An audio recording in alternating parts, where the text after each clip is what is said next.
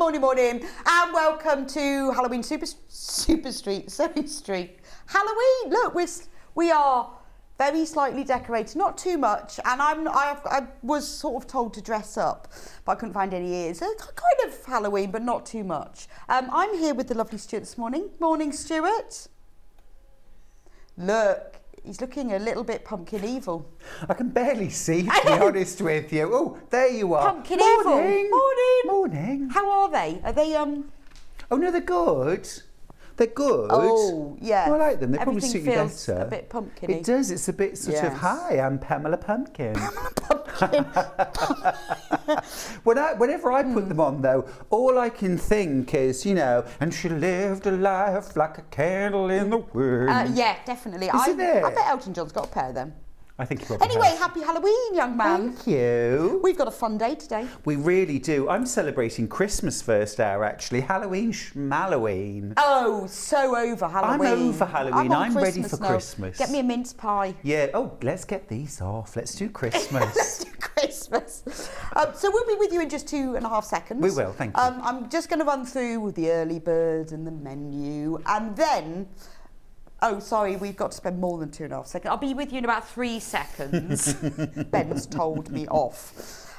So let's start with the early bird, which is a fab early bird. It's very spring. So it is a double pack of scissors, which is fab.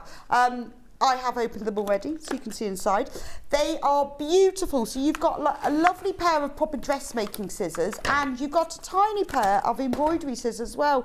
Little blue and white spot, really cute, but they're actually really good quality. So I wanted to show you, just so you know that they actually do work. See, look at that. Beautiful cut. Now, what amazes me, look at the price. $6.99 for both pairs. $6.99 for both pairs. But not today. I mean, I think at $6.99 that's an amazing value. But today, and today only, £3.49. I don't know how we do it. £3.49.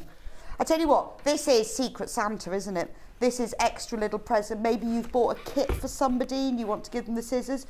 Keep one pair, give one to someone else. £3.49 for both pairs. And they are so lovely. I don't know how we do them at this price.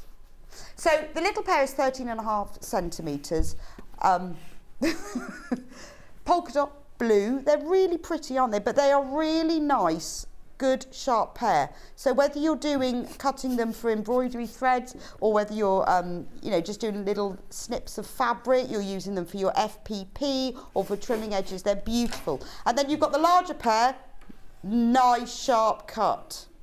£3.49. Now these are flying out. You need to get them in your basket and check out, because even if they're in your basket, that doesn't mean you get them. They need to be checked out, because then they're yours. But they are great. If you need an extra pair of scissors, because like me, you're always losing them, you need an extra pair because you want some in the kitchen, you want to give some as a gift to somebody, these are fun. Now, if they haven't sold out, which I'll be surprised at, because loads of you have got them in your baskets, they will go back up to $6.99 at midnight. But to be honest, even then, that's an amazing price. But grab these while you can, and then your P&P's done. Isn't it? Done and dusted. We'll talk about P&P in a minute for anyone who's new. And if you are new to Sewing Street, welcome to our Sewing Street family. Lovely to have you on board. You've got a fab 5 hours ahead of you. So coming up today on Sewing Street, let's do that first. Ooh, we've even got a Halloween menu. Hey. Ooh. So 8 o'clock, we've got Joy to the World shopper bag. And I'm singing that because Stuart has been singing it all morning. Joy to the World shopper bag with TV's own Stuart Hillard. It's because radio didn't want me. What does that mean? I TV's really don't own? know. I don't know. Do you belong to the television? Yes. Yes, Stuart belongs to the television. Anyway, this is a fantastic shopper bag. It is brand new today. Designed by Stuart. They are already flying out. Absolutely gorgeous. Everything you need is on the panel with the instructions, easy peasy, and Stuart's going to be showing you exactly how to make it. Now, these have been flying out on pre-order before we even came on air, so just to warn you, you need to get them in your basket, and you need to check out. because they are flying out already. Absolutely gorgeous. Perfect for the Christmas shopping season, and brilliant present too, because I'm full on what am I going to buy everyone for Christmas mode at the moment. 9 o'clock, we've got Trease Lane with us. Now, I haven't worked with Trease before. She's fab. She is a patchworking, quilting guru. She has got 2 designs with us at 9 o'clock. The We Three Kings wall hanging, which is there, and Oh Little Town wall hangings as well. Now she's going to be showing us exactly how to make them. So if you're brand new to applique and patchwork and quilting, this is the show for you, because she's going to be showing us in detail how to do it. She's available to, if you've got any questions for her, but you're going to love those. These are your Christmas heirloom wall hangings. 10 o'clock, Stuart will be back with us with, we've both agreed, the most gorgeous Moda quilt. It's a sampler quilt, and what I love about this quilt, now that's a small sample of it, because Stuart's made a little bit of it, it is massive, is that it's a year's worth of quilting. There are 49 blocks, and then there's another filler block, so that's 50, and then there's borders and binding, so 52. So you make one thing every week for a whole year. You have got the most beautiful Moda heirloom quilt. Now this is, as I say, a small sample of it. We'll be showing you a picture of the whole thing. We have got the complete kit, which is fantastic, because to be able to get all of these fabrics in the right scale and colours of print would be so difficult, even from your own very small stash. So this is the best opportunity you've got to be able to buy this. It is gorgeous, and Stuart's going to be demonstrating exactly how to do it. And again, he's around all morning if you've got any questions about it, or if you just want to send him some messages and photos, to be fair. But he's going to be showing us how to do that at 10 o'clock. It is beautiful. It's a treat yourself kit, I think. I know, I'm very much considering it. Ooh. 11 o'clock, Trease will be back with us. She's going to show us the art of Trapunto. If you've heard of Trapunto, never known how to do it, like the look of it, it's basically a padded quilting. There's more to it than that, but that's the basic premise of it. We've got her beautiful design available as an instructions only, as well as the kit in 4 different colourways. So don't go anywhere for 11 o'clock, because this is going to be a real technique tutorial. You're going to learn loads. That's at 11 o'clock. At 12, now we haven't got Yarn Lane today. I know we normally do, but it is actually Yarn Lane's. Morning, Paul. Thank you very much. Paul's just a little delivery for me. Sadly not coffee. So it is Yarn Lane's second birthday. Second birthday on Wednesday. Happy birthday, Yarn Lane. So we're not going to have Yarn Lane today, but on Wednesday, all 5 hours of Yarn Lane. John's presenting it. I'm going to come in at 8 to do my favourites. Stuart's in for Yarn Lane's birthday. I am. We've got Jane Crowfoot in for Yarn Lane's birthday, so that's why we haven't got it today. But don't worry, all you yarn lovers. Wednesday, whole 5 hours dedicated. So instead, we have got an Amber Makes kit hour, because when we did Amber Makes on Wednesday for our second birthday, we sold out lots of the really popular colourways. So we've had a word, we've had a lot reprinted. So at 12 o'clock, we have got a load of kits of that. So that's the day, that's the day. So, Stuart, good morning, good morning. Good morning, good morning. Tell me the inspiration behind your baglet. Well, gosh, I had so much fun designing this. I wanted to create another Christmas shopper bag. Obviously. I did one last year. I think I'm going to make it an annual event now. It was gorgeous. Thank you. And so this one is called Joy to the World. Joy to the World. Now, take that as you wish. You know, joy to the world at Christmas means lots of different things to different people. For some people, it's about, you know, the origins of Christmas and the birth of Jesus. For some people, their joy at Christmas is staying in, seeing friends and family, and eating, you know, all that kind of lovely stuff. For me, there's all sorts of things. One of the things I love to do, of course, is to sew for Christmas. So on this I put, you know, sew the most wonderful time of the year, because that's what I love to do. You've got this great big pocket on the front, easy access, big pocket, and then you've got another pocket on the other side. So again, loads of room for everything that you need. That one says Joy. You've got your little pair of scissors there on one side. You've got your sewing machine on the other, just to show your love of sewing. I love the colourway, actually. Well, It's I wanted really this to nice, be isn't pretty. it? I wanted it to be a pretty. bit shabby chic, pretty, watercolour painted. It feels look. very vintage Christmas, doesn't it? Vintagey, exactly.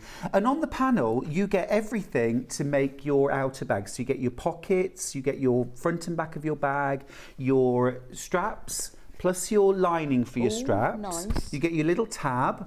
I found this gold button in my button tin. Don't you love a button tin? So that's the only thing, the only fastening really is just the buttons. That's you don't quite even nice, have to put that isn't on. it? You could leave that off and have it as an open bag. But that's and then, nice, isn't it? I think so. And then inside, you've got a facing on the panel. You'll need to provide your own lining for the main bag. You'll need no one's got a stash. Metre of fabric, exactly. And then also provided on the panel, you've got this internal security pocket. Oh, that's nice. So this pops out and you've got, which is cute, isn't it? Yeah, in no, I like gingham. that. And you've got a little zip, so you can keep everything nice and secure. And that's on the panel. That's on the pocket, panel. with the little poinsettia. Yeah, and you've also got a purse. So the most wonderful time of the year, and you get the lining for that as well. Wow! So you've the only thing you need to provide is some lining fabric. Yeah, Easy. yeah. Good time to use up those fabrics that you buy that you don't know what to do with, but you love. Well, that's right. I mean, we've got some solids on the show. I used for mine, I used chartreuse, which goes really nicely. Okay. I'm also using some apple green. Right, we have got those available. So how much do you need for the bag? Well, if you just want to line the bag itself, then 1/2 metre would do it.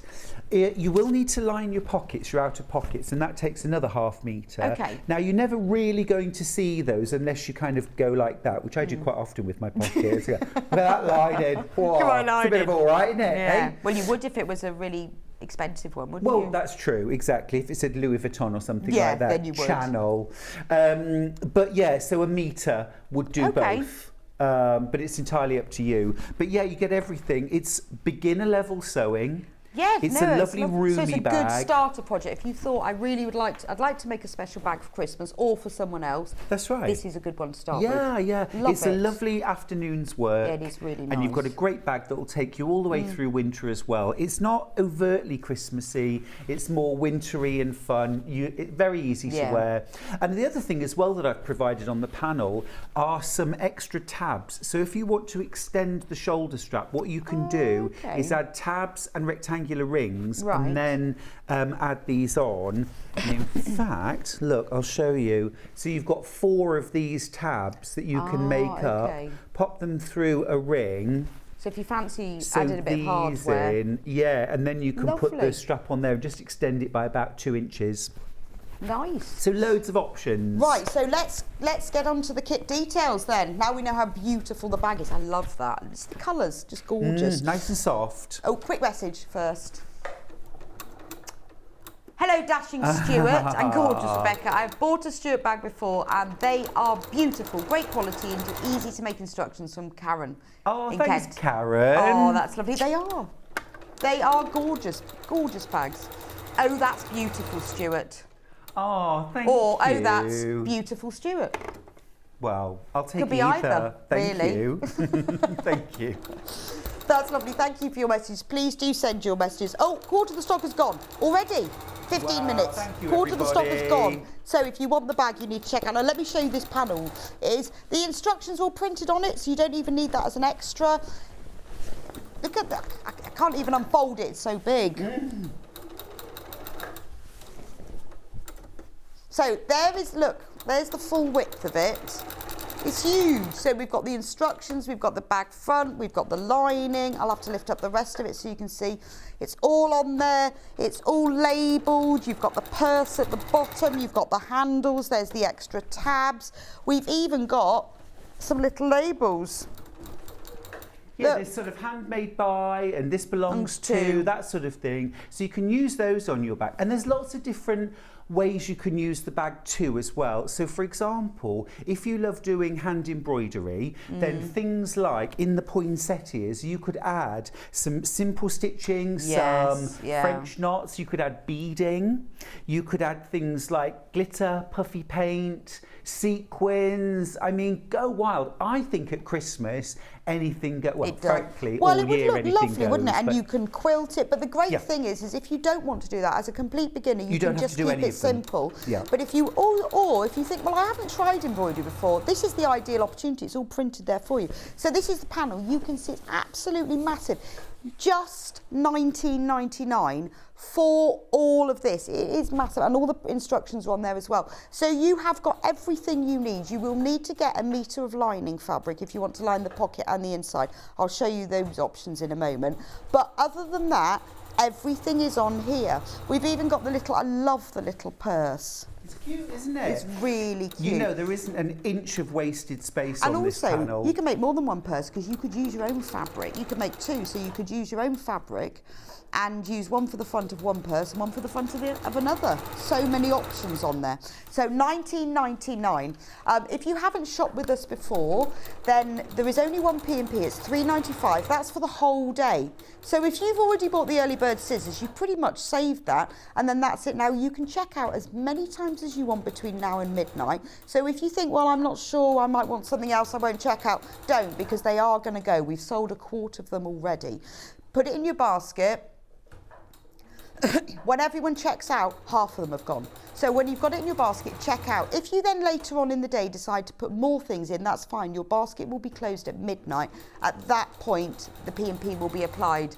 Carol, I just bought two. Thanks to you both from Carol. Well, that's brilliant, thank you, Carol. One for you, one for your friend. Fantastic. Yeah. Well, also as well, you know, another little tip I would say is, why not use the pocket panels with your own background fabric and then use my background fabric plus plain fronts or a pliqué or something like that, you know, orphan block, and do your own thing. Make two bags out of the panel, you know, mix and match, you know, that's what I want you to do. Make it your own. Well, also you've got quite a lot of colours in here, so it's quite easy to be able to match this to other things. So just talking about the colours, if you want to buy some of the lining fabric, now the chartreuse that Stuart was showing you that he'd use in that bag. That. Do it again. Chartreuse. Oh, sad. Is that not how one says? No, it's lovely. Chartreuse. It's a French word. Le français. Le français. This is for ½ metre. Now you'll need a ½ metre for the inside of the bag. If you want to line the pockets as well, you'll need a metre. So just pop 2 units in your basket. Or what you could do, so this is the chartreuse, you could use 2 different colours. So that's $3.79 for ½ metre. Now this is Rose and Hubble quilting weight cotton fabrics. Beautiful quality, really is, because it's really important that we use the same great quality fabric for the linings as we do for the outsides. That's $3.79. It's your normal 112 centimetre 44-inch width. Here's Apple. That's the colour that Stuart's going to be demonstrating with. And that's what it looks like with the chartreuse. So if you're thinking I want to buy 2 different colours, how nice do they look together? A little pomme, little chartreuse. Chartreuse. Et le pomme. Then we have this one. Is this coral? Is this one called coral? I like coral because this matches beautifully with the poinsettias. See, I love pink poinsettias. They're nice, aren't they? They are yeah. I love the red ones, but the pink ones are glorious. But doesn't that look lovely together? So you could mix together. You could have a bit of chartreuse with the coral. They look lovely together, don't they? And then the final one is this one called ice cream? Ice green. I said it's surely not called ice cream. Ice green. I'm not licking it. Ice green. So any of these will go well, but if you want to buy a metre, I'd get 2 ½ metres because it's nice to have a bit of a change. So the chartreuse, apple, coral and ice green. Wadding. H640. Would you recommend wadding it? Well, what I did was I wadded the bag itself. Yes. And one package, plenty. So ½ metre piece. Yeah. So that I used for the actual bag itself, and then the pocket. Oh no, this is a metre. Yeah, that's the metre piece. And then the pocket, I used a medium weight fusible interfacing. Okay. So the pocket's got some nice body to it. Right. It would be a little bit thin and floppy without. You could do it without, but I interfaced it. It just gives the whole bag a nice sort of structure to it. So the and it'll metre stand piece of up. wadding, £3.99. That's more than enough for the whole bag. This, oh sorry, that's the interfacing. Not looking at the screen. Interfacing, if you need a packet of interfacing, that's £3.99. Medium weight iron-on, absolutely perfect if you want to give the front of your bag a little stiffness. Yeah, you'll use it for your handles as well. And you could use it for the purse, although this time around I've quilted the little purse and used my scraps of H640. Okay. So it all gets used in the end. So you could use that for the purse. Now the H640, which is just the posh word for iron-on wadding, which makes life a lot easier. £9.99 for the metre, that's more than enough. Now this makes life simple because there's no tacking involved, you just press it on.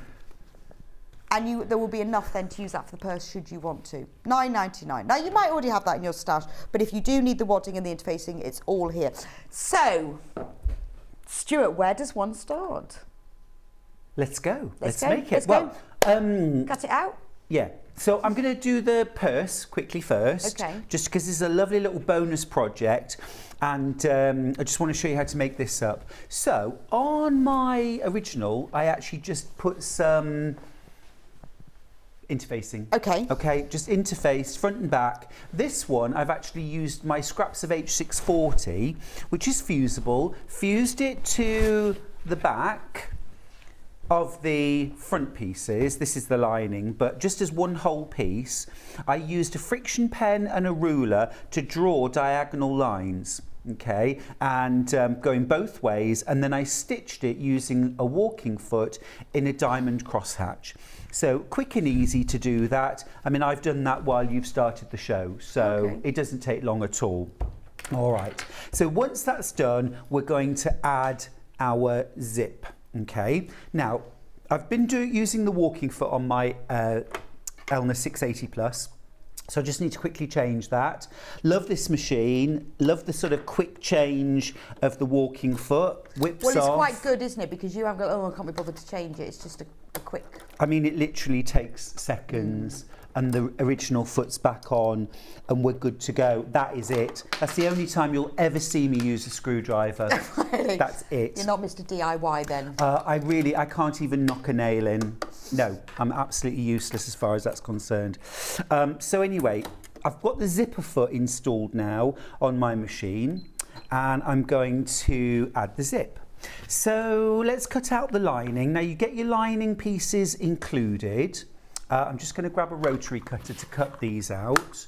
Always give your panel a good press before you start working. And your cutting lines are very clearly shown. You don't have to include any of the white fabric. You can trim all of that off. But it's worth leaving it on until you're actually ready to go because you've got labels like here it says purse lining. Okay. You know? Didn't include a purse last year, but I thought this year we've got a tiny bit of extra space. Let's pop a purse on. And you could gift that, couldn't you? The other thing I thought you could do with the purse is if you'd got one of those little small lobster clasps, you could put that on with a little tab onto the purse, and then inside your main bag lining you could put a little tab with a D-ring attached to it, and then you could clip your purse into your bag. That's a good idea. So it's super secure. Well, especially when you go Christmas shopping, there's nothing worse, is there, than getting to the front of the queue and then finding you can't find your purse. But if you've attached it on, easy. It's there. Okay, so I've got my zip and I'm just using zip on a roll. It's not on a roll anymore, but it was. And what I'm going to do is I'm just going to stitch over the ends because I've got a funny feeling in all my excitement this morning I'm just going to whip that will be very the zip annoying. pull off, yeah. So it's a good habit anyway, isn't it? It kind of is, really. I've lost a lot of sliders that way. Yeah, and it's just a little bit miserable, isn't it, to try and get them back on. So what I'll do now is just pull my zip up and I'm going to lay it right side down onto the front of my purse. Then I'm going to grab my lining piece and I'm going to lay that over the top. I'm going to line up all of my raw edges at the top. Now you can bob a pin in that if you want to. I'm going to play fast and loose today. Ooh. Yes, I am. You've done this before, haven't you? Well, you know, Once or I'm not going to twice. speak too soon, Bex, because it wouldn't do, would it? It really wouldn't do. So what I'm going to do now is just stitch all the way along, and I'm just keeping everything lined up. Arms, legs, zip, everything's lined up. Okay. Now once that's done, you can flip your lining back and finger press and do exactly the same with the top of your purse, and again just finger press. Those two pieces should now come together and fit beautifully. Okay, you could give that a press if you want to, again fast and loose, you know. This is scarily good sewing on Halloween. Yeah. And then I'm going to top stitch. So just extend my stitch length. I'm going to go 3.5 and I'm going to sew nice and close to the top of that fabric near my zip. Okay, all the way to the end. And there you can see I've top stitched all along that edge. And that holds my lining nice and flat inside as well. So it has a decorative feature on the outside, but it also holds the lining nice and neat and flat away from your zip. Okay, once you've done that, you're going to repeat the process on the other side of the zip. So right side to right side. And again, you just want to line up the sides nice and neatly. And then we'll flip that over. And same with the lining. Right side to right side on your lining. Back under, don't forget, shorten your stitch length again, 2.4, that will do. And so, again, keep all your raw edges nicely lined up, and we're just sewing straight across. Now, if you were going to put the lobster clasp in, this would be the point at which you would want to baste it in place. And you just want to baste it in place, well, somewhere around about here. So you make yourself a little folded tab, put your lobster clasp on and attach that. Okay, last thing of course I need to do is just press that back and top stitch nice and close to that seam line. So again, turn up your stitch length, 3.5, and then stitch nice and close to the top of that fabric. We're almost done. It's such a quick project, really quick project. Okay, so what I'm going to do now is I'm going to open my zip, okay, almost fully open, and then I'm going to bring outer to outer and lining to lining, okay. And here I am going to grab a couple of pins. I'm going to knock myself out. Oh, yeah, living life on the edge. You know, I mean, sometimes you've got to. Sometimes you just have to have a pen. Yeah, you know. And I'll do the same with the proper purse. It does feel really nice, actually, with the H640. It's going to be sort of... Well, I like the quilting lines as well. It makes it look extra quality, doesn't it? It really does. For not too much extra effort. You're absolutely right. I do the same with... you know, quilted panels or patchwork for cushions. You can just make them up into a cushion, but they look so much classier They do. if you quilt them. And it doesn't take long, and it's fun, and it's a good way of practicing your quilting, so that when you come to do your quilt, it's not such a, oh, when was the last time I did this? And we all get like that. So we've got a message from Elaine. Good morning, Rebecca and Stuart. I love the bag. I bought two. Would a red backing work as well to match the poinsettia? Oh, Elaine, c'est bon, c'est très bon. Yes, red, cranberry red, Beautiful. Delicious. Oh yeah. Now then, what I'm going to do is I'm going to sew from about here Okay, I'm really chancing my arm today because normally I put double pins to remind marks. Yes. No, well, this is but I'm going to chance scary it. stitching. Sew and back stitch around, all the way around. Sew and back stitch. Leave a gap. Okay. Normally my rule is for turning a bag, if I can get 4 fingers through the hole, then it's big enough. But with a purse, I'm not going to leave such a big gap. Maybe 3. 3 fingers, more than enough. Right, let's get rid of the zipper foot. I'm going to put the regular foot on. And I'm just going to do a 1/4 inch seam allowance. Stop it. Oh, you are awful to me. Stop it. I'm trying to sew. So do a little back stitch. Take that curve nice and fast. I just imagine I'm driving. Just go round the corner really fast. Ah, there we go. There we go. Happy Halloween. All right, round we go. Do you know I made my Christmas cakes the other week? Did the other you? weekend. I did. That's very impressive. Well, do you know what? It goes back to when I was a school teacher and half term, was always around about this time. With Stir Up Sunday.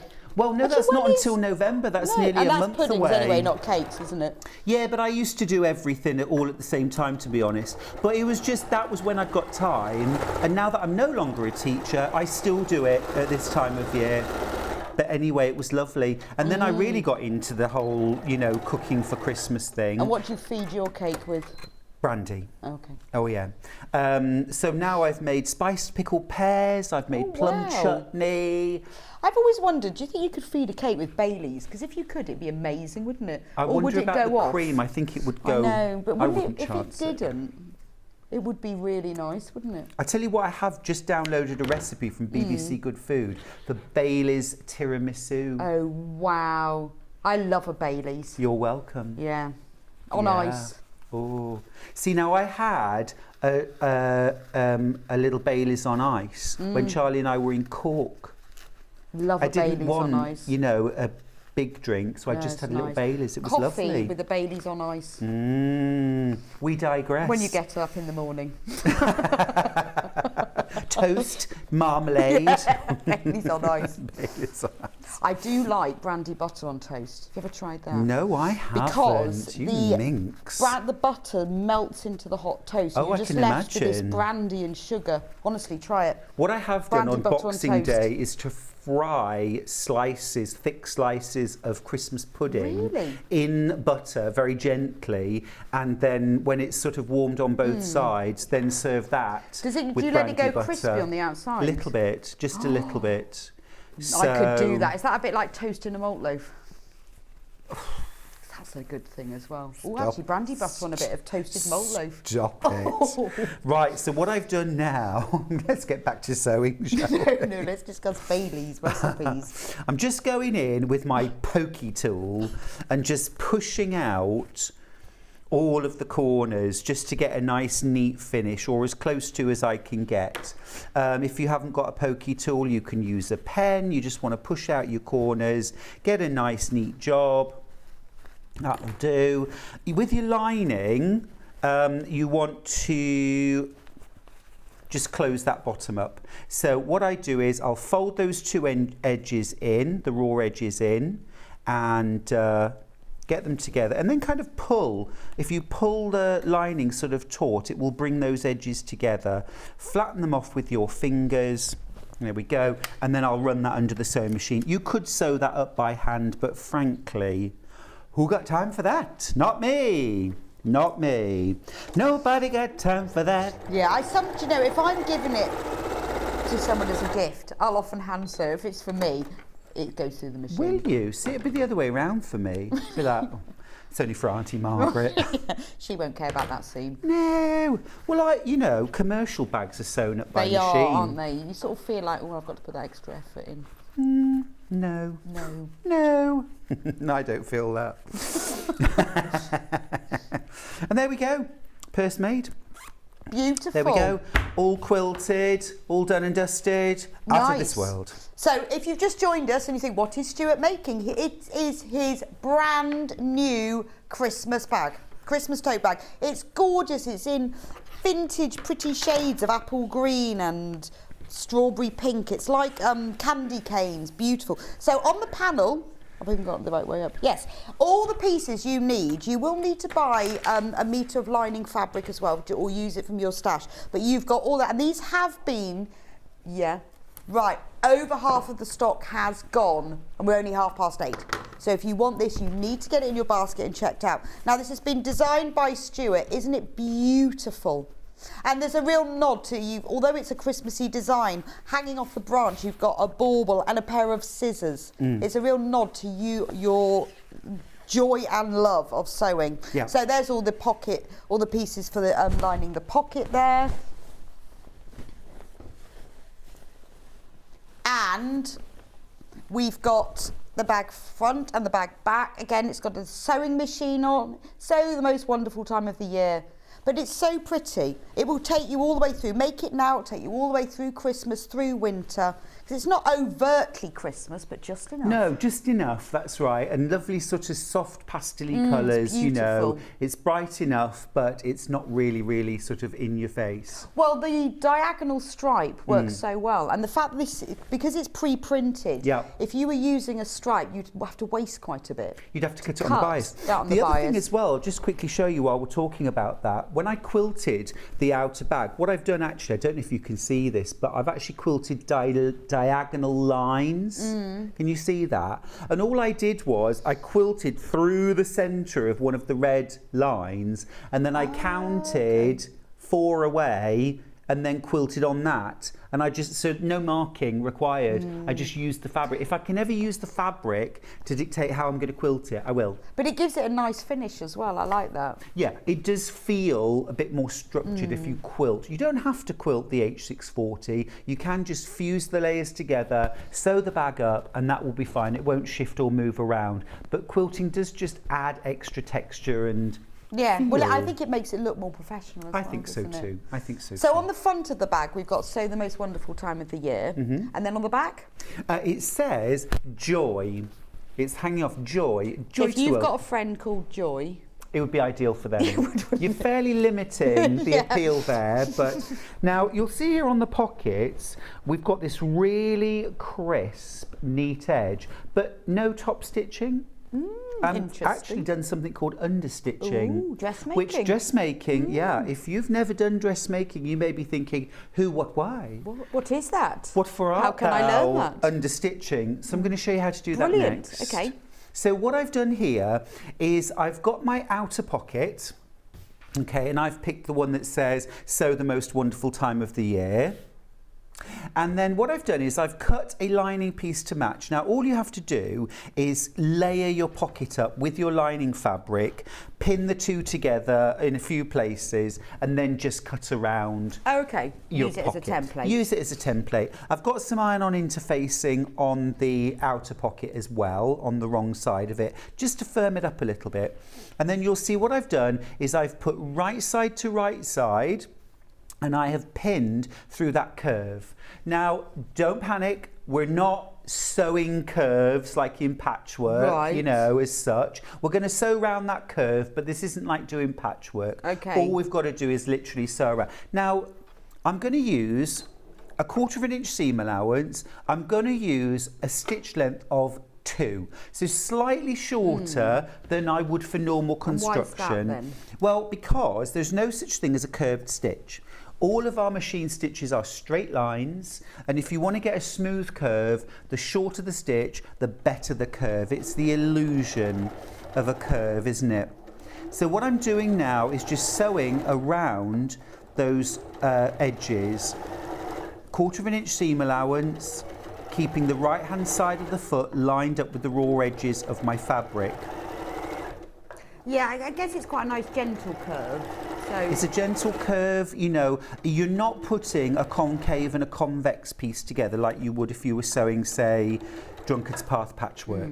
So you're not trying to fit two pieces that are different sizes together. This isn't setting in a sleeve.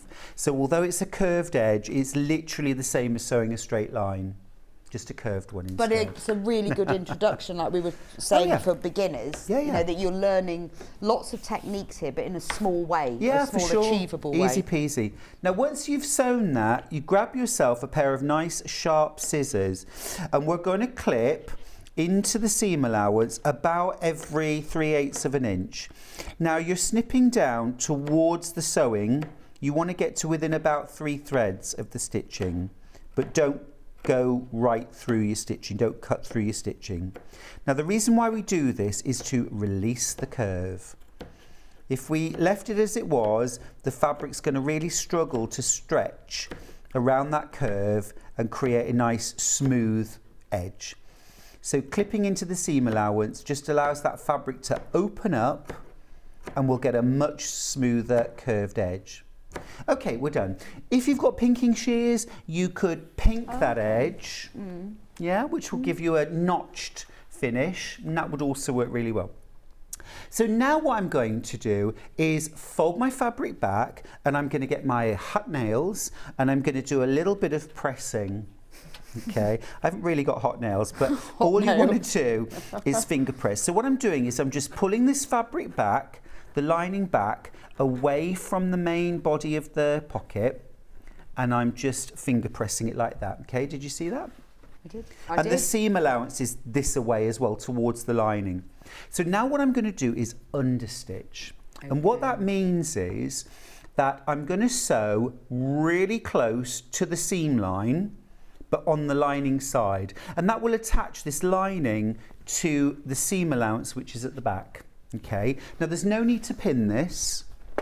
You want a centre needle position.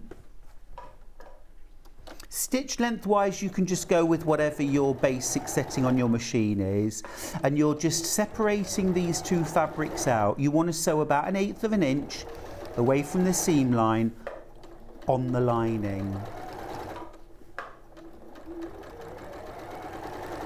So keep going round. Okay, and that's it. Wow, that's really good, isn't it? I'll show you how it looks. So if you can see that now. So my line of stitching is just on the lining. It's not on the outer bag.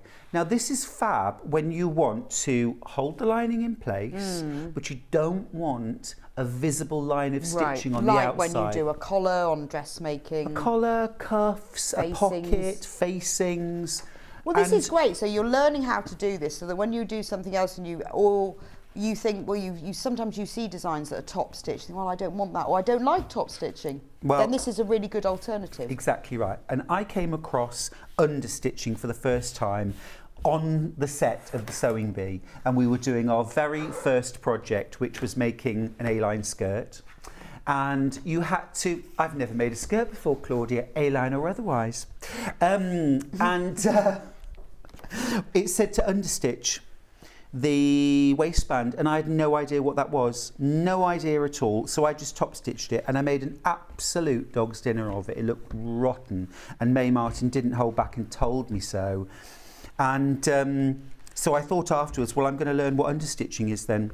It did, but it's a really, all of these techniques, some are used for homewares, bag making, dressmaking, but they're always interchangeable. And look at that now. That's beautiful. You've got this really beautiful, lovely, crisp finish. The lining is completely controlled and out of the way, but there's no visible stitching on the right side. No, I like that. Looks really Easy nice. technique. Easy really technique. Nice. So literally all you'll do from there on in is to layer that on top of the front or the back panel, right, which you've layered up with your H640 and quilted. And then what I like to do when you layer that on top, I like to just baste down the sides and across the bottom and down the other side, just within about 1/8 of an inch of the raw edge, just to hold those together. And then literally you're just making it up like a tote bag. Yeah, okay? just super easy. Normal. Now the other thing I wanted to show you is how to make the secret pocket inside. I like the secret pocket because it's got that little motif on it as well, It's so it cute, really matches isn't it? in. So can you show us in the bag? I certainly can. So in your actual bag. Now remember, half of the stock has gone with loads more in baskets. So if you want to get this, if you don't want to miss out on the sellout, you need to get this one checked out. You do. So you get facings included. Okay. And I like a facing because it just carries on the fabric from the outside into the lining, just around the top. You can then use your own lining below that. However, if you don't want to put this pocket in, or you don't want to use the facing, you can just use the front or back panel of your bag to cut your lining as one whole piece.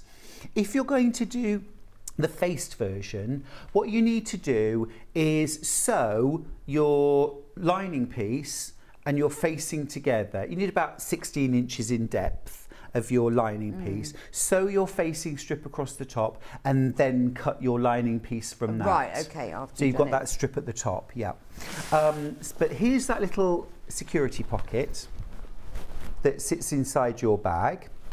And you've got your zip running across the top. Look, you've got pretty gingham inside it. And that gorgeous little poinsettia motif. Yeah, it's just that little bit where it ties the whole design That's through. it. And it's a lovely additional feature. I put that in loads of bags now because it looks great. It's really useful. So you've got 3 pieces that make up your security pocket. So you've got the outer front lower portion, the outer front upper portion, which is a sort of thin rectangle that's going to go at the top, and then you've also got your back piece, which is the largest rectangle.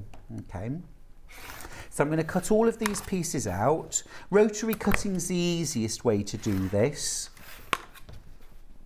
by far. You could use scissors if you prefer, but it's just a bit harder and a bit more time consuming. Okay, so we are going to put in another zip.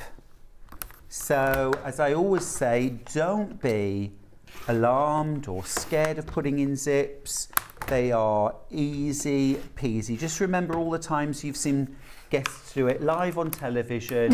No tears, no gnashing of teeth. I'm saying all this now, fingers crossed, eh? All right, so I'm going to put the zipper foot back onto my machine. And we're going to put this pocket together. So first things first, I need my upper and my lower.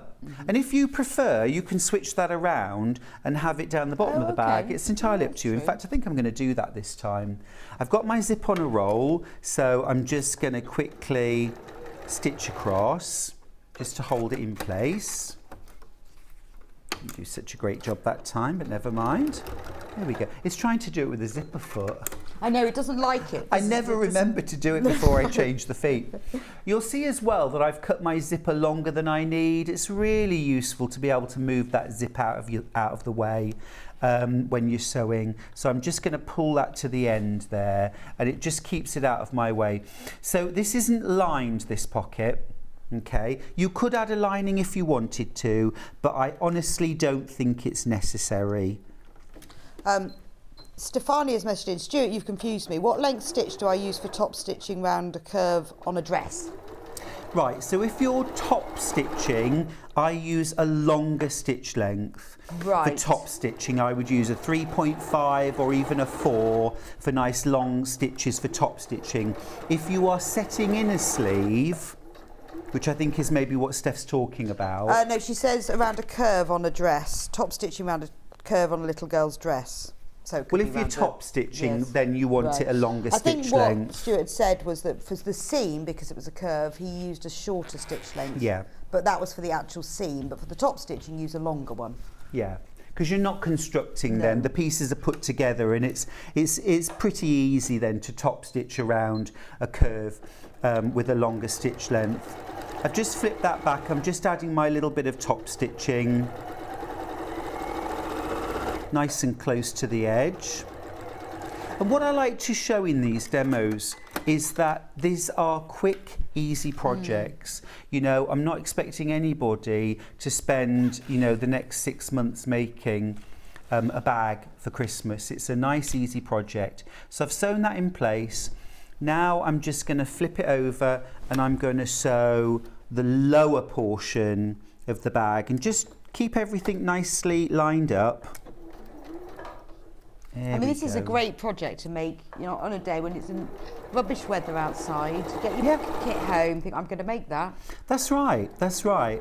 And, you know, I love a panel. I love a panel. It's a great, for me, it's all things to all people, I think, because if you want to just make it up as it is, you'll get a great project. I know you'll enjoy it. I know you'll have fun. You know what you're getting.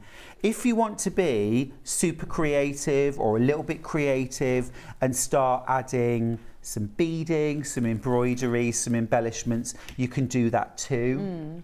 You know, and actually, I'm also a big fan of people going completely rogue and actually using a bag panel to create, you know, cushions or a wall hanging or whatever also you there's feel so many like. options that you can make more than one bag with it. You can use the pieces for different things if you use your stash. And actually, it's quite nice to use up bits of your stash because think, well, it's sitting there for something. Absolutely, yeah. I'm not prescriptive about how I think that these panels should be used. All right, so I've done that. I've got my zip in, top and bottom. It's all top stitched. So what I'm going to do now, I'm going to close the zip, but I'm going to keep it away from the very end, probably by a couple of inches. And now I've got my back panel. Now, this is going to seem a little weird. Okay. Because once this is sewn together, I actually want the right side of the gingham on the inside of my bag. Okay. So in order to do that, and I have to really stop and think about this, is I'm going to put this together like this. Okay. So wrong side of the back against the right side of the pocket. Trust in the process. Trust the process. Now, you might well find, as mine is, that your backing panel is slightly bigger. I've done that deliberately so that depending on how you put your zip in, some people put it in with a very narrow seam allowance, some with a larger. It doesn't matter, it's still going to fit. Okay, but what it means is that you want to sew this with the zip part on top so you can follow that. Now, you're not going to sew across the top of the pocket, you're only going to sew the sides and the bottom. Trust the process, everything will not fall out. Say that again. Trust the process. You've got to trust the process. Everything will not fall out. No, it's absolutely true. It's absolutely true. And you have to really think that through, which way round. But it's all in the instructions, which are all printed on the panel. That's right. Oh, this would make a lovely cushion with a secret snack pocket from Sandra in Glasgow. It would. I'm all for a secret snack. That's my girl. I love it. And Anna McDonald says, my Christmas cake was soaked in alcohol for a week before I cooked it. Yes. I've never heard of that. I always thought you put the alcohol on after you'd cooked it and you like fed it. I mean, I soaked my fruit for 24 hours, but my best friend Sally is a nurse and in Birmingham. And a lot of her nurses are from Caribbean. Okay. And every year, for years, she used to bring me, one of her nurses used to make me a Jamaican Christmas cake. Oh my goodness me. And what they used to do was all the fruit went into a plastic bucket for about a month and literally like soaked in alcohol, in rum, and then when it's all soaked, weeks, it all gets put through a mincer. So it's almost like a fruity slurry. Am I selling this to you? Yeah, I'm thinking like a fig paste. Like a paste. And then it's made up into a Christmas cake. I'm liking that so it's idea. Almost smooth, the cake. It hasn't got chunks of fruit in. And it is the moistest, most delicious cake. Oh, I'd like to try that. It's amazing. I need the recipe. Well, I never got the recipe, so don't look at me. No, can you get the recipe? Can you ask her? Yeah. So I think actually that nurse might have retired. That was when the Christmas cakes stopped.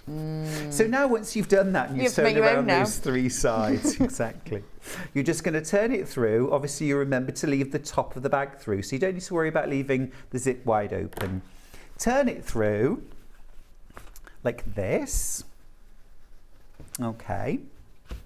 and then you would give it a press, and then you'll see what you've got there is lovely gingham on the outside. Open that zip up, go inside, and look, there's your lovely gingham. It doesn't matter that you've got plain white fabric on the back. This is going to hang inside your bag. Now, just one little refinement that I made when I was sewing up my bag, which was just to top stitch about 1/4 of an inch all the way around the sides. And what that does, a little bit like, because this is unlined, a little bit like doing a French seam. Oh, a faux French seam. Right. I like it contains the raw edges, and it also contains the raw edge of the zip. So and you don't need to bother with the lining because you've got the French seam. Exactly. And the fabric's lovely inside. So I'm just going to do that. So lengthen your stitch length to about 3.5 to 4, and then about 1/4 of an inch away from the edge. I guess it also holds the ends of those zip flaps. That's exactly right, yeah, that's right. As long as you've sort of trimmed your zip down, you know, neatly, and then we'll sew across the bottom, and it just adds a nice little professional finish around the outside edge of your inside pocket as well. And you can put this pocket in any of your bags as well. It just sits inside the lining. You could either have it attached to the very top, if there wasn't a facing on your lining, you could have it attached to the very top, or if you've got a facing, I would just insert it in the seam there. And that is your secret pocket. That is your secret pocket, and it's all done and dusted. Pop that into the top of the bag. Yeah, done. Absolutely right. Absolutely and that's a technique that you can then use in other makes as well. It certainly is. So this is not just a bag, this is a whole workshop. Yeah, you know, I'm really keen to include processes when I design something. I want there to be lots of processes so that you can learn how, and you can refine your techniques. I'm just trimming off that little bit of extra fabric across the top. Yeah, you know, you can refine your techniques, you can learn something new. You know, if you primarily want to do dressmaking, but you want to try doing a zip in a more, you know, say casual project. Yes, rather than trying to do in the back of a exactly. A stretch fabric this is in a dress. Great time to do your first zip. And also, you know, when you've got other bag patterns, you think, oh, I'd like to put a pocket. Now you know how to do it. Exactly right. Exactly so, right. So 3/4 of the stock is gone. So you do need to check out. So let's have a little run through. So we will see you back here in an hour with that amazing quilt. Yes, this is just a little portion of it behind me. It's actually a really big quilt. It's beautiful, isn't it? But gorgeous. Really, really want that. But we will be talking about that in an hour. But thank you. I'm just going to run through this Pleasure. again. Now, please do check out. This is beautiful. Brand new today. Never been seen before on air. This is an annual event. This is the Stuart Hillard Christmas Bag annual event. In its second year. Looking forward to the next one. So it's all beautifully, it's designed, it's beautifully illustrated. All the panel pieces have got all of these gorgeous design of sort of minty appley greens and pinks and poinsettias. There's a nod to your sewing. So there's the one side of the bag that says joy on it, and you've got a pair of scissors. The other side of the bag has got Stuart's always, I think, signature sewing machine. Yeah. It is Stuart's signature sewing machine. The socialite. He is a socialite. It's lovely, isn't it? So the most wonderful time of the year. So it is Christmassy, but it's not too much over the top. That's what I love. And then you've got this gorgeous, almost like a diagonal candy stripe in a pinky red. Really lovely. You've got on the panel, so I'm not tall enough to hang it up. On the panel as well, you've got the pieces for the matching purse, both the outers and the lining, so you could even make more than one purse. You've got the straps, which are lined as well, and you've got the secret pocket. It's all on this big panel, and the instructions are printed on the panel. Now, this is exclusive to Sewing Street, and it's brand new today, and 3/4 of the stock is gone. So those are for the people who've tuned in between 8 and 9. Obviously, you know, there's lots of you who will be joining us later on as the day goes on. So if you want to guarantee... Right, Elton? Just want to put the bag back Elton up. John had popped in Did there. you? Yeah, I Did did. you? It really confused me. Don't go breaking my heart. You're almost in the dungarees, aren't you? I couldn't if I tried. Yeah, under here I've got really tight, short dungarees. You might think it's a pinafore, but it's an Elton John dungaree outfit. Love it. You should see Stuart's lycra shorts on. He's got beneath the desk. Oh, yeah. Well, I used to wear those all the time. I spent 20 odd years as an exercise teacher. Did you? Clad head to foot in lycra. Well, Oh, purple? yeah. I like Every to think colour. of purple. Every colour you can imagine. I had a lime green unitard. Beautiful. Like a mankini. Not exactly, no. I'd like to see photos. No, but just very short shorts and like a vest all in one. Oh, yeah. Oh, yeah. Jane Fonda. Very much that's so. what you were. Very much so. Oh, we need photos. We definitely need photos. Right. We're going to leave the graphics live on there during the break so that you can check out, because over 3/4 now of the stock has been checked out, and this is brand new, exclusive to Sewing Street, new today. If you order yourself one or two, make one for a gift, make one for yourself, you are going to be the smartest shopper on the street this Christmas. So I will see you back here in a couple of minutes' time. I'll be here with Trease. She's going to be showing us her 2 brand new wall hangings. They are gorgeous, real Christmas heirloom pieces. Now, Trease is a fantastic sewing teacher, so get yourself ready. You go onto the website, check out your kits before we come on air, and then you can just sit back, enjoy the tutorial. So don't go anywhere. I'll see you back here in about 3 minutes' time.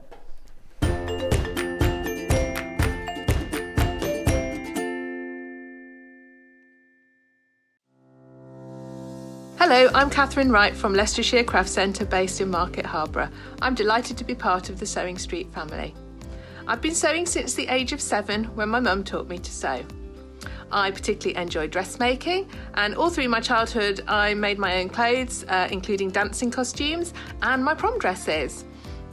But I also enjoy patchwork and bag making and hand stitching and embroidery and really anything textile based. The thing I particularly love about fabric and textiles and stitching is that there is always something new to try, there's always a new technique or a new skill to learn, and I really enjoy doing that. My top tip for new sewers is to be friends with your iron. Your sewing always looks better when it's been pressed, and it's not like ironing your own clothes. It's much better than that. And also to build your skills up step by step. Don't launch in with the wedding dress first off. Start with a simple dress and build your skills up, and then you'll see good results right from the start and feel enthusiastic and carry on sewing. So really, just have a go, have fun. It's all about having fun and enjoying it. So happy sewing.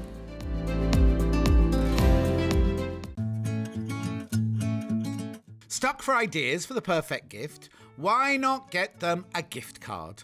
You can buy Sewing Street gift cards loaded up with anything from £10 to £500.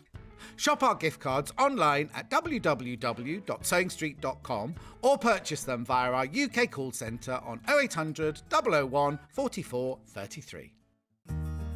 Have you heard about all the different ways you can shop on Sewing Street? You can shop on our website, sewingstreet.com, and you can also order by phone by calling our friendly UK customer service team. Just call 0800 001 4433. And don't forget about the Sewing Street app. Here you can shop all of the Sewing Street products as well as watch the live shows from anywhere. You can download the app onto your smartphone or your tablet by simply searching Sewing Street in your app store. And one final thing, no matter how many times you check out on Sewing Street in one day, you will only pay 1 postage and packaging. Happy shopping! Are you a fan of Sewing Street? Why not join our growing Facebook fans pages? Just search Sewing Street Fans on Facebook and click Join Group. Never miss out on the latest news and updates from our presenters and guest designers, special offers and plenty of chat with your fellow fans. Share photos of your makes, ask for advice, interact with your favourite guests and presenters, and be a part of the ever-growing sewing community. See you there!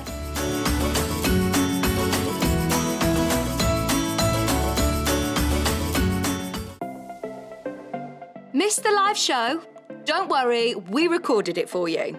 Never miss out on your favourite presenters, guests and makes ever again. Head on over to our YouTube pages to watch back the day's live show and enjoy your favourite demos over and over again. Subscribe and turn on the bell notification so you never miss a show or video ever again.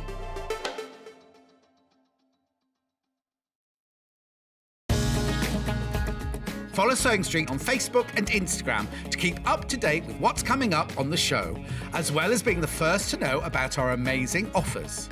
Get involved with our competitions that are exclusive to social media.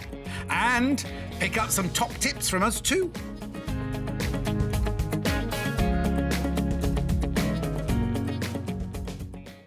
Keep up to date with what's on Sewing Street, as well as all the latest news and special offers by signing up to our email newsletters.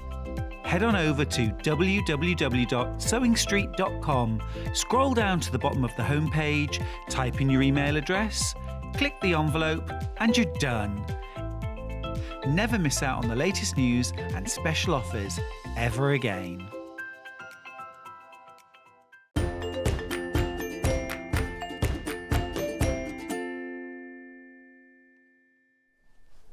Welcome back to Sewing Street on Halloween. We're slightly Halloween today, just not overly, just a little nod to it. I hope you're all ready for your trick and treating tonight. I have bought a box of sweets, so I feel quite organised. Now, this hour is brilliant because I haven't worked with Trease before, so this is a joy because she is a true expert. Good morning, Hi. Trease. This is gorgeous. Thank you so much. I love this. It's really cute. This is kind of your heirloom piece, isn't it? Absolutely. It's a really pretty one. Really pretty and very excited I'm going to hold it up. make. Hold it up Very cute. nice. So we've got two kits for you, but this is number one. Look at this. Isn't this beautiful? It's even got the metallic in it. We'll go through the kit in a minute. Absolutely. So what was your inspiration behind this then, Trease? Do you know, I'm always a great believer in looking at your Christmas cards. True, because they're always good, aren't they? They're always good. Taking inspiration from your Christmas cards. That was one, really.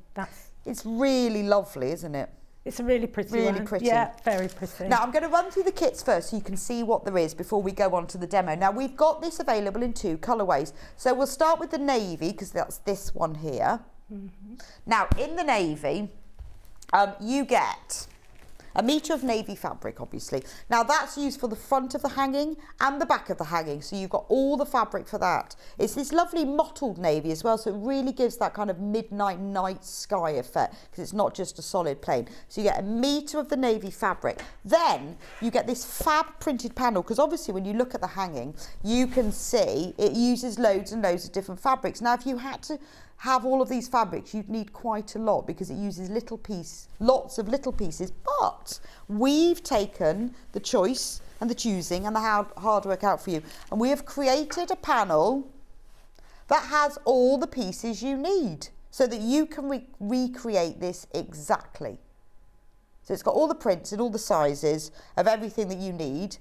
You've also got the gold lame. Look at this. Look at that, how shimmery. So there's loads there, isn't there? Loads. Yeah, loads. Absolutely loads. And there's loads on the panel as well. So on the panel, this gold is used for the star, and then it's used for all of the windows. Yeah. But I'm thinking, you know, and also obviously the instructions are in it. So if you want to make another one, you've got all of the templates, you've got loads of the gold. Yeah. And when I look at the panel, I think you're going to have quite a lot left over from the panel. I think you could almost make two. I think you could easily. You might need to provide some more background fabric, but for the pieces on the panel and a little bit from your stash, and definitely the gold, you've got loads of this amazing value for money, and you get full instructions. This tells you exactly how to make your hanging. It's got all the templates. Yep. Everything you need. It's all in here. Yeah, absolutely. And it is very generous, the panel, really generous. So absolutely loads. So for $29.99, you're getting everything you need. Now, obviously, you will need some wadding to put into here, and you'll need some thread. Metallic thread is great, but you can just use normal thread if you want. But other than the wadding thread, you've got everything you need. Now, that's the navy blue colourway. Yeah. Right, now once everyone's checked out, over half the stock has gone already. That's 7 minutes in. So if you want this, you need to get checked out. Right, yes, we've only actually had it for 2 minutes and 25, and half of the stock has gone. So, if you want a pink colourway, fuchsia. Now this is the one that Trease is going to be demonstrated with, so you'll be able to see what it looks like in action. So exactly the same as the midnight blue one, but you get this amazing fuchsia. Gorgeous. It's gorgeous, Yeah, isn't gorgeous. it? Really stunning. Yeah. And again, it's got that kind of mottled colour wash effect, so it's not just a solid plain. Metre of that, metre. Then obviously you get the panel, because the actual applique is the same colour, so you get the panel. Again, you've probably got enough here, if not a little bit from your stash, to make 2, but you will need some more background fabric. So there's all the panel, and you get the same half metre, absolutely loads. You can probably make yourself some gold shorts in this as well. Oh, Seriously, for loads. Stuart. Yeah, yeah. Rocky Horror, I'm thinking Rocky Horror gold. I was in a Rocky Horror show and I made a pair of gold shorts in this when I was in 6th form. Oh, scary stuff. Oh, honestly, they frayed like you wouldn't believe. Oh, I bet you enjoyed that at the time. I did. I bet the boy who wore them wouldn't be able to get into them now either. They were very small and very tight. Anyway, gold lame, and you get the instructions as well. Yeah. So that's the Oh Little Town Yep. of Bethlehem wall hanging. Yep. Now you will need as well some stitch and tear. Yes. Stitch and that's tear. on there. So we've got some of that. You'll need some stitch and tear. Trease will be going through all of this in a moment, so you'll be able to see why you need what you need. But you will need some stitch and tear as well. You will need some fusible web. We've got Bonder web here. We've got a nice big roll of it. Oh, sorry, that's the stitch and tear. There's Roger. There's Ben. Ben has become... Ben, you look frighteningly like Roger. As the stitch and tear man. And then the Bonder web man. We always laugh. Don't know who that is, but we call him Roger. But Ben has become Roger in the packaging now. That's it. Little things. Little things. Little things. And tracing paper. Tracing paper. I'm going to show you two. And we've two got tracing paper, so if you need tracing Yeah. paper, we do have tracing paper, just so you know. It's all on there. If you go onto the website, www.sewingstreet.com, click on Watch Live and scroll down from there, all of these products are on there. So as Trease is going through her demonstration, if you think, oh, well, I've got that, but I haven't got that, then you can pop all of those things in. We've also got the fabric, the background fabric, and the gold lame. We've also got that separately. So if you want to buy that on its own, you can. But it's all in the kit, obviously. Final thing, the instructions. Do we have not? Oh, is that the other one? Oh, okay. So you can't get the instructions on there. The only way you can get the instructions is in the kit. But the kit's amazing value. You're getting so much. You're getting a metre of fabric, half a metre of lame, the panel, and the full instructions, all the templates. Over half the stock is now gone.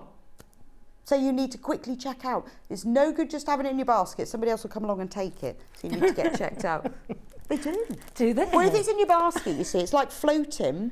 And then if somebody else comes along and they want it, unless you checked out, it's not yours again. It's like being in Sainsbury's and going to the toilet. I love that. It's never happened yet, but it could. It could. Absolutely could. If you had like the last... Whatever. Whatever. Anyway, so Trease, Hi. This is your second time. It is on my Sewing second Street. time. So how Yes. did you get it? What's your background? How did you get into sewing and why? I was madly passionate about sewing, craft, art. Said this last time, I'm going to bore you all to death.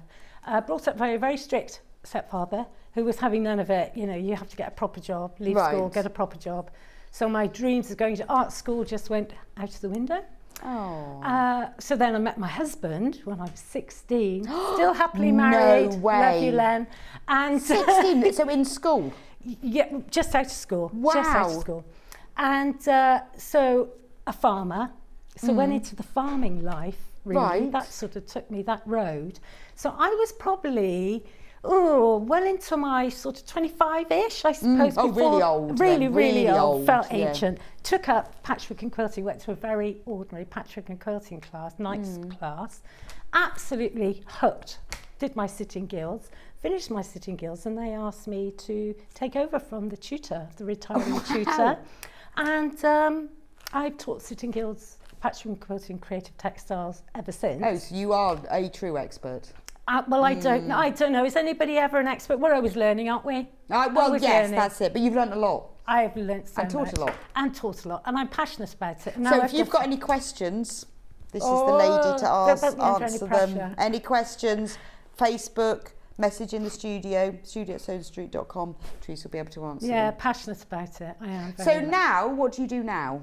What, Teach? I teach from my studio, travel all around the UK really, teaching. And create your own kits? And create my own pattern. Everything that I do is my own. Right. I create. I love doing stuff with paint and stitch and sort of creative nice. textiles. Bit of mixed media. A bit of mixed media. Lovely. And these are all your own patterns? All my own. Everything. Beautiful. Everything I love is this. I my think this own. is really nice. The sort of thing that you get your Christmas box Oh, out of the loft. absolutely. You go, oh, yes, it's my wall hanging. And do you know what? You can decorate this thing to death, can't you? You know, Yes, can you know yeah. those little sequins in the sky for stars? Be nice as well. A lot of people I know make things for their local church as well. Perfect. Beautiful, wouldn't isn't it? Absolutely. And you can. I've had people, you know, that would like to decorate it by hand, bead it. You know, it would look lovely with a black Oh, it would, background wouldn't it? with Yes. sparkly. Yeah. And once you've got the pattern in your kit, once you can just keep making make more. this over and over and over again. Right. Absolutely. But How first many, things Ben? first. Right. Go on. Less than 20 left. Oh golly. Can I take this opportunity to say hello to my little granddaughter? Yes, say hello. Hi Bobby, Nanny loves you. Hi Bobby, thank you for watching. Hope you're enjoying it. She's behaving herself. She's been ever so good, ever so good. Now we've got the same number of kits left as we've got in baskets. So if Wow. everyone checks out, they're gone. Wow. So I would suggest if it's in your basket, you need to get checked out. Honestly, it's beautiful, guys. This really is beautiful. So with your pattern, I'm going to open it up to show you what you get inside. And you get your instructions. So you're going to get your instructions and you get all your templates. Yeah, you need to move over this way just Oh, a sorry. tad. There you go. Okay, is that oh, I can see it on Can there. you see? Yeah. I can see now. Sorry, You need guys. to sort of be in the Yeah. centre. I'll move your little bits over. Move me a bit. Is that better, guys? Yep. Yeah. I can see. Perfect. I wondered why. What's the lady on the camera? She was going like this. Becky. She was going like that to me, and I was thinking, Yeah, hello, yeah. Excuse me, to move over. All right, Hi, cup of tea, yeah. a bit lovely, thank you. Oh, here comes Ben. now I know what she was. Ben's in fancy dress as well. I He's got a can, suit on. I can see. He looks very smart. I've never seen Ben in a suit. Ben, could you come and show everyone? Ben, Ben in a suit. Can you Never put, been can you seen put your before. shoes up on the counter? He's even got purple shoes on. Look, Look at the shoes, look. guys. He's got mauve shoes. Hang on. Look. Look at him. Wow. And a Can't suit. get down from it. You look extremely Wow. smart. Very Shoes. nice. I've asked him if he can wear a tie next, but he said he's only got his school tie. Shoes are I don't mind a amazing. school tie. He's got mauve shoes. He's Ben's now a cameraman. He's doing very well. Ben. Back to you, Ruth. Thank you, Ben. Is that okay? But he's gone all out fancy dress in his suit. Brilliant. So in your pattern, in your kit, you're going to get a full-size drawing, albeit on two sides. Okay. I'm going to show you two ways that you can do this. You could use an applique mat, or you could use tracing paper. If you've got one of these, you can use this. So I'm going to demo two ways, so that I'm going to demo this way on a little town. I've got one of those mats. I love it. Brilliant. And I'm going to demo with tracing paper on We Three Kings, so you can see both ways. Okay. So if I was using my applique mat, I will have drawn this full size. You just line up the two pieces like this, so you've got a complete full-size drawing of a little town. Easily done. Just line up the two pieces, okay? And you would pop this under your mat, and so you can see through, okay? So you would cover over roughly number 1, number 2, number 3, that sort of size. And then you would use your templates, so get a sheet of the templates, working in numerical order, always work in numerical order, okay, from my patterns. Piece of heat and bond, or what are we using? Bond-a-web. We're using Bond-a-web, whichever you use. I'm going to demo this because not everybody is clear on it, but glue side, paper side, glue side, down over your templates. Now you'll find on my templates you've got a dotted line. That dotted line is allowing for pieces to overlap each other. So if you draw, when you draw your templates, draw your dotted line, okay, and number them. Make sure you number them, because you do, if you're going to do a lot at one time, trace them all off in one go, you're going to get in a pickle if you don't number them. I'm just going to demo number 1 and number 2 for you, okay? So I have drawn those on there for you. Cut them out outside of the drawn line. A lot of people tend to cut them out on the line, and you don't get such a neat edge, No, do you? that's You don't true. get such a neat edge. So roughly. I'm cutting very roughly around these, okay? Outside of the line and around my little roof, okay? There we go. And then we've got some fabrics here. Here we are. So we've got, this is out of the panel. I've cut this out of the panel. This is the white. And then I've got... And that's on the panel. That's on the panel. And this is a little scrap that was left. So I've got this out of the panel as well. So you iron these to the wrong side. I don't suppose they can see me once I move, can they? Can I? Well, you can take your iron with you. I can, thank you. So I can iron this to the wrong side of my fabric. Okay, glue side down. Okay, just move that back out of the way. So you could, the dressmaking pattern, yes, you could use that for tracing paper. You know the dressmaking pattern paper you buy in rolls. Have you seen that? Yes, you can. You could use that, couldn't you? You could. You've just got to be able to see through it. Yeah, no, you can. As long as you can see through it, then you're okay. We sell big rolls of that, and you can use that for tracing patterns. Right. So if you wanted to trace off your size, yeah, then you don't have to cut your dress pattern. Right. So you could use that, because that is really good tracing paper. Yeah.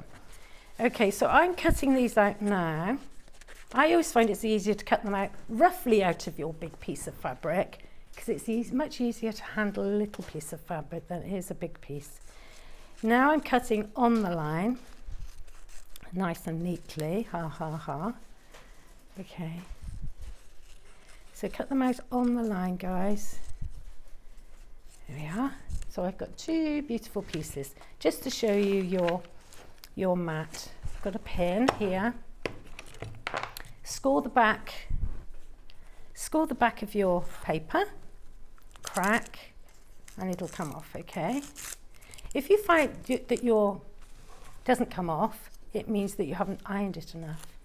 So that's £8.99. If you want the pattern paper, that's the on the screen at the moment. That's amazing, because it's a 10-metre roll and it's a metre wide. You can trace everything forever and ever and ever. Okay, brilliant. It's really good. I mean, it's designed for dress patterns, but so perfect it would work for this. For this, and you've got loads. Brilliant. So with this, with your applique mats, if you haven't got one, you can iron straight onto these things. So all of my patterns in your kit are all done in reverse for you, so you haven't got to reverse anything. So I'm going to place number 1 on my mat, and I'm looking, because this had a dotty edge, that's going to go into my piece number 14.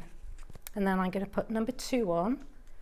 And number 2 is going over the top of the building. Just remember, this drawing is a rough guide. If it doesn't line up exactly, don't worry about it. It's just literally a rough guide.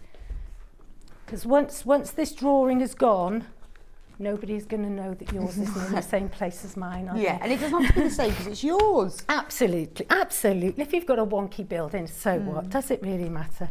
So these can be peeled off here. You would build up on your mat, and you see these 2 pieces are now joined together. Are joined together. Brilliant. So where they touch, they join, but they don't stick to the mat. So you've still got all your glue on the back, which is brilliant. So here's my Blue Peter moment, guys. Here's one I made earlier. This is the beautiful pink. Yeah, it looks completely different, doesn't it? And this is... I love that. It gives real colour at Christmas, absolutely. Doesn't it? Real spark. So this is... So that's the fuchsia one that's on the screen at the moment. That's right. $29.99, and you get everything you need for that, except for the wadding. that goes in the back inside the wall hanging, but everything else is in there. £29.99. So you would do exactly this. This is it built up, okay? You've built it up and built it up and built it up on your applique mat, okay? And I've left one there, so let's line it up on the applique mat. So I've left a building here. So we've got somewhere in amongst all my stuff is that build. Well, I got that one. That one comes here. And there's a roof somewhere. Oh my goodness. Well, we shifted you over. You shifted. Oh, here it is. Slimmy bag. It's okay. It's Slimmy bag. So it's here. No panic. It's in my bag. So score the back again. Crack it off. Peel it away. There you go. Oh, I was going to throw that on the floor then. I thought I was in my studio. You're in a home. oh no. Yes. We have got a bin. I tell you, do you know what? I'll put a bin right next to you and you just pretend you're at home. Thank you so much. I literally was going to throw it on the floor. There. And so we can put the buildings on and you would literally just keep building that and building it and building it. Okay, but I won't do any more because I'm sure you've got the idea of it. And it's all in the instructions. It's all in the instructions. So you would then put this onto your background fabric. Gorgeous. Place it. It looks really cute on the pink. And I love actually. the fabrics. One of the top of the tower's called. It's probably got a special name. This one? Yeah. I don't know. What that's whatever they're minarets or something. Yes, yeah. I like that swirly pink one. They're lovely. Whatever those are called. The roofs? Yes. Aren't they called onion domes? I have no idea. I was guessing. Well, I'm guessing as well. Don't know. And I'm Ben, guessing could you as find well. out for us? So you would, along the bottom... Yeah, what are they for? What are they called? Can you hold that one up so that Yes. you see? Along the bottom of that one, you've got a bottom... Do you see the little bit on the bottom? Well, I'll tell you what. We'll put it here. Can I have it so let's I go can on there. Can we do explain? the overhead? Yeah, so there you go. So you've got this bit at the bottom. So this bit is on your patterns as well. I tend to put that on last, so it hides all the... I tend to do my... Oh, okay. So it hides all my ugliness. All the ends. Well, it's the top of a uglies. tower, Ben, of a house That's in right. Bethlehem. So you hide all the... You talking? What's he saying? Oh, he he's said, I talking don't know you in what your to ear. Google. He says, he said, I don't know what to Google because I want to know what that is. It a minaret? This is my guess. Onion domes. An onion dome. I'm going with Not an onion onion ring. domes. Don't Google that. So you would then... Spire. No, I think that's a church. Is it onion domes? Come on, Somebody will watchers. know. Somebody that's watching must know what they're called. Make us all look really silly. Just Come on, it's got to be onion domes, surely. it does look like an onion. It does look like an onion. So you would, with the little doors, windows, whatever you want to... When I did mine, I cut... So what do we need to think if we haven't done? I mean, I've never done fusible web with this. What do you need to know? Does it melt? Yeah, you've got to be very, very kind to Okay. it. Very kind. So I have cut a piece of heat and bond again, and I tend to put mine in something. This is just a piece of greaseproof paper. Whatever, just to be careful with it, because otherwise it will melt. It will stick to your iron. Okay, so and it, literally. Right, it's a quick. It's a quick one. Okay, but you've got loads in your kit, so if you happen to melt the first piece, Do you don't see worry. how little I touched it? And Yes. it's completely fused, so it's up and off, So if you melt the first one. If you melt the first one, which I did, I'll confess I did. So I literally just stuck a random piece. I haven't cut it or anything. You could cut this very neatly with a ruler and a rotary cutter. It really gives it such a shimmer as well, doesn't it? And then you can just cut random shapes to fuse on for your windows. So, wherever. They don't have to be in the same place as mine. You can put them wherever you like. And it just brings it alive, doesn't it? It really makes it shimmer. So I imagine if you've got this hanging up, the light catches it would shimmer, wouldn't it? Absolutely. I think that's why it would work really well in a church as well. I think it's such a pretty one. I've got another one, slightly with that shaped onion domes. But they're obviously not onion domes. No. Nobody has messaged in to say what they're called. I know, and I bet someone knows. So anyway. Oh, hang on a minute. Laurie's messaged in. Yes, they are called onion domes, like the ones in Russia. Sue says it's called a cupola. Or capu, I don't know how you pronounce it, C-U-P-O-L-A, cupola, but more commonly an onion dome. There you go. Hey, thank you very much, Sue and Laurie. Onion dome. Thank you, guys. See, Nothing to do with the minaret at all. Made me look really clever. Yeah, right. So, stitch and tear behind. Right. What is that to someone who's never seen it before?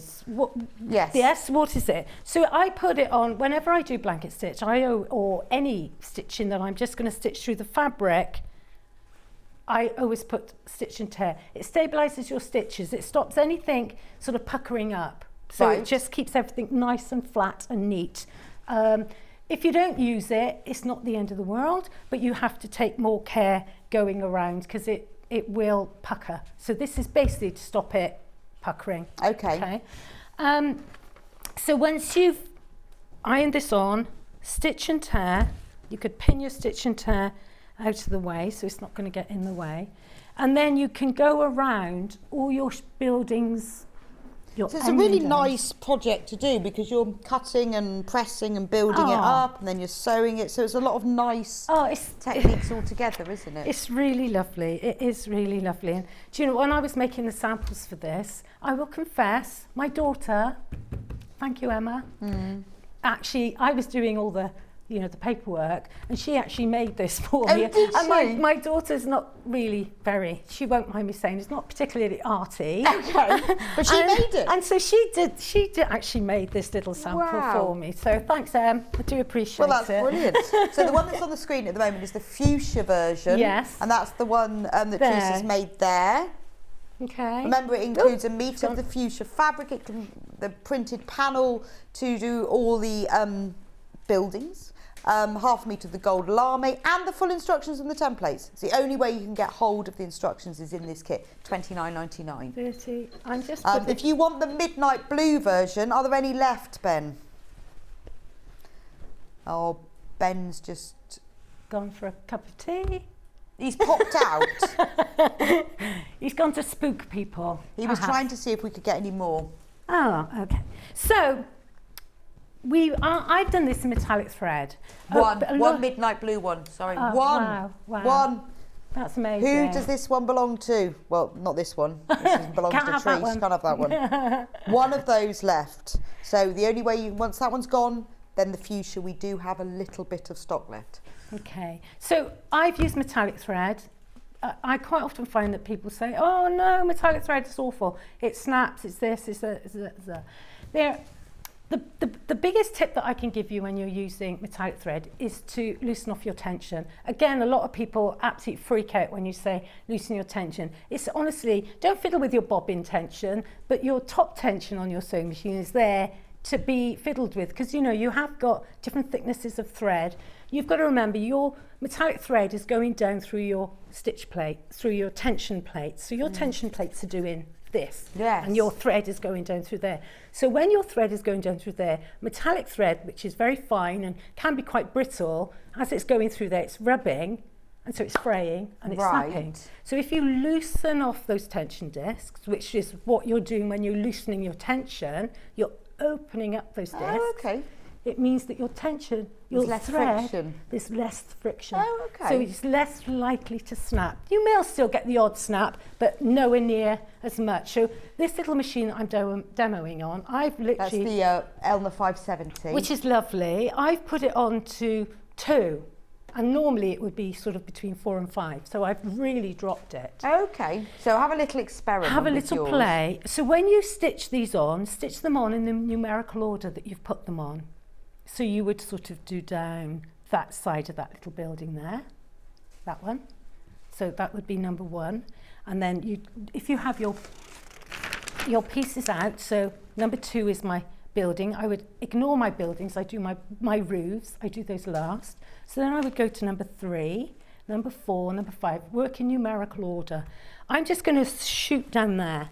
so you can have a little look at what Okay, it so on this sample I've got here, you've used the machine blanket stitch. I Very have nice. used machine blanket stitch. Like that. I love machine blanket stitch. I think I've used the single one on there. The other thing that a lot of people don't know, on your sewing machines you've got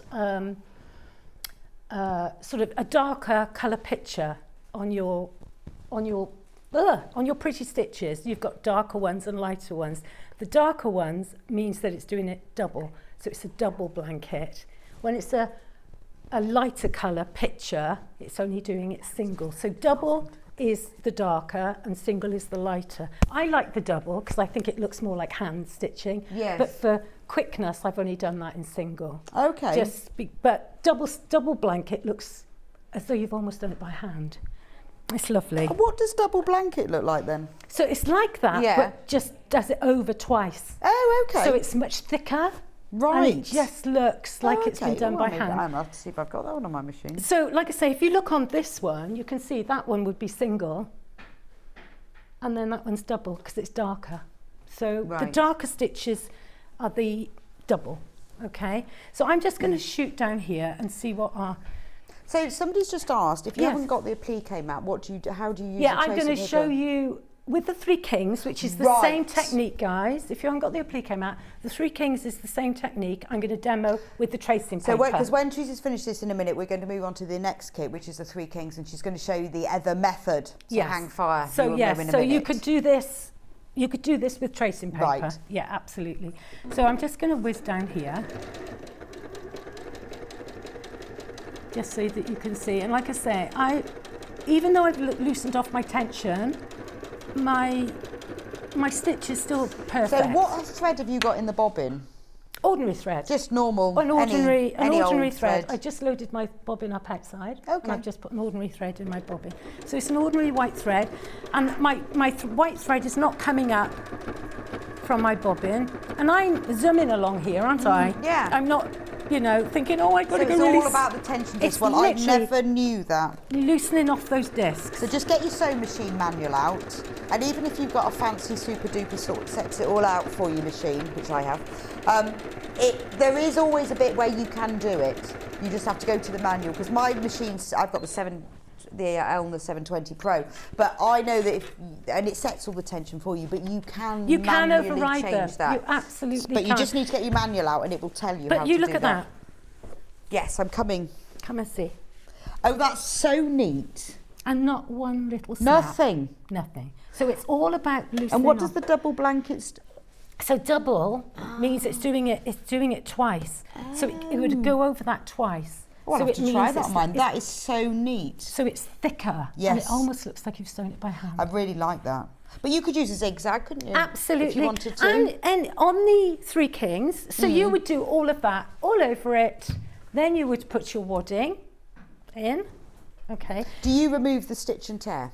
I remove the stitch and tear from around the edge. Okay, I but- leave it in the middle. Right. Because it's just easier to leave it in. And you're pulling against your stitches, aren't you, to take it out, Yeah, that's you know? true, yeah, so they are. I would leave it all in here, because I would just pull it off around okay. the outside. And the thing is, with a wall hanging, it's nice to have it because it hangs Well, it gives better. it that, I can feel it Absolutely. here. It gives it a bit that of extra. stiffness, doesn't it? Absolutely. So you've got a star in your pattern. You've also got a star. Right, on you your can have 2 more minutes and then we're moving on to all right, pins. okay. Your lame star, guys.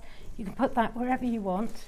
And then I have literally drawn lines across and quilted in metallic thread again through, but I've put my wadding and my backing fabric, and then I've done Wow. my quilting. So the Okay? blue one is sold out, half of the stock of the pink ones. Rashina said, what number is the blanket stitch on the Elna? on here it's 39. 39. If you've got the Elna Yeah. 570, it is available. Have a look on the website on the pre-order section.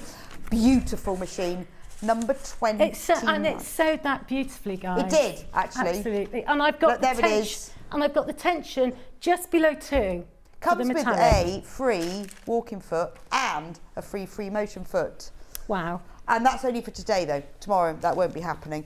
But the good thing about this machine is it's easy, you can see where Oh, it's to lovely. change the tension. Yeah, it's lovely. Yeah, lovely little Stitch machine. number 29. Might not be 29 on your machine, but if you've got the Elna 570, it's 570. But like I say, the bold type is double. Okay. Which I would normally use, but it just takes twice as long. Right, so please do check, well, not on the blue one, because the blue one has gone. If you want to get, the only way you can get the instructions is in the kit. So if you want the fuchsia pink one, get that one checked out. But we're going to move on to We Three Kings now. We're going to, sorry guys, we're going to move on to Now, the unfortunately, Kings. half of the stock has already gone. Fortunately, half of it is still left. Depends how you look at it, really. Which, on the... On the We Three Kings. Oh, wow, that's So, amazing. Thank you all. Please do get checked out on this. So I'm This is going gorgeous, to take it off the shelf. Okay. So we can have a good look. Thief. Stealing. Stealing. So should we hold it up? Yeah. So look at this. So you can see this. It's quite good holding it. You can see the size better. It's Yes. a big hanging, isn't It's it? a big hang. But you could do these. I'm going to demo it. Cut an individual piece. Okay. So you could do them individually, Oh, and you as a could hang them triptych as a thingy. triptych, couldn't you?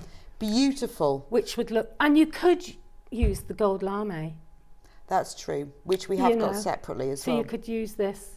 So in the kit for this, you get all of this. the panel. Yeah. Hang on, I'll come Go on. over. You Yeah, hold go that. on, I'll come yeah. over here because I'm not going to show all the bits. Yeah. So you get the midnight blue fabric, metre of. So Yeah. that's enough for the front and the back. Yeah, absolutely. You just need the wadding. Yeah. And then you get the panel. Again, this has got all the little bits because look at, I mean, the colours and the prints and the patterns in the capes and cloaks. There's so many of them that this is a much better way of doing it because you can Yeah. guarantee that you've got all the colours and prints. And you get the instructions that have the pattern. Now, you don't get the lame in this one because you don't need to have them, but if you do want it, we have got it available separately by the half metre. Yeah. Remember, over half of the stock is gone. So $29.99, you need to get checked out with that one. Right. So the difference with, I've cut a single, because I thought it'd be nice to show you that you could do it as a single, so a triptych, If you as wanted, say, yeah. if you wanted to. Again, with this, you get all your bits. That's a lot. There's a lot in there. There's a lot of pattern pieces. There's a in here. lot in there. lot It's a of very pattern. chunky pattern. Yeah, very chunky, because you've obviously got your 3. So you would need your tracing paper. Right. Right. Okay. So you would have. We have tracing paper and we have dressmakers in tracing your paper. in your kit, each king is drawn out on. So I've got half my king here, and half my king on the other side. So you would trace that king onto whatever tracing paper you're going to use. There's my king, traced. Probably can't see that very well, but he's traced onto my. And this method you can use for either. Yeah, you Either could. So of you could do them. exactly the same as this. Lovely. For O Little Town. And what I tend to do when I do this, I make myself these funny little ironing pads. Pin him, Or just your ironing board. or your ironing board, or one of those. Oh, the wool mats. Yeah, yes. your wool I use mats. that for pinning all the time. Absolutely, yeah. And yeah. my ironing board. Yeah, Love yeah, it. yeah. It's the best pinning thing. Absolutely. These are literally, people are very generous and give me their old curtains and their old duvets. Okay.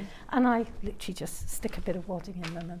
And that's your special pinning board. And that's my Brilliant. special pinning board. So I've got my lovely king stuck on here now. And then I've got my, again, you would do this in numerical order, okay? So you would literally, do you want me to demo again? Yes. Right. Yeah, just let's- show us how you do it on the tracer paper because I'm fascinated. Okay, so with this, again, you've got all your templates for you, all done in reverse. And we seem to have mislaid our pencil. There it is. So again, glue side down onto your templates. Again, you've got your dotted line, so include your dotted line. So you know that that piece is going under another piece. Make sure you number it. Have I got enough stuff there to do his beard? I'm not going to do a dotty look, so I'm doing his beard. So just trace them onto the... Onto your Okay. heat and bond or bond web, whatever you're using. That's number 2. Again, cut them out. Oh, is that what you mentioned? I do that bit again. Yes. No, I don't know. You don't want me to do this bit again. Well, yeah, no, it's more like I wanted to see how the tracing paper Okay. works. All right, let's just iron his face. Yes. Well, that's Go fine. on, you can do that. I confused you. Really You did. confused you. Right. Shall I'll do go that. on. I'll you do that for you. You be my very able assistant. I can be your glamorous assistant. Or not. That's perfect. Thank you. There we are. Thank you, my Any lovely. more? Thank you. Oh, we've got this one, a beard. I'll do the beard. You can do my beard. Is it a grey beard? It is. Here's the grey. I use the grey. Yeah, they're all old, those kings, weren't they? Yeah. There you go. There's my beard. They'll have gone to the grey beard stage My of life. beard. I expect my son is probably laughing at that because quite often I get a nice big hair come up here. And and he's talking about beards. Right. And he'll say, shall I pluck that out for you, Mum? I was discussing trying Movember with Ben. I said, I might give it a go. You reckon if I started shaving now, it might encourage hair growth, so I could do it. I wasn't sure whether I wanted to risk that or not. I'll borrow your scissors and I I'll wouldn't cut your do that. beard Oh, out. thank you, my lovely. I wouldn't start shaving. Yeah, you reckon that was the only way I was going to be able to take part in Movember? So again, score your pieces, working in numerical order, guys, okay? And this is his face. So with the tracing paper, I am doing, what am I doing? He is going, I haven't done that particularly well. That's going under there. So you would flip this up and you're going to put that under, if I can get it on, under here. Like so. Oh, can't get it on. Under there. Okay. So you're going to put this piece on under here. Yeah, it's coming. Okay. Right, there you go. Number 2. Thank you. Oh, I've done that wrong. Honestly, well, I haven't done it wrong, my but look, very I've gone able- across the white, so I'm sorry, I've failed. But so when you press yours on, make sure you actually press it into the centre of the fabric, so you haven't got a little bit of white. He's got a striping beard. Oh, we've got a stripe on his But you know, beard. sometimes people do have a like streak in their hair, don't they? She's ruined it. That's ruined it. One job. I know, look. Didn't even notice it was white on one bit. I went across there. Right, so I think I've just been sacked as the official assistant, the non-glamorous assistant I am now. So you're going to pop it under there, look. Like that. With his With a very nice... Do you know, the panel's quite generous in fabric, so if you It is go very wrong like what I generous. did... And then you've got... Oh, no, not that bit. I'm going, not that bit, this bit. Again, work in numerical order. And you are literally using the... I'm saying numerical order and I'm not. So I like this. So if you haven't... So if you're if just you... tracing it, this is a really good idea. I've never seen this technique. So it's literally, you are literally just using the tracing paper as a rough guide and building him up. Like, Or just copy it vaguely. or just copy or just copy it vaguely. There. And then you'd press. Nice. And then you'd put the crown on. And the can you top. press on top of the tracing paper? I tend to trace underneath because I find this sometimes warps. Oh, okay. So it's literally just a case of lifting it up and pressing.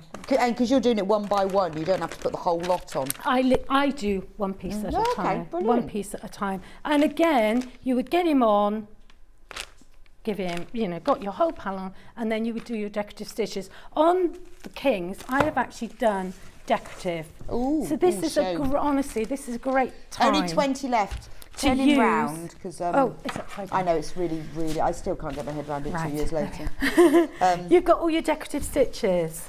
Do you Oh, see? because we have these stitches and we don't use We them. don't No, use that's them. me, we, I bet you do. We don't, but we don't. I say to people, we don't use them. This is the perfect It opportunity. is, I like that one there, look Look at at that. these. It's the perfect opportunity, guys, to use your decorative stitches. Oh, in the pattern, there is a star. I haven't put it on. Oh, okay. But there is a star in the pattern. It's like a quarter of a... Hang on, let me show you. Where's the star? Where is it? I didn't put it on mine, but I've given you an option of doing a star. And that will be on the panel. Oh yes, the star-coloured fabric. You could use there. It's a quarter. Okay, so do you that see? just comes So that could be there. It's from like there. in the corner. Oh, that's nice. If you wanted to put a corner star, so you could put that there. Do you see? And you've really decorated yours. So if I we get in free close, motioned. look at this. All of this, that's beautiful, So isn't it? I could follow the lines here, And again, I've used lots, because we've got metallic thread there. Yes, let's talk metallic thread. I'll show you over this. Well, I'll come over here. We're here already, aren't we? With me. Yeah, Look, metallic thread. Now, this is the Gutterman thread. Oh, let's show it on the way overhead. Again, loosen your tension. Loosen that tension off, and this should be okay. You know, as long as you loosen that tension, so that's you've got all 10 it is. spools. They're gorgeous. That's my favourite one. They're Look at that beautiful. pink one. Absolutely beautiful. So actually, this pack would be really good for here because you could have the pink on that Oh, one, and perfect. and because you're not having to change the bobbin. No, absolutely not. I usually use a bobbin fill in my bobbin. Oh, do you? Most of the time. If I'm doing something like Right. this, that my threads... So what? So is that? I don't use bobbin fill. Is that like a special thread? Well, it's much finer. Right. It's really fine. What colour is it? You can get it in black, white, silver. Oh, okay. Those sort of basic And colours. you wind it onto your own bobbins? I wind it onto my own bobbins, and that's unless I'm doing a quilt where the back is really important. Right. Then I on things like this that nobody's going to see the back. Yeah. I just use bobbin fill all the time. Oh, okay. So most of my bobbins are filled with bobbin fill, and it loves the metallic thread. Right, because it's finer. Because it's finer. But saying that, I've got ordinary thread on there. Oh, and it worked just as And well. it worked just as well. Metallic thread sold out. Has it? Yeah. Has it? So just remember, guys, loosen that tension. You just have And you to should put be that one okay. in your pocket and hopefully no one notices. But don't forget to loosen your tension. We've still got 10 minutes. Have we? Yes. Gosh, we have. Blimey. I could still do some more then. Yeah, Could I? Let's. Come on then, let's. You can have that. I'll have that. Remember, Right. we are very low on stock. How many have we got this one left now? The Three Kings. Right, I've lost his face, but never mind. We'll ignore his face, guys. Okay? Right, so the this kit here, we have less than 20 left of. So you need to get it in your basket and check out. Remember, in the kit, you're getting a metre of this midnight navy fabric. So you've got enough for the front and the back. You are getting the panel, which has all of the pieces you need. So you think of all the different colours and prints that are in there. And Trease has used this for her sample. So And there's loads. There's loads. There's loads. It's So really so if you then Yeah. have some of your own background fabric, use Yeah. the instructions, use the templates. You can make more of these. You can make them as 3. You can make them individually. So Yeah. you've got this whole panel with all the pieces, and you've got the full instructions, which Yeah. come. It's a big chunky pack this with all the templates as well. Now you can use either method for your plique. You can use the plique mat, you can use the tracing paper, or you can just freehand it. Just look at the picture. You've got all of the templates there to cut it out. Really easy to understand. So if you've not tried a plique before, but you want to have a go at something a little bit decorative for Christmas, maybe you're making it for yourself, an heirloom, as a present for someone else to hang up in your local church, or to have in your entrance. So it's a lovely heirloom stitched piece, $29.99, amazing value for money. It is amazing value for money. Yeah. And very, very reasonable price. And it's the only way you can get hold of this pattern, isn't it? It is the only way you can get hold of this pattern. So I'm putting on his. Yeah, so that's actually building quite quickly. I mean, I know you've done it before. I know, but all it the same. comes, and there's me telling you to do it in numerical order, and I'm not. But I'm going to pop that under there. Look, that goes under there. Pop this down. Shelley says that dome is called a kuba in Arabic. Ooh, With a Q, a kuba. Cuba. No, that sounded more like what you said. What did you call it? No, I thought it was a minaret. Oh, a no, somebody minaret. else, it's a cupola, but more commonly known as an onion dome. An onion But Shelley dome. says it's a kuba in Arabic. Learned loads this morning.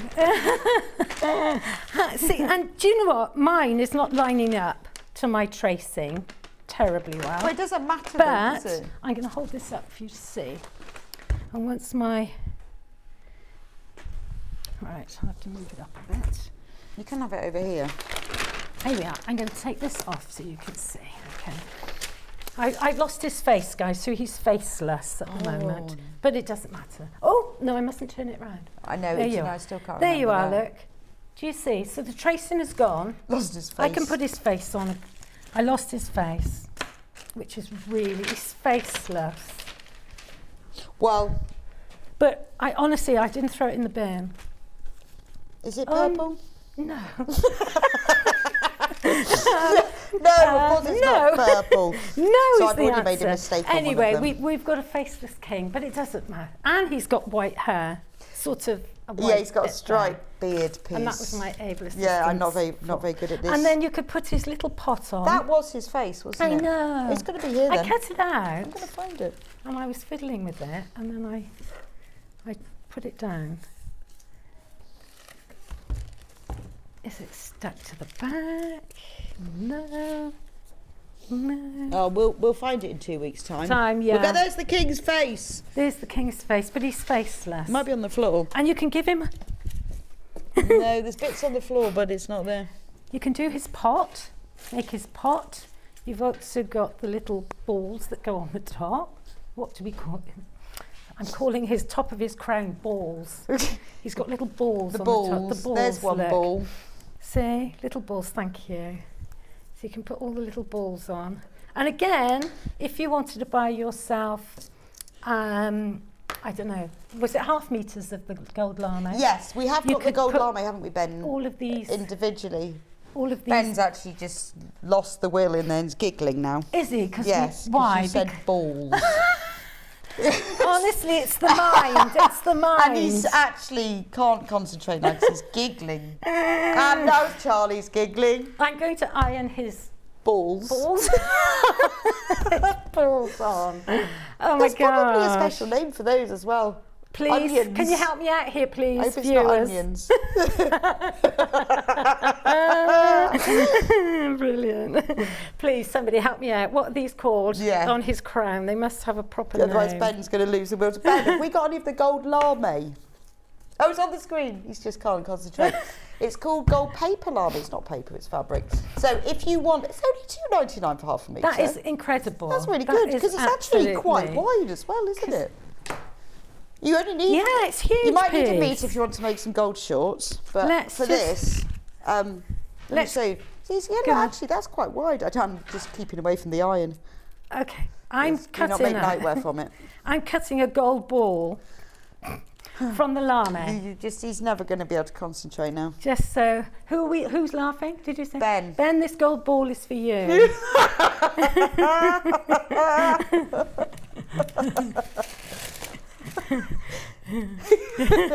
I dread to think what he's saying in your ear. He's just giggling. He's just giggling. Just so you can see. Charlie's been the voice of reason. 4 minutes. Oh, 4 minutes. Okay, right. I'm trying to drag off that. I have no idea where the face has gone. Never mind. Right, with my grease proof, let's just protect that gold lame. So I would just protect, if you're using any gold lame, just protect it, guys, okay? I'm trying to be sensible here. Yeah, no, we're trying there to we are. Well, there, look at that gold circle. There. Isn't that lovely? And you could decorate. I found it! Have you found it? Look. Oh, look. Well done. It was by the skirting board. So I'm going to have to Obviously. peel this up a bit. Oh, how many times do you lose? Oh, have I done that? Lost things like that. It's so frustrating. Really frustrating. And the minute you find it is the minute you cut out another one. How did it get over there? I don't know. Well, I know. Been everywhere. Right, let's try and get it back on. Up here, under here. Tuck it in. Get his face in there. Come on, little face. Oops. Don't think that's quite right, but still. There you go. That'll do. I think his stripy beard looks quite nice, really. There we are. So he's got his face. He's got a face, guys. Yay. Okay. Yay. You would find it one day. But, like I say, any of these, his pots, now they're called something special. His gold, frankincense yes, and myrrh. Absolutely. These could also be cut out of the gold lame, just to give it that. Now, the gold lame isn't in the kit for this one. No. But we have got available separately. Only $2.99. Worth having, just to use for your Christmas I mates. honestly think it would be worth getting that to go with the kit. Mm. Well, and then you've got it for other Christmas things. And make nice gift bags. Totally. And, you know, if you're buying it, if you've bought the Little Town, you're going to have some anyway. That's true. You'll have enough. If you've bought the Little Town kit, you'd have plenty. You will have enough for this as well, but you can just buy the half metre for $2.99. I'm making up a pot. I'm making up a new pot. So it hasn't got to be exactly like That's mine. lovely. And again, protect it. You've only got a minute left. There you go. Protect it with that.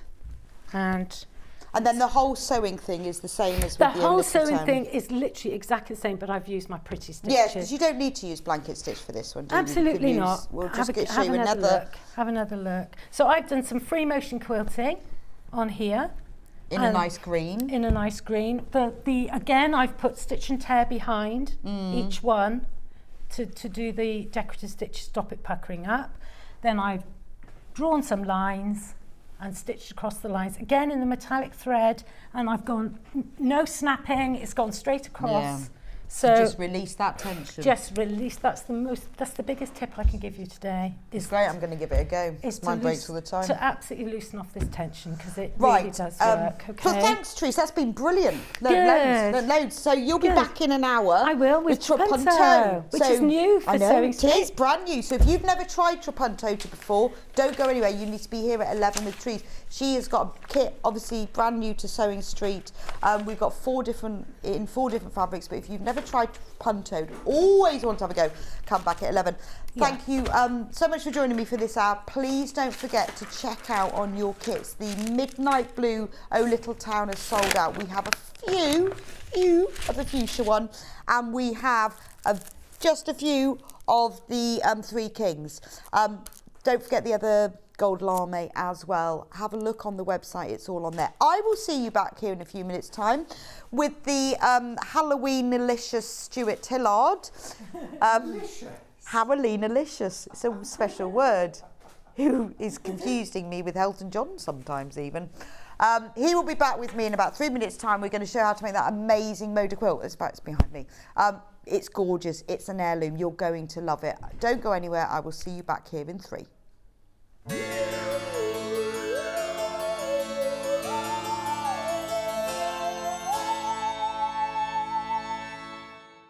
We're going But we're going. We're all going to the Creative Craft Show at the Birmingham NEC from Thursday the 3rd to Sunday the 6th of November. We'll be bringing goodie bags, a tombola, and a chance for you to meet your favourite guests and presenters across all channels. Not to mention the opportunity to shop and to be inspired by some of the best crafting brands around. And because we're going, you can get discounted tickets of up to 40% by using the code Birmingham40. And logging on to creativecraftshow.co.uk. So come and meet the family. Between the 3rd and 6th of November at the Birmingham NEC. At the Creative Craft Show. See you there.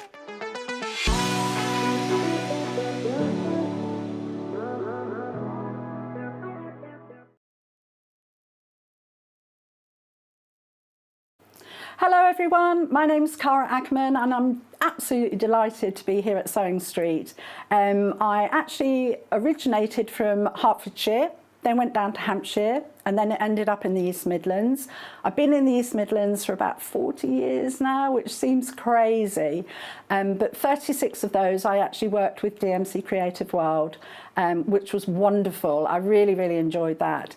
And then I decided to go freelance and that's how I got introduced to Sewing Street.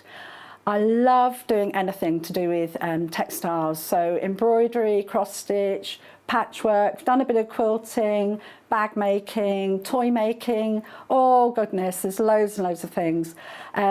What I love doing is just trying something new, and I think one of the tips is don't be frightened of trying something new. You always learn from it, and you know, don't be scared of making mistakes either. We all learn from the mistakes that we make. Little bit about me that you might not know and that's a bit of a surprise. I once went to the garden party down at Buckingham Palace, the Queen's garden party, for some work that I did with Marie Curie. I was so lucky to go there and just a wonderful time.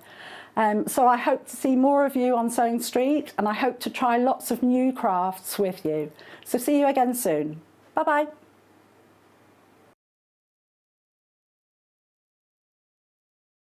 Sewing Street have our very own app. You can now watch and shop from anywhere.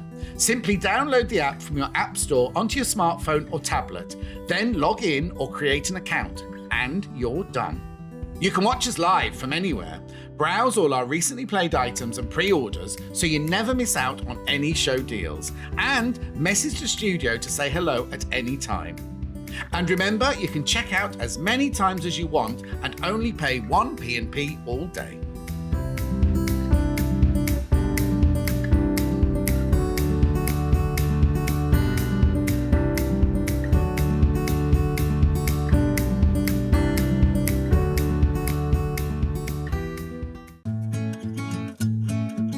Stuck for ideas for the perfect gift? Why not get them a gift card? You can buy Sewing Street gift cards loaded up with anything from £10 to £500. Shop our gift cards online at www.sewingstreet.com or purchase them via our UK call centre on 0800 001 44 33. If you're a Sewing Street customer, no matter how many times you check out in one day, you will only pay 1 postage and packaging. So don't wait to add the item you want to your basket and check out. You will only pay 1 P&P even if you check out multiple times in one day.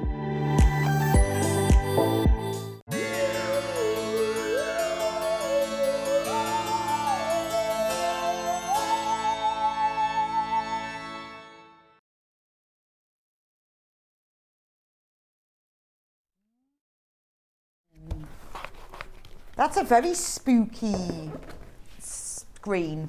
Like that one. We haven't seen that one. Spooky screen. Anyway, welcome back to Sewing Street. Stuart's with me to show us how to make this amazing Moda quilt. Now this, oh there he is. Hello, Stuart. Oh, hello. Hello. All right. Hey. Hello, how are you? I'm good. I'm good. Did you have a nice break? I did. I had a lovely time. Did you coffee? I was fiddling with Tilda, if I'm honest. Were you? Didn't know she was in. Stop it. No, we've got Tilda pre-cuts coming up at the end of November. Oh, nice. So, lovely. You know me, I do love a bit of Tilda. Yes. But no, it was So a lovely break, but now I'm super excited to get cracking with this beautiful quilt. I've never seen anything quite like this in that. Well, I've seen patterns, but not the whole kit and the concept as well. I know, it's amazing, isn't it? Well, what you see hanging behind me is just a small section it's not of even a the quarter. finished quilt. No, it isn't. It is. So what we did was Deputy Joan, fabulous deputy, got cracking with a sewing machine, and she's pieced 9 blocks. Now, what you've actually got in this amazing kit is a sampler quilt, and you've got 49 traditional quilt blocks, okay? So you can see how they're set out with these additional chain blocks. That you can see on the sample that we've done, and then you've got those 2 borders around it. Now the way the pattern is set out is it's a bit like a sort of like a block of the month. Yeah, okay. But imagine that done as a block of the week. So it's because actually that's divided quite achievable, up. isn't it? It really is. It's actually divided up over 52 weeks. I'm going to grab the pattern out and show you. It's absolutely brilliant. It's called Block Bonanza. Okay, Bonanza. Do you remember Bonanza? Yeah, I do. With Big Hoss. Yes. Big Hoss. Yes. Fabulous, love it. So it's designed by Sarah J, and it's using the Rose fabric line from Jo Morton for Moda. Now, Jo Morton is one of my favourite fabric designers. I don't know about you, but I love a bit of, well, I always call it sludge, and I say that in a very loving way. Muted it is. tones. My house is full of these kind of fabrics. I know. Didn't you have a sludge cake earlier as well? Yes. But I just love them. It's those muted browns it's gorgeous, isn't and it? soft pinks and golds and blues. It's very easy to live with. As you say, very vintage, very antique-y. Beautiful. And then what Sarah J has done is she's taken 49 traditional quilt blocks and spread them out over a full year. Let me show you how the pattern works. Oh, So she to says, do not start pre-wash your fabric. I like Don't that. pre-wash your fabric. I love that. Don't pre-wash your fabric. No, steam press it by all means, but Like don't that. pre-wash. Oh, okay. So you so do then week within your by kit, week. Yeah, so within your kit, you've got 30 different fabrics, and they are all from Jo Morton's Rose collection for Moda. Now, every single one of those fabrics is identified in a key at the start, and they are all numbered. Now, do like the deputy, okay? Do like the deputy. Go through your fabrics, post-it note and a safety pin and put the number on the fabric, okay? Perfect. That's job number 1, okay? It will make your life so easy then, because as you'll see from the patterns, every single block is then shown with numbers for each unit, so you know exactly which fabrics to use for the different parts in your quilt, so you can reproduce the quilt absolutely perfectly. In fact, let me show you how it moves on. So then we've got our whole 12 months set up. Now you could do these daily, weekly, monthly, however you want to do this. If you want to make them in batches of 5s, do that. You know, there's no hard and fast rules. But it's quite nice, you've got just one side. I think it's lovely. So you just put that on your desk and go, right, that's what I'm going to make. Well, Deputy Joan's been quilting for over 30 years, okay? I'm sorry, Joan, everyone knows you're not 25 anymore. But Joan's been quilting for decades. Joan said to me, these are some of the best instructions I have ever seen. She said they are brilliant, absolutely superb. And the finished quilt is 70 by 70 inches. 70 so that's inches your good square. king-size bed. Yeah, quilt absolutely as well. beautiful. Wow. So what you've got on each page then is you've got that week's block, okay? I like this. So all set out, your block, all of the numbers relate to the different fabrics that have been used.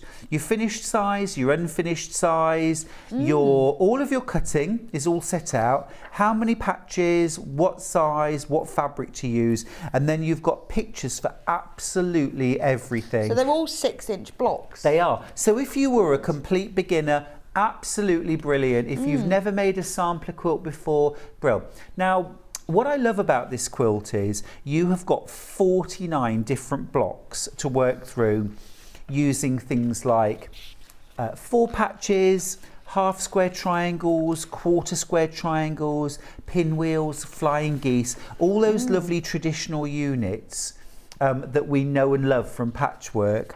But you use them in so many different ways. You know, here's week 6 and 7. You've got, look, here we go, week 8, I recognise that, the Ohio Star.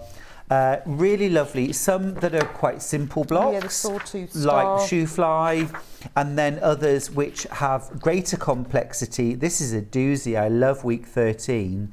Absolutely brilliant. Love that one. I love this. So many these instructions, like a book. They could have made this really into a book. is. Yeah, it couldn't could easily have been a book. they? 13 is nice. Yeah, week 15 I think is lovely as well. Check out week 15. Look at that. Gorgeous. Oh, yes. Yeah, kind of little hidden star in there. So what you'll do is you'll work through all those different weeks, week by week. See, week 23, a bit of a break week that you're just doing a 9 patch, easy peasy. Easy. Yeah. This is great because I can't believe how much you're getting in here, and all the fabric as well. Yeah, it's absolutely amazing. So then, once you've worked to week 49, so I'm going to fly through the months. So we've made week 49, okay. Then we're on to week 50. Now, week 50 are our alternate blocks. Now, the instructions are to make all of these blocks in week 50. Now, personally, I think that's quite a lot because you need to make quite a few of these. Make 36. You're going to make 36 of them.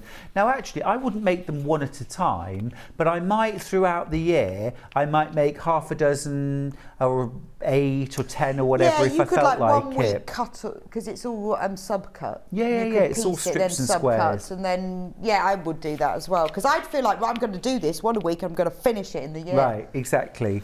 And then week 51, you're going to put your triangles and your squares together. So you're going to cut your setting triangles and put your blocks together. And I love as well the way that every single block is numbered and its placement in the quilt is all set out. Yeah. So you can reproduce the quilt absolutely exactly. You can play around with the setting if you prefer. Of course you can, but you can also reproduce it perfectly. And then week 52, so the final week of the year, you're going to add your borders. So if you want to do it like that, it is a full year of fun. It's amazing. A full year of fun and the most incredible heirloom. There are lots of quilts that I make that are fun to use for a season. You know, it's summertime. Yeah, I've made this little picnic quilt, quick quilter. I love making quilts like that. But this is an heirloom quilt. It is, and it has that antique-y look. Should we have a look at the fabric? Without a doubt. I'm going to go Let's into my do kit. it. Let's do it. It all comes packaged in a box as well, which is nice. So if you were thinking about gifting this, anyone that you know loves patchwork quilting would love this. But it comes in a nice box. It's amazing. Are you going to come over and cuddle up with me? I'll come over to you because you have an overhead. Yeah, I'm special. I know. One day I'll be as special. Not yet. Not yet. Nah. Give it time. Now, this is all Moda fabric, don't forget. Yeah, there's no solid in here. There's no tone on tone for the background. So this is designer quality Moda fabric. Comes with a free postcard.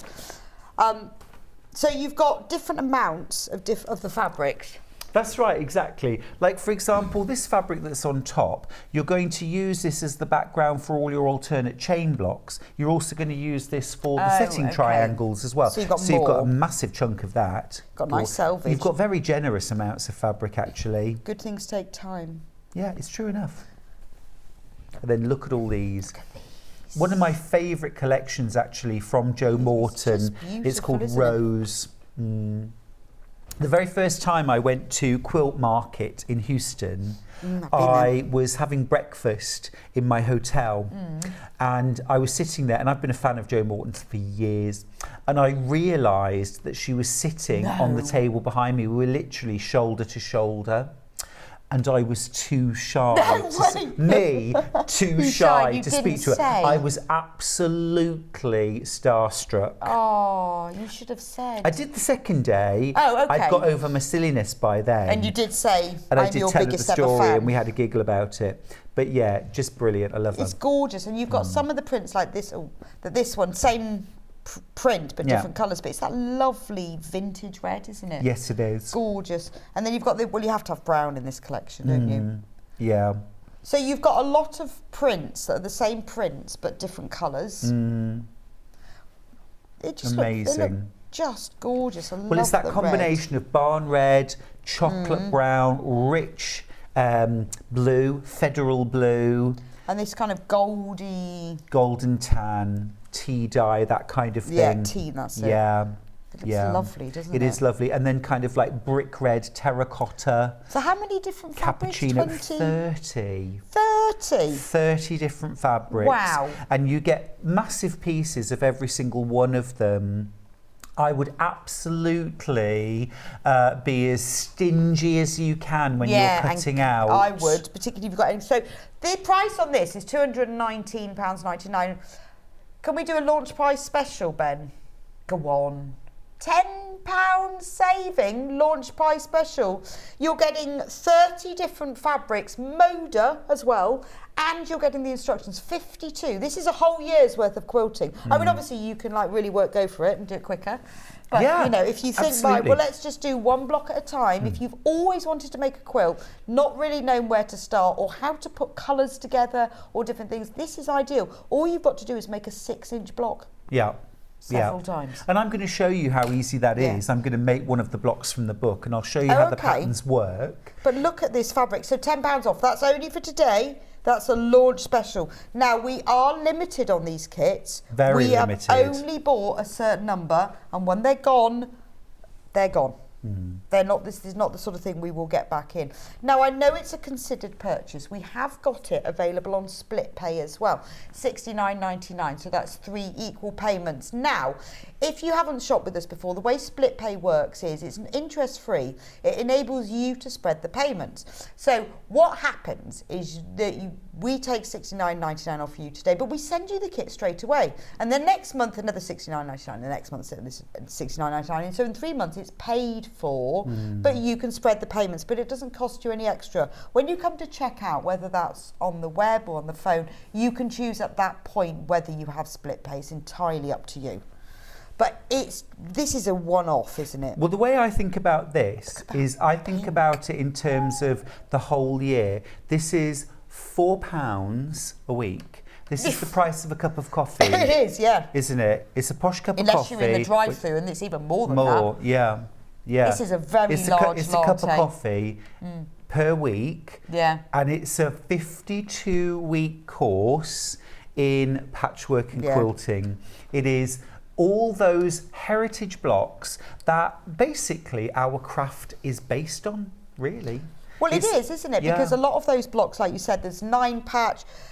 There's things in there, like I was looking through the instructions, how to do flying geese, how to do half square triangles, how to do quarter square triangles. So when you finish this, you've got the building blocks. You have. To a glittering career in patchwork. Yeah, it's true. And also as well, I think, because you're making one block at a time, what this does actually, this is a more mindful kind of quilt making. It is, yeah. When you're making 20 blocks that are all the same, and yes, you do that right at the end with those setting blocks, but with all your sample blocks, what you're doing is you're focusing on one block. You're going to take much more time over your cutting because you're just cutting out the patches for one block. You're going to piece that one block. So again, you can really just enjoy the process. Every day, take half an hour of you time. You know, let everybody in the family know I'm doing this. I'm doing my block. I'm having my afternoon once a week where I'm making my block. It's not about strip piecing and subcutting and do it quick. It's not like you work in a factory. This isn't a race to see how fast I can make this. This is enjoying every single part of the process. You know, we've had, I think it's Susie Duncan, isn't it, with her block keeper? Yes. On. Yeah. I would actually, if you've got a Susie Duncan block keeper, or if you haven't made one, but or ask in a pizza shop for a pizza box. Okay, unused, obviously. Not with cheese. And keep that and put your blocks, label it up, and really enjoy. Make it a New Year's resolution. Save this for January the 1st and that first week of January. And every single week, take an afternoon to yourself. I think I'm going to make that one block, and you will have this amazing. You will have the amazing quilt by the end of it. It is. It's absolutely beautiful. It really is gorgeous. I'm going to take do a bit of sewing. Yes, let's do a bit of sewing. So you're using the Elna 680. I am, which is my machine that I have at home. Right. And now, why is that your machine at home then? Well, I've had it for about 7 years now, 7 or 8 years. I can't remember which. And it was, I'll be honest with you, it was £1,100 then. Wow. So the relative price, I mean, it's amazing. Yeah, that's weird, isn't it? And it's been an absolute workhorse. Free goodies. I put my sewing machines through it. Thank you. And it's been an absolute wonder the whole time I've used it. Now, there's a special offer on this. I'm bringing it in. Yeah. This is the last day of the special offer. Do you want to? Yep. Just tripped over the bin. Very quickly. So this is the last day of this special offer. If you buy the Elna 680 Plus today, you will get over £157 worth of goodies. So with this, you will get a Helen Newton pattern, a Delphine pattern, an Yvonne Village Fabrics kit. You get 2 meters of red fabric. You get 2 meters of cream fabric. You get all of this thread, which comes with the stitch ripper as well. You get a lovely little tin. You get the ruler and a cutting mat. So it's all of there, and that comes free with the machine, but only if you buy it by midnight. After that, then this is the last day. After that, then you will only get the machine on its own. So we just wanted to make you aware that this is the last day. If you're thinking about buying the machine, please do it today, because we won't be doing this offer. Because this will all go with your quilt as well. Yeah, Cutting mat, absolutely. ruler, thread. Absolutely, yeah. You've got your thread, you've got your mat and your ruler. So treat yourself to the quilt kit and the machine. Treat yourself, as we say in the north. Treat yourself. Treat yourself. Yes. Yes. I'm going to treat myself this afternoon on my way home. Are you? What are you going to treat yourself to? I'm not sure yet. I might go and get myself some fruit. Oh, that's not a treat. Lying. I always stop in the I'm farm shop lying. services because that's my favourite services in the world, and I go past it. They do amazing cake. Oh, do you know, this is awful, but do you know my absolute favourite kind of cake ever? What? Do you remember lardy cake? Oh, yeah, definitely. No, we set in Somerset. That's why I grew up. Lardy cake. There's no remember about it. It's there all the time. I mean, that's a real I feature. adore lardy cake. Mr. Draper used to come round once a week in his blue van, the bakery van, and used to open the back doors and pull these wooden trays out. And I was always allowed a cake, and I always used to have a piece of lardy cake. Lovely. Well, I'd never had it. I grew up in Northamptonshire. Then we moved to Somerset when I was 8. And everyone had lardy cake. Lardy cake. Lardy cake. My lover, a bit of lardy cake. That won't do you any harm, that won't. He loves it. Talking about quilts and lardy cake, there are more lardy cake quilt kits in baskets than we actually have in stock. So good luck. Because, right, make one, Stuart, really quickly. Whole quilt. Okay, I'm going to make one for you. Whole quilt. Now, I've gone slightly rogue. Sorry, everybody, you knew that was going to happen. Because actually the instructions for the blocks are literally sort of piece by piece. There's no strip piecing or anything like that. But, you know... Steph, just a quick question. Steph says, why shouldn't you pre-wash the fabric?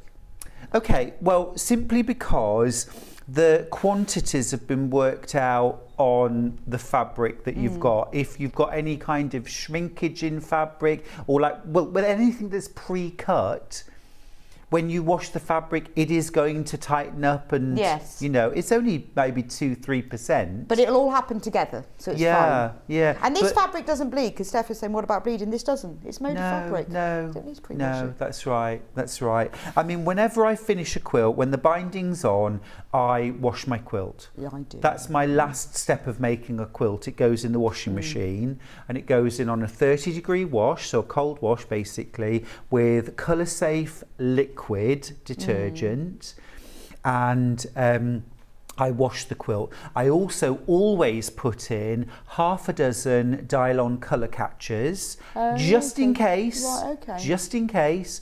But by the time you finish making a quilt, it's filthy. Whether you can see it or not, you've been handling it, there's marking pen, there's dust, whatever, chalk, you name it. It needs a wash. And all your quilting stitches will bed in beautifully. It looks fab. And this is Moda fabric. It is. Right then, so we're going to make week 27. Okay, week 27. And I've got my cutting diagram. It's a beautiful block, lovely star block with chain corners, and it's a kind of split pointed star. So different sizes of half square and quarter square triangles in each unit. So a bit of fun piecing there. The numbers on the diagram itself relate to the numbers of the fabric. So you go back to your original key, and I need fabric 1, 2, 17, 26 and 29. Well, I've got those fabrics out ready. Now, for the chain units, the little 4-patch units, the instructions actually say to cut out individual squares.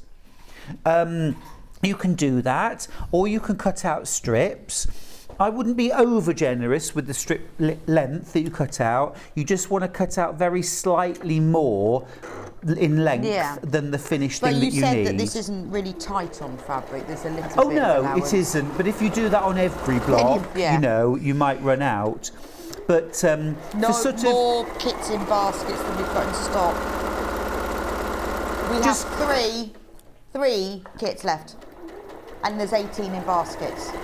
So you need to fastest finger on the buzzer, because I don't think we'll be getting these back. Can't guarantee that, but I'm pretty sure we won't. With these kits, we normally get a certain quantity and that's it. I mean, we can ask, but there are only 3 kits left. It's a really, really special quilt kit, this. Oh, it is. And you're worth it. Yeah. I think I'm worth this. Yeah. Because you want it, don't you? I really do. I Well, know. like you said, £4 a week. I know, that's all it equates to.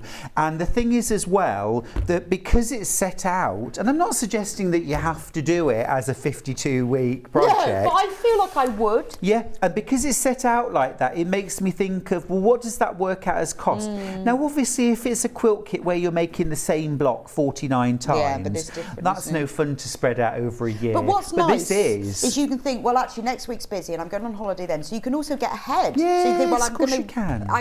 I'll do 2 weeks because I'm not going to be able to do it this week. That's absolutely right. Or share it with a friend. Right. Get someone else to make the other half. You know, you could do that, couldn't you? Now I'm going to say no.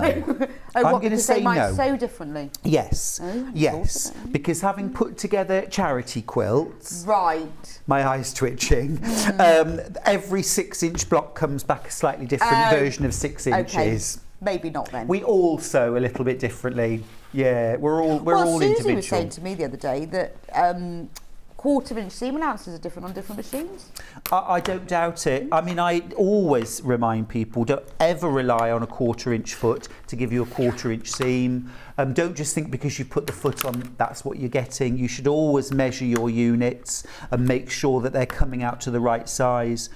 And that's particularly important when you're making something where you're putting multiple different blocks or units together, where you're putting pieced borders onto a quilt as well. You really do need to make sure that everything is coming out the right size and shape. So what I'm doing is I'm just trimming these down now Debbie into said, my little units. would you spin your quilt after washing it? Sorry, we're back on the washing. Yeah, so I put my quilt on a normal cycle, short spin. I do put it on a spin because I don't want it to come out of the washing machine dripping wet. And then I tumble dry it on low. Do you? Yeah, every time. Tumble dry it on low until it is barely damp. And then I get it out of the tumble dryer and I either hang it over the washing line as kind of straight and flat as I can make it, or if it's a nice sunny day, I'll actually lay it out flat on the grass. And if it's neither of those things, and neither of those things is possible, I'll put some towels onto the bed, and then I'll actually lay it out flat on a bed and let it just air off, and that final little bit of drying flat. Yeah? Yeah, see, I never thought, I wash mine in cold. Because I read the back of the wadding ones that said cold water. And I give it a super major mammoth spin and then I hang it on the line. Yeah. But yeah, I'd never. Oh, it's sold out. I never thought about tumble dryer. Well, but as you've tried it, then you know you've risked it. You've done the risk for me. Tumble drying every time, every single time. No.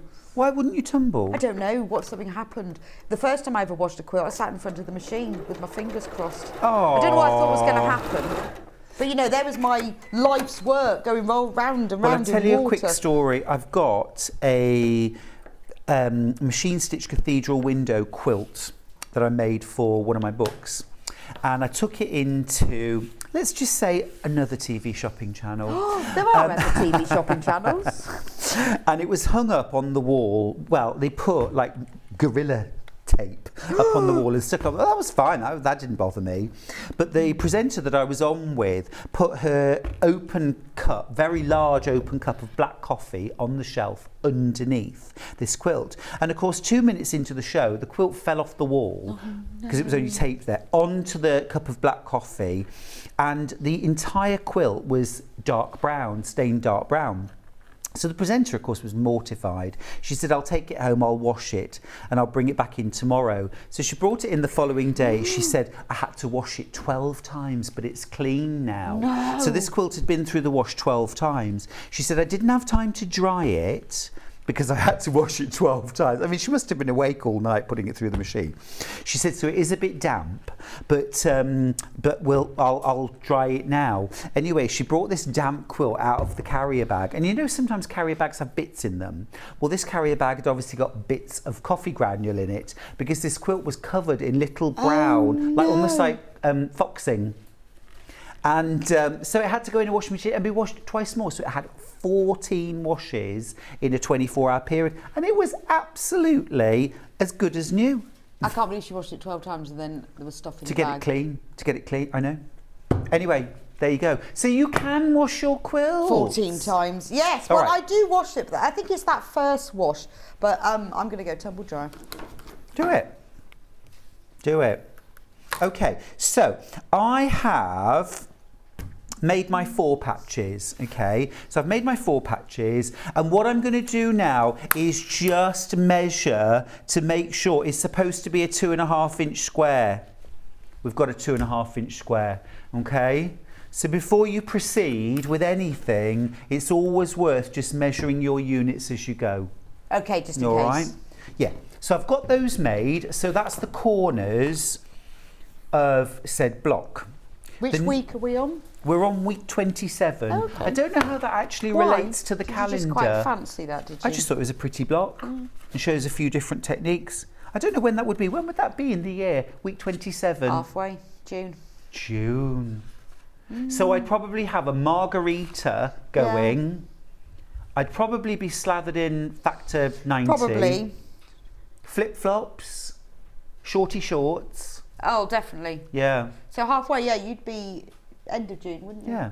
And I'd be feeling pretty good about my quilt because I'm halfway through. I'm Yeah. enjoying the process. So let's make these little pieced units now.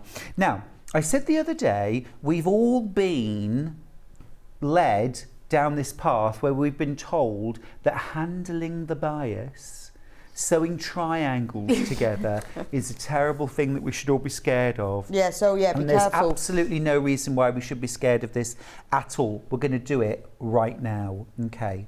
So for my brown number 29 We're on 29 now. triangles, I've cut out 2 squares and I'm going to cut these on one diagonal. Now you'll notice, although I pre-cut my fabrics, I haven't made this cut. So this is that's a more complicated one because they are in difficult levels, aren't they? So I'm going to wait until I'm actually ready to piece this. I do think it's a very nice idea. If you've got a bit of spare time one day and you fancy getting a bit ahead, but you don't want to piece your block, why not make up block kits? So well, you've you actually could got like them cut piece out. one and cut out next week's. Yeah, that's a nice and then, idea. And then you can always start sewing. I like that. So then I've got these 2 units and I'm actually going to cut these on both diagonals. All right. So it wouldn't be a bad idea actually to grab a rotating cutting mat for this. I've got one just under my desk. Well, I've done it now. I thought you were going to say that. I've done it now. Oh. I've done it Is now. it too late? Well, go on, slap it down. Ooh, Oh, not like that, you Not nana. like that. You lie. I lost Trease's face and now I've lost your triangles.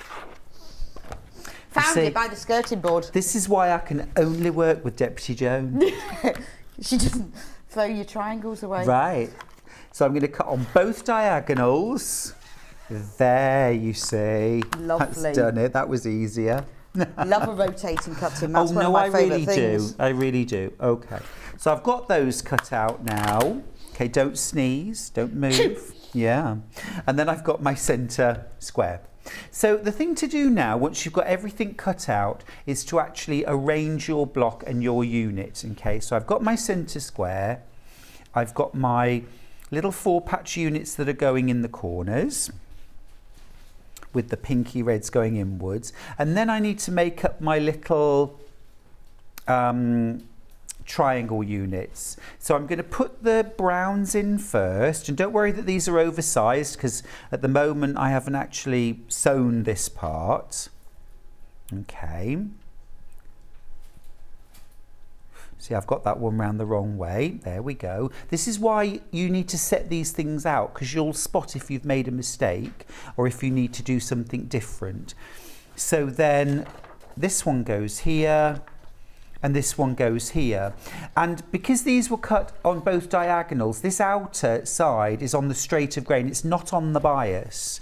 So when I mentioned, you know, fabric on the bias, that's really only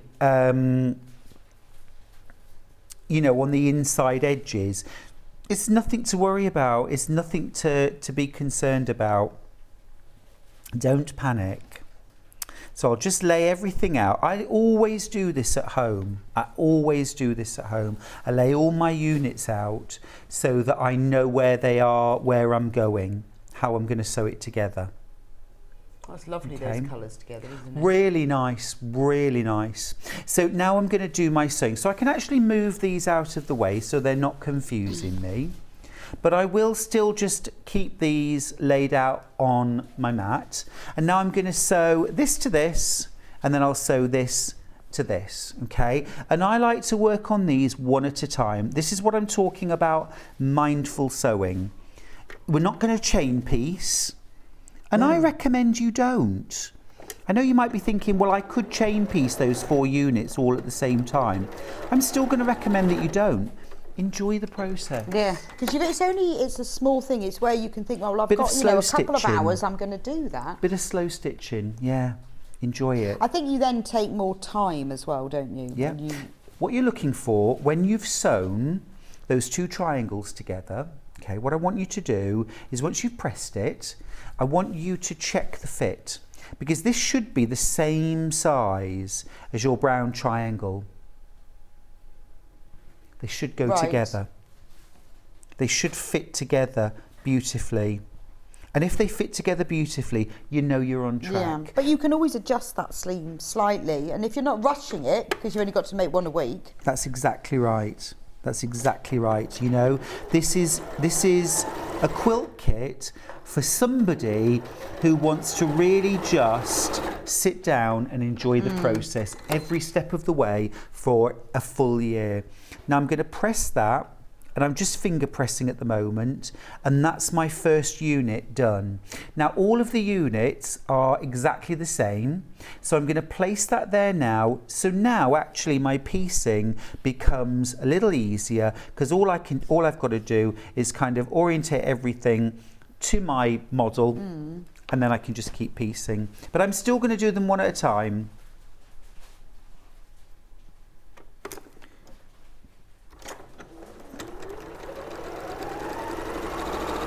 And I love working at smaller scale. These blocks are 6 inches, as you mentioned, and I love small patchwork. Yeah, no, I do as well. I don't know why. I think it's maybe because you just have to take more care, and it's worth them because you haven't got so much to do. I would tend to unpick to get it right, whereas if they're bigger blocks, so I'm doing more, and then I think I will be fine. Yeah, I mean, I think the thing is, I'm a fabric lover, so the smaller the pieces, the more fabric you can get in. Okay. You know, and I love scrap quilting as well. And although this is obviously fabrics that have been selected for you, it has the look of a scrap quilt as well. It has that sort of vintage vibe. It is. It's that whole sort of what quilts were originally made from, wasn't it? Old bits of clothing. That was the point of it. And you know, it's There's and the kind of, you know, I don't know, the Wild West and trekking across America. I mean, I would say it's a very American quilt, which I love, you know, the fabrics, the style, the blocks. It's that very much that sort of American patchwork tradition, which is so very much a part of our quilting traditions as well. So that's the 3rd unit done. And again, all the time, I'm just finger pressing and I'm just checking that each unit is matching the previous one. 1 to go. So just get everything lined up again. See, I'm surprised they haven't named all of these, because a lot of these blocks you think, I know what that one is, I know what that one is. Yeah, I would agree. That's the only thing that I would have added into the pattern. It would have been nice to know the names. But then you could, lot of them you will know anyway. It's your homework. Is name your blocks. Yeah. Oh gosh, do you know, I did that once for a quilt group that I was a member of. No, it was a retreat. I thought, oh, this will be fun. We'll have a little quiz. Name that block. Oh, it was, you know, like when families play Monopoly. Really? It was like that, because everybody called the blocks something different. It starts off fine. You go, oh, well, that's easy, because that's a 9 patch. That's a pinwheel. Yeah. But then some people go, well, I don't call it that. I call it something else. That's right. It's like monkey wrench or churn dash. Same block, different orientation.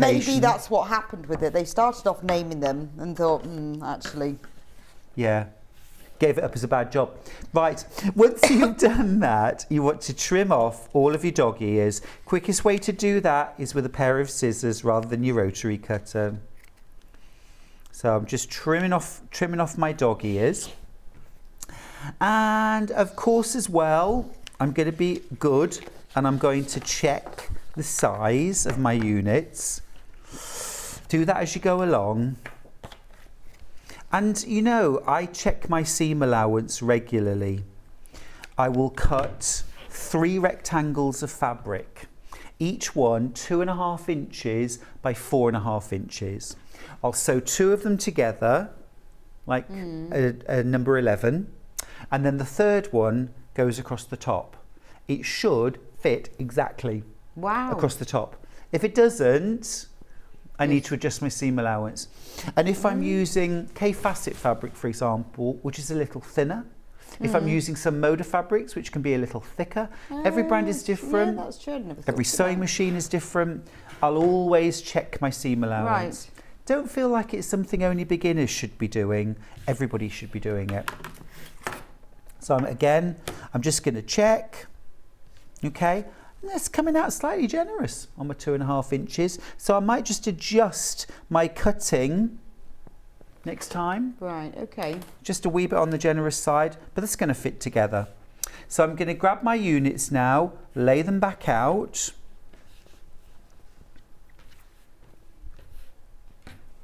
And let's just make sure that we get everything in the right orientation. Oh, someone's having a laugh next door. No. Is it? Hey. They are so loud. next loud, door. and we're lovely quiet What are they doing? quilters.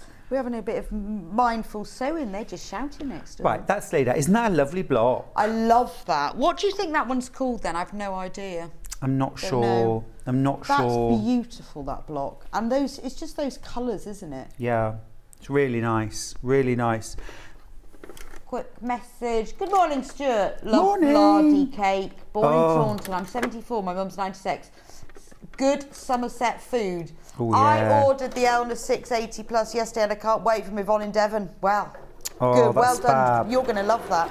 Well, I grew up in Somerset, Yvonne. Love a bit of lardy cake. Love it. In fact, the baker's in the next village to my mum and dad has closed down, which is very, very sad.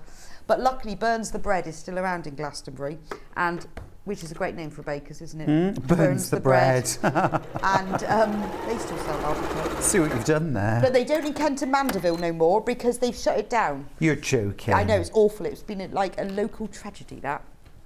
Love lardy cake. It is sad that, I mean, we've got a bakery in the village, you know, and we love it. We love the fact that we can, you know, go there and get a bit of fresh But bread I have to or say, fresh farm shop cake. services, I can highly recommend. Yeah, Cakes. yeah. Do you ever go that way? No. M5, Right. about junction 12. Yeah.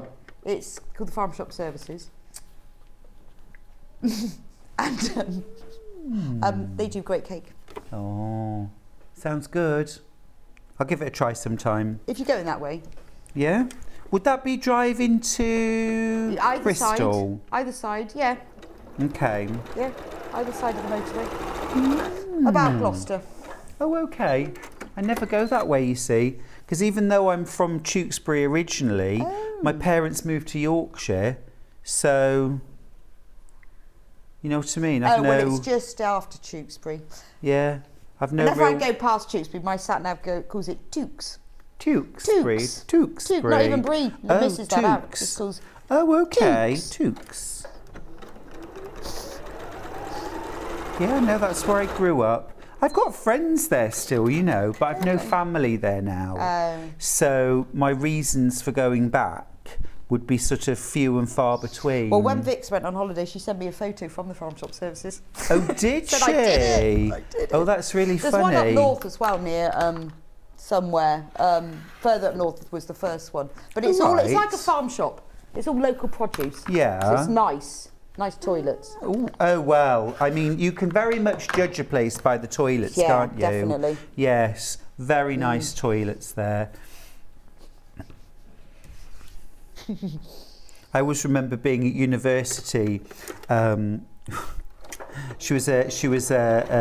There was this woman who was a flatmate of one of my friends, and she was sort of born middle-aged. Do you know what I mean? Yeah.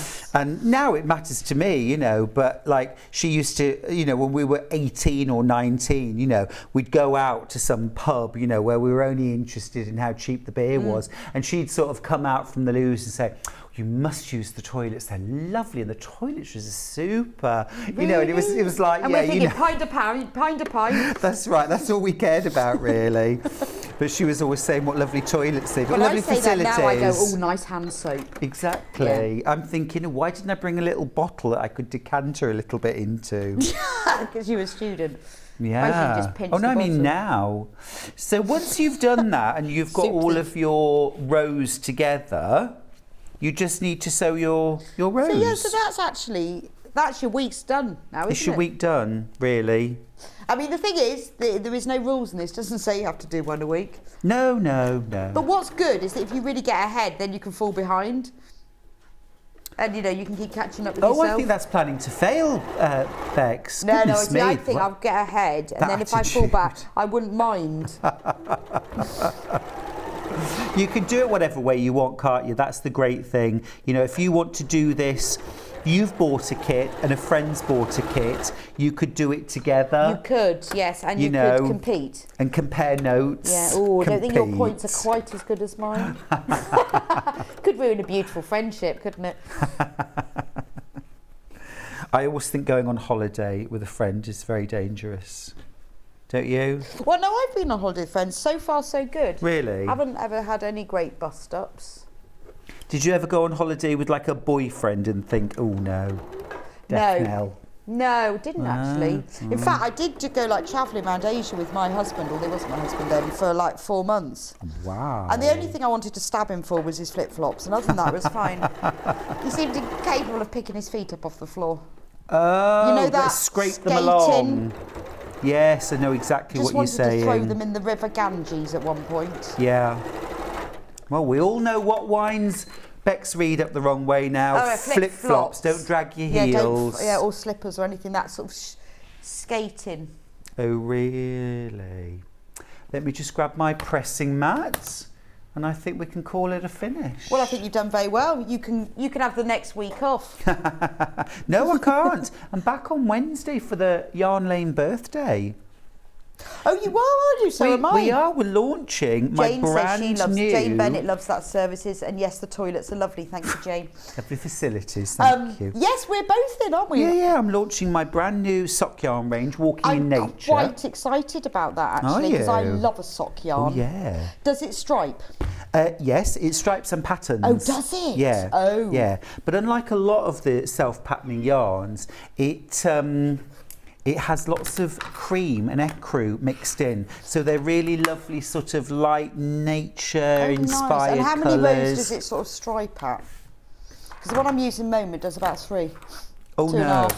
No, there's loads of different pattern in it. It's gorgeous. Oh no, every colour will repeat. Oh, I see. About 3 no, rows. It's not just striping, it's patterning. Oh. You'll have to see on Wednesday. I love socks. I'm knitting a pair of socks. I love them. Yeah, and then we've also got my Show Your Pride sock yarn, which all the profits go to Stonewall. And does that stripe?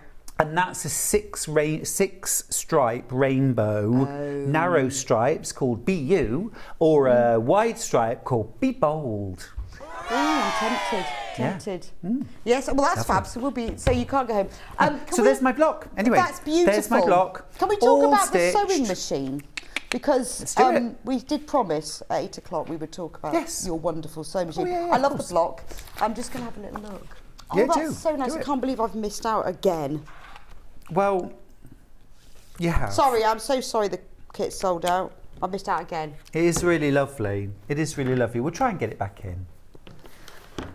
Stuart, you have made such a beautiful block. I aspire to such gorgeous stitching from Collective Bless you. We're all just trying our best, aren't we? That's all we're doing. You know, on any given day, you might get good, you might get not so good from me. But thank you. I really appreciate that. It is beautiful. Well done. I always say, if it looks okay thrown over at the back of a galloping horse, it's good enough. That's true. That's true. That's why I'm always on the move, so they can't catch me. But yeah, look, let me talk about this machine a little bit, because So you've got this machine. I have. And you love it. Yeah, and so often when we're on air, we are talking about brands we know and love. Definitely, but it's quite unusual that we can talk as presenters about a specific machine and say, I actually have this machine. But I actually have the 680. This is the Plus, which has got a couple of refinements to it, but essentially, same features. Yeah, that's right. But it is glorious. I wrote Bags for Life entirely on, made it entirely the whole thing on that machine. On the 680. So can it make bags? Absolutely. Can it sew under pressure? Yes. 1,000 stitches per minute. So it's really fast. It is fast. Yeah. But it's also got a speed control, a speed limiter on the front. So if you want to slow your speed down, because some of us, when we put our foot to the pedal, it's either flat to the floor or it's not on at all. Yeah, yes. But you can limit the speed so that even if your foot's right down, you're only sewing slowly. You've got oodles of feet, utility, dressmaking feet, patchwork and quilting. You don't need a 1/4 inch foot for this machine, okay? And the reason why you don't is because your utility foot, and that's what I've been using, your utility foot with stitch number 606 is the 1/4 inch. Oh, is it? Yes. So you've actually got your 1/4 inch stitch setting programmed into machine. Oh, if that's you're metric, fantastic. you've got a 7mm setting on here for metric sewing. Okay. Oh, nice. You've also got, very importantly, a walking foot included. Yeah. Right. You've also got That's really worth it, because they're about 70 quid, aren't they? I mean, for some machines, they're 110. Wow. I don't know what it is for that one. I bought one for my old machine. You change out of 50 quid for one. 70 quid. Exactly. You also get a standard darning foot, free motion quilting foot, but then you get another adjustable or convertible free motion foot, and that is the shank, and then you get 3 different feet which attach to it. Now, I'm just going to grab it out and show you what I'm talking about, because I've got them right here. Right. Now, I'm hoping that on the green mat these will show up really nicely. I think they will, won't they? Right, okay, good. So, what you've got, this is the darning foot. This is the convertible darning foot. And I just want to show you, do you see here on the side, it's got a little screw? Yeah. And that's exactly like the kind of screw you have for your needle clamp, for when you're putting your needle in. Right, so you unscrew that, this bit comes off. This at the moment is the open-toed embroidery foot. You've also got a closed toe embroidery foot, if you prefer that. You've also got a clear view. I love that's my favourite. It's my favourite. Yeah. Why is it your favourite? Because I can see what I'm doing, but it holds it down. Yes, both of that. Because I want it to hold it, otherwise sometimes it will jump. When you're quilting, it holds all of this area of your quilt down flat instead of this tiny little area. That's fine for free motion embroidery. Yeah. But I still prefer that one. I use that all the time. It's weird, isn't it? Awesome. And the thing is, I've got something very similar on my long arm. Okay. And it's not the standard foot that comes on a long arm. You buy it separately. It is so worth the money. It's no extra money but it on is this worth machine. It is, and I think probably different people have different ones. But I use I that bet one everyone for loves quilting. that most. It's really good. Isn't I bet it? everyone loves that most. So I mean, it's just awesome. So you get all of that. You get an extension table, which is really useful. A knee lift. Yeah. A knee lift. Now, although I haven't used it today because I'm standing up, and you do need to be sitting down to use a knee lift, but I really wouldn't buy my sort of main sewing machine without a knee lift, because it's like a third hand. If you've never used a knee lift before, it's a metal bar that comes out of your machine and under the table, and the bit that goes under the table sits next to your knee, and then you push your knee against the bar, and that lifts and lowers your presser foot. And so it's like having a third hand round the back, lifting and lowering the presser foot when you want it to. The thing is when you're doing, I was doing something the other day where, I know, I was doing stitching around curves. I was appliquing curves on, and every three stitches, I had to lift it because just to get around it really neatly. But Exactly. with the knee lift, you don't need to. No, that's right. You Brilliant. imagine a pliquing around a circle, a little circle. I've just been doing like berries that are template cut from a 1p piece.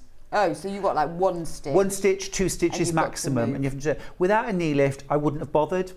I'd have lost the will. I just think, you know, when you get a machine this level, it's going to last you. It's going to cover all of your Well, like I stitching say, needs. You're not going to grow out of it. No, and I've been using my Elna 680 for the last, it's at least 7 years. I think it's more like 8 now. And I've written books with it. I've made samples for TV with it. It's just a workhorse. Do you know what? There is one time, and I'm ashamed to admit this, there was one time it didn't sew properly for me. Right? And the fabric wasn't feeding properly. And I thought, what is going on here? Why isn't the fabric? And I checked my feed dogs to check that I hadn't left them down. No, they were fine. I'd been using that machine for 6 years and I had never cleaned out the lint.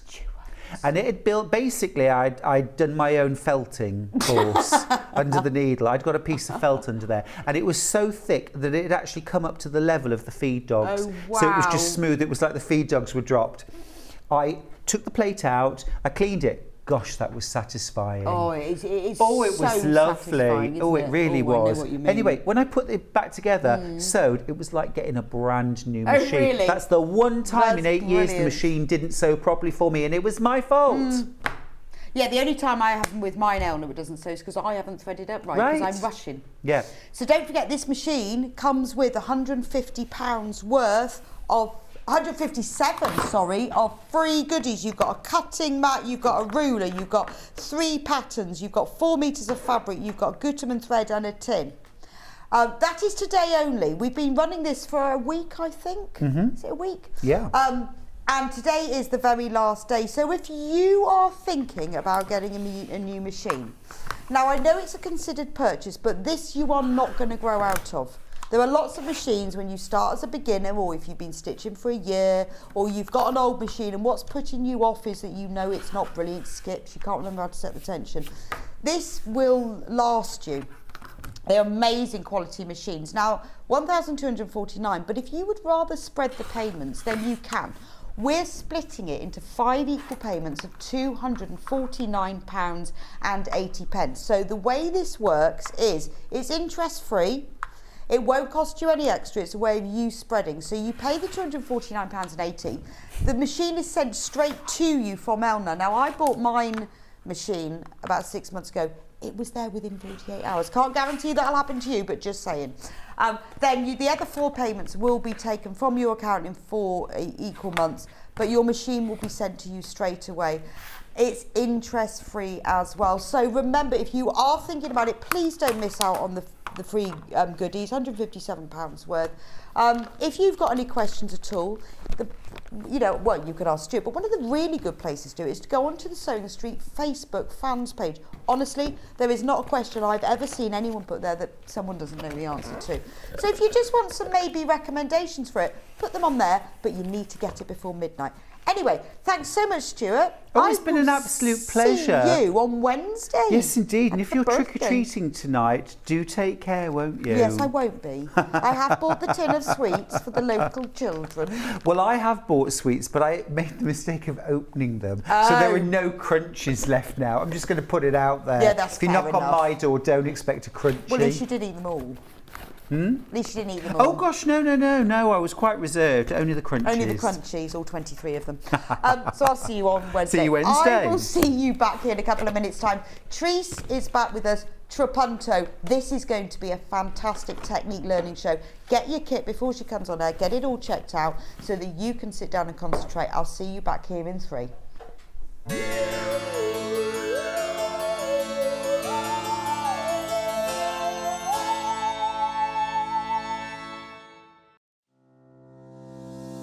Hello, I'm Emma Bradford from the Swift Quilting Company. I've been a quilter for 25 years. I began sewing and quilting by hand, but now I offer long arm quilting services and I run patchwork and quilting classes. You can see me regularly on Sewing Street demonstrating patchwork techniques. My top tip is there is no right or wrong way, only the way that works for you. There is no such thing as the quilting police. Outside of quilting, I am a qualified botanist and I enjoy riding my motorbike around the country. I hope to see you soon on Sewing Street.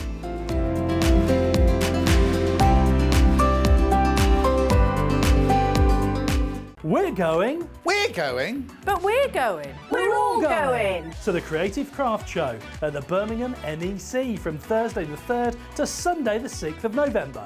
We'll be bringing goodie bags, a tombola, and a chance for you to meet your favourite guests and presenters across all channels. Not to mention the opportunity to shop and to be inspired by some of the best crafting brands around. And because we're going, you can get discounted tickets of up to 40% by using the code Birmingham40. And logging on to creativecraftshow.co.uk.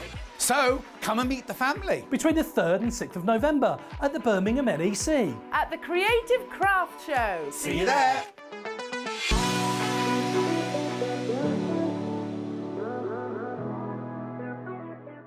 Sewing Street have our very own app.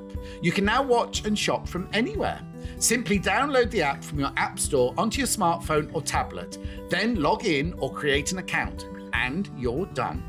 You can watch us live from anywhere, browse all our recently played items and pre-orders so you never miss out on any show deals, and message the studio to say hello at any time. And remember, you can check out as many times as you want and only pay 1 P&P all day.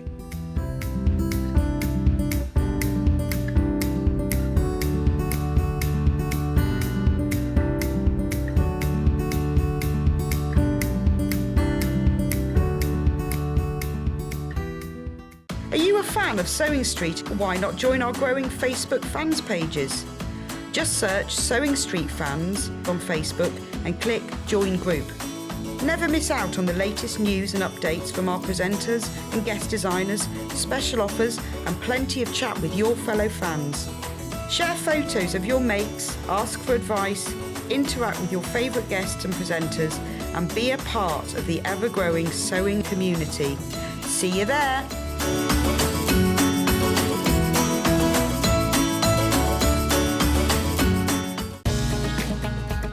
Follow Sewing Street on Facebook and Instagram to keep up to date with what's coming up on the show, as well as being the first to know about our amazing offers. Get involved with our competitions that are exclusive to social media. And pick up some top tips from us too.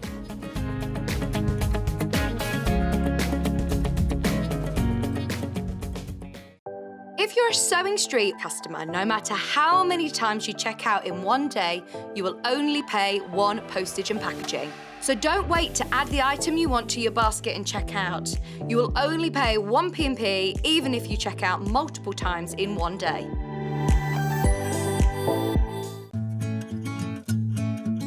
Stuck for ideas for the perfect gift? Why not get them a gift card?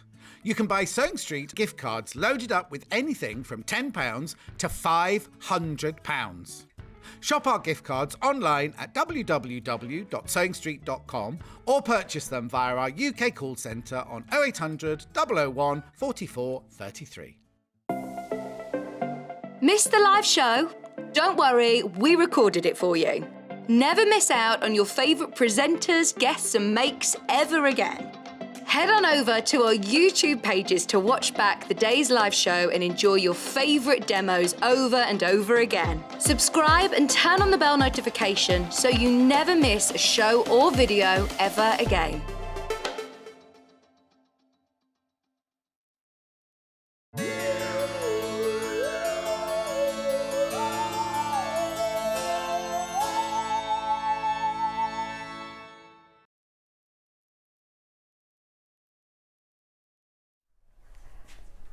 Welcome back to Sewing Street. So I was in the middle of a question. Lovely to have you back with us. If you've just tuned in, welcome to Sewing Street this morning. You've missed loads.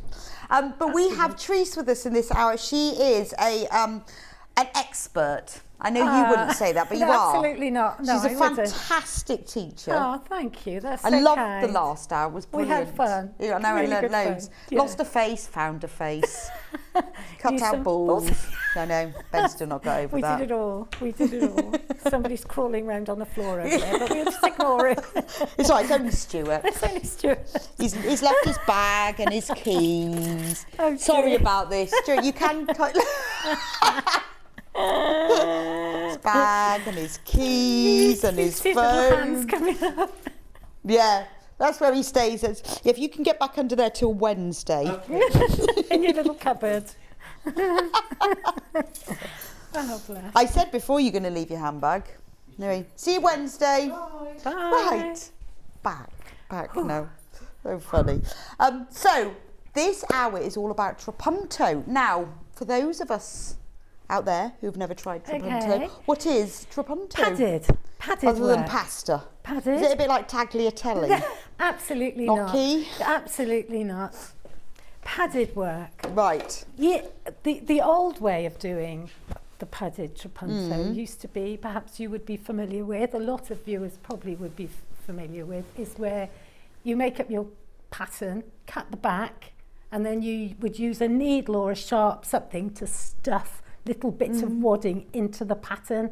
That's gone by the by now. That's old-fashioned. Oh, absolutely. So this is the easy way, and it's gorgeous. I absolutely love Trapunto. It's beautiful, isn't it? It's really... Oh, it's beautiful. Really beautiful. Tone And if on you've tone, that's what I was looking for. And if you've got a quilt, and you've got a big empty space, and you think, oh, what can I put in that space rather than just quilt? Yeah, Just chuck bit a of bit of Trapunto. Trapunto. I put a lot of Trapunto on my quilts. It's beautiful. So buying this kit is a way of you learning the technique, which you can then use in other things. Because Yeah. this is great. You know, when you make a project, it's not just about making the project, having a finished cushion. Yeah. It's a learning journey as well. So it's about you learning the technique, which you can then transfer those skills to other things as well. Yes. So with the kit, you can learn how to do this. You bonus, you get a nice cushion. Yeah, a gorgeous cushion. But Beautiful. you also get is there a beanbag in here? It's a bean. I put a bean I bag like in that. there. Yeah, I put a It bean feels bag really, in what a there. good idea for a Yeah. cushion. Yeah, I put a bean It's like bag. I've never seen a beanbag cushion. Have you not? No, but that's so soft, isn't it? It was the days of having bean bags. Yes. Kids had bean Yeah. bags, didn't want to throw them away, so I kept the beans, and I've put the beans into Because the it pillows. really, it really fills it Feels. out well, does. but it feels Yeah, nice. Yeah, it does. Anyway, yeah. top tip, beanbag cushions. Bean bag cushions. So in absolutely. the kit, you get obviously the fabric. So with this one, you get 1.5 meters of cream.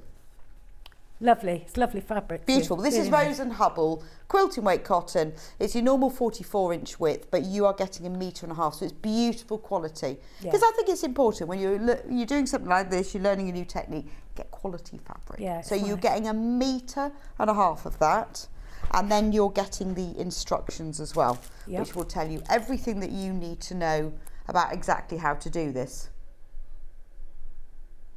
So, what do we need as well as this? We gosh, need my mind went blank there. We need wadding. So have we got the wadding, Ben? Yes, we need The 2 ounce wadding. the 2 ounce wadding, polyester wadding. No, I don't know. We have got it. It did come. Ah, there you go. Look Brilliant. at that. Thank you very much. We didn't see that. Yeah. So you will need some wadding because this is about the Trapunto bit, Yeah, isn't it? absolutely. Yeah, that's the padded bit. Now, you can use your own wadding if you want. This one's $5.99. You've got 1 metre square. You've got absolutely loads, so this will make you loads of cushions. But it's important that it's got some loft into it. You Yeah. don't want a thin wadding. Pointless. Pointless, absolutely. Thicker Yeah. the better. Thicker the better. In fact, I guess you could use 2 layers, couldn't you?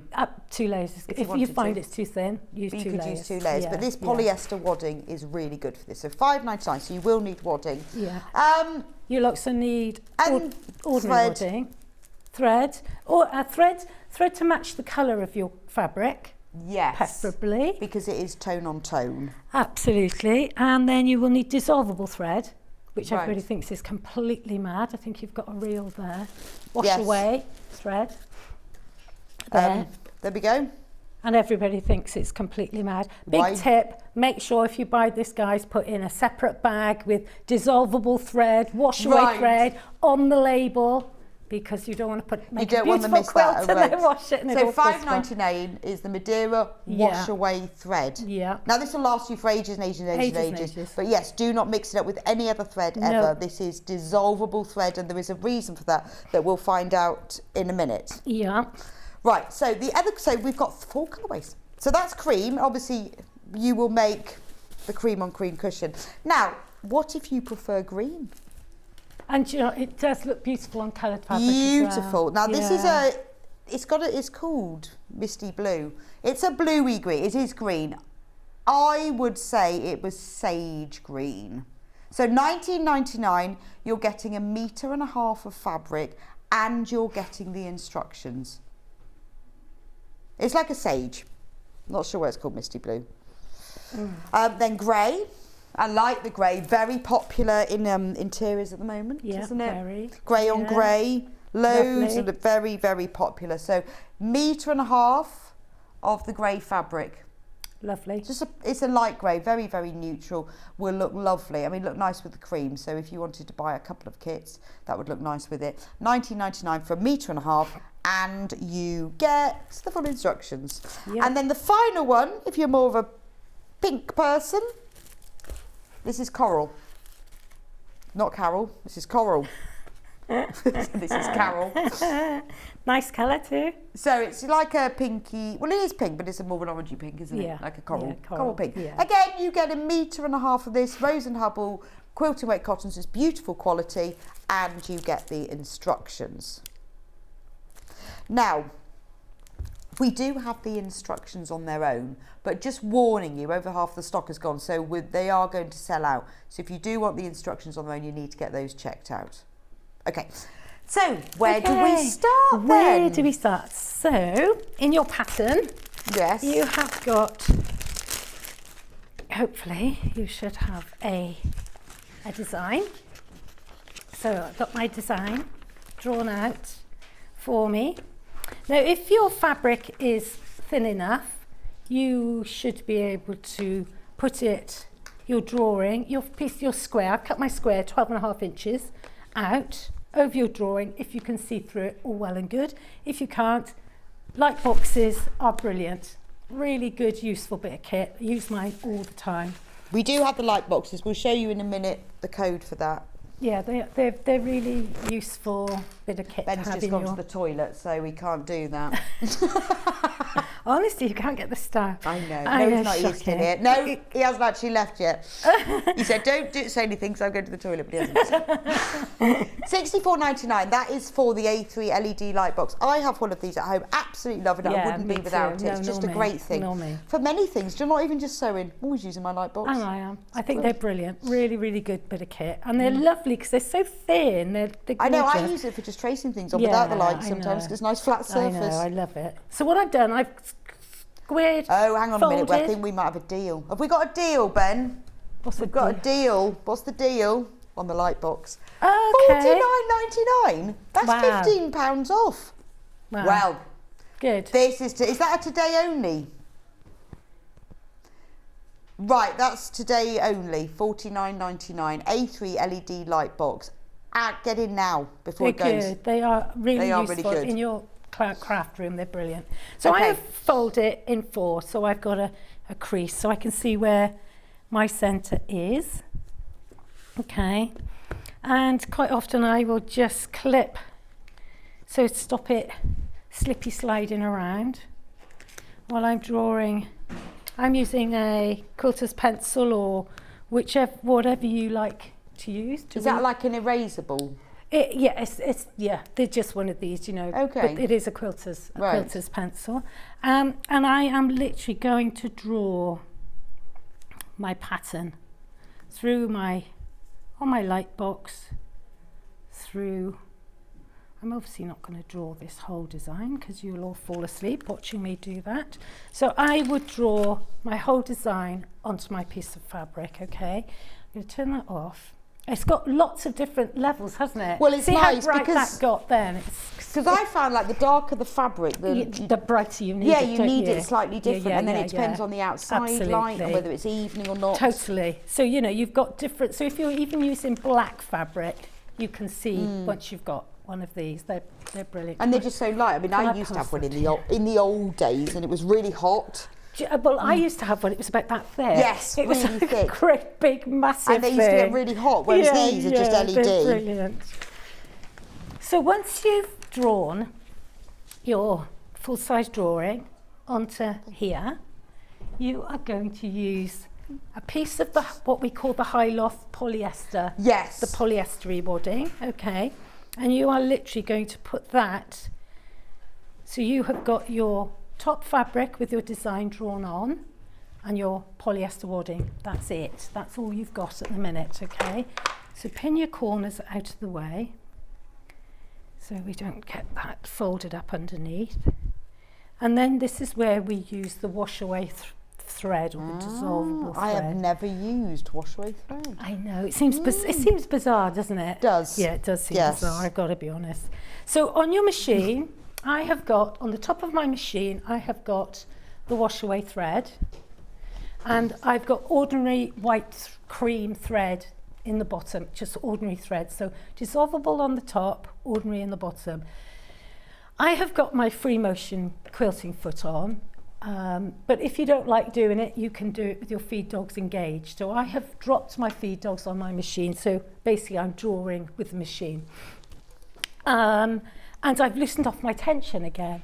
The reason I've done that is because this stitching that we're going to do now can, I know it sounds awful, but it can be really rough because it's going to disappear, but it doesn't have to be really neat. So what I mean by that is I'm going to go in here and I am going to start on in the middle-ish of my pattern, and I am going to draw, and if these stitches are huge, it doesn't matter. So I am going to draw, let's get that out of the way. Let's get this, chop that off out of the way. I'm not catching it. So I'm literally just going around one of the buds, okay? You want to look at your design and think how far you can go without stopping. So I'm going around that bud. Like I say, some of my stitches are huge. It doesn't matter. Coming up here, and so I've gone right around one of the little tulips. So I'm going to lift my foot, bring up my needle, and I'm going to jump across. Don't worry about this thread coming across, just ignore it, and I'm going to start again. So round another tulip if you like. Like I say, if you want to do this with your feed dogs engaged, absolutely do. Ooh, you don't have to do it free motion like I. Oh, okay. Like, so you can just like do I'm normal, doing but then it. you'd obviously have to move it more. But you You'd can have to just move it more. It doesn't like Okay. that for some reason. So you would literally, you can see this. I would have threads like this all over the top. Can Right. you see that? There, all over the top. This is my dissolvable thread. Can you see that thread there? Doesn't matter. You would literally cut them off. Don't even, no knotting of threads, nothing. Just cut them off. So you can see I've gone around that one there. Started going around that one there. So you would go around the whole thing. So you were going through, you'll have threads on the back as well. You can just chop them. Again, don't worry about knotting anything, because all of this thread that we are using at the moment is going to go eventually, okay? So you would end up with a piece like this. So you just sew around all of your traced lines. I have literally traced around my whole thing, okay? Like I was then on the machine, okay? And I've got this, can you see that on there? I don't know if you can see that very well. So I've literally got my design, my dissolvable thread on my whole loft wadding, that's all I've got. So the next bit is probably the most time consuming bit, and you do have to take your time because you have to be really careful. You've got to decide where you want it padded and where you want it flat. Okay. So I obviously want it flat here. All of this I want flat. So you're going to cut that all away. Okay. So you're going to take your scissors. Good to have a good pair of sharp, pointy scissors. And I tend to put my fingers I'd rather cut I know this sounds really sad, I'd rather cut my fingers than my fabric. So I tend to put my fingers under there so that I'm protecting the fabric. And you are going to use the, if you've bought the stitches in the early bird, the scissors even, in the early bird, these would be ideal for this. Yes. Because absolute bargain price today, £3, I can't remember, 79, was it £3? Okay. 49, £3.49, 2 pairs of scissors. You get the large dressmaker scissors, they're blue spotty ones, are very nice. And you get the little ones, which would be ideal for this. Yeah. Now this price will go up again at midnight, so if you weren't here at 8 o'clock to see what the early bird was, you get both pairs of scissors for £3.49. Have a look on the website and get them there, because we haven't got many left and they will go back up again. So, like I say, this bit is the time-consuming bit, okay? And you do have to take your time. So how close do you have to? Ish. I tend to sort of cut it away and then think, oh, if that little bit is a bit lumpy, what is that? 1/8? Okay. 2/8?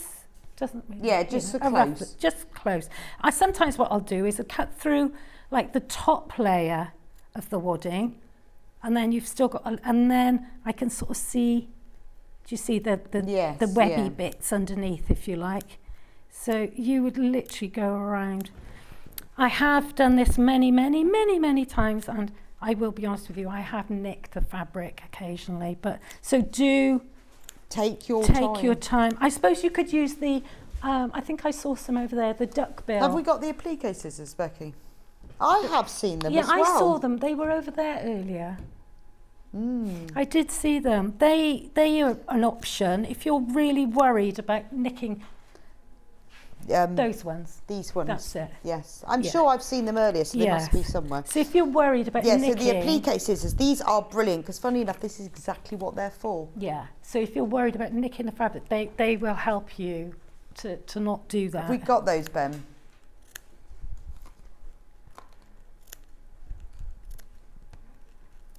So these are absolutely ideal because, do you want to have a go? Yeah, absolutely. Why not? Let's have a go. Then you can see how they work in action.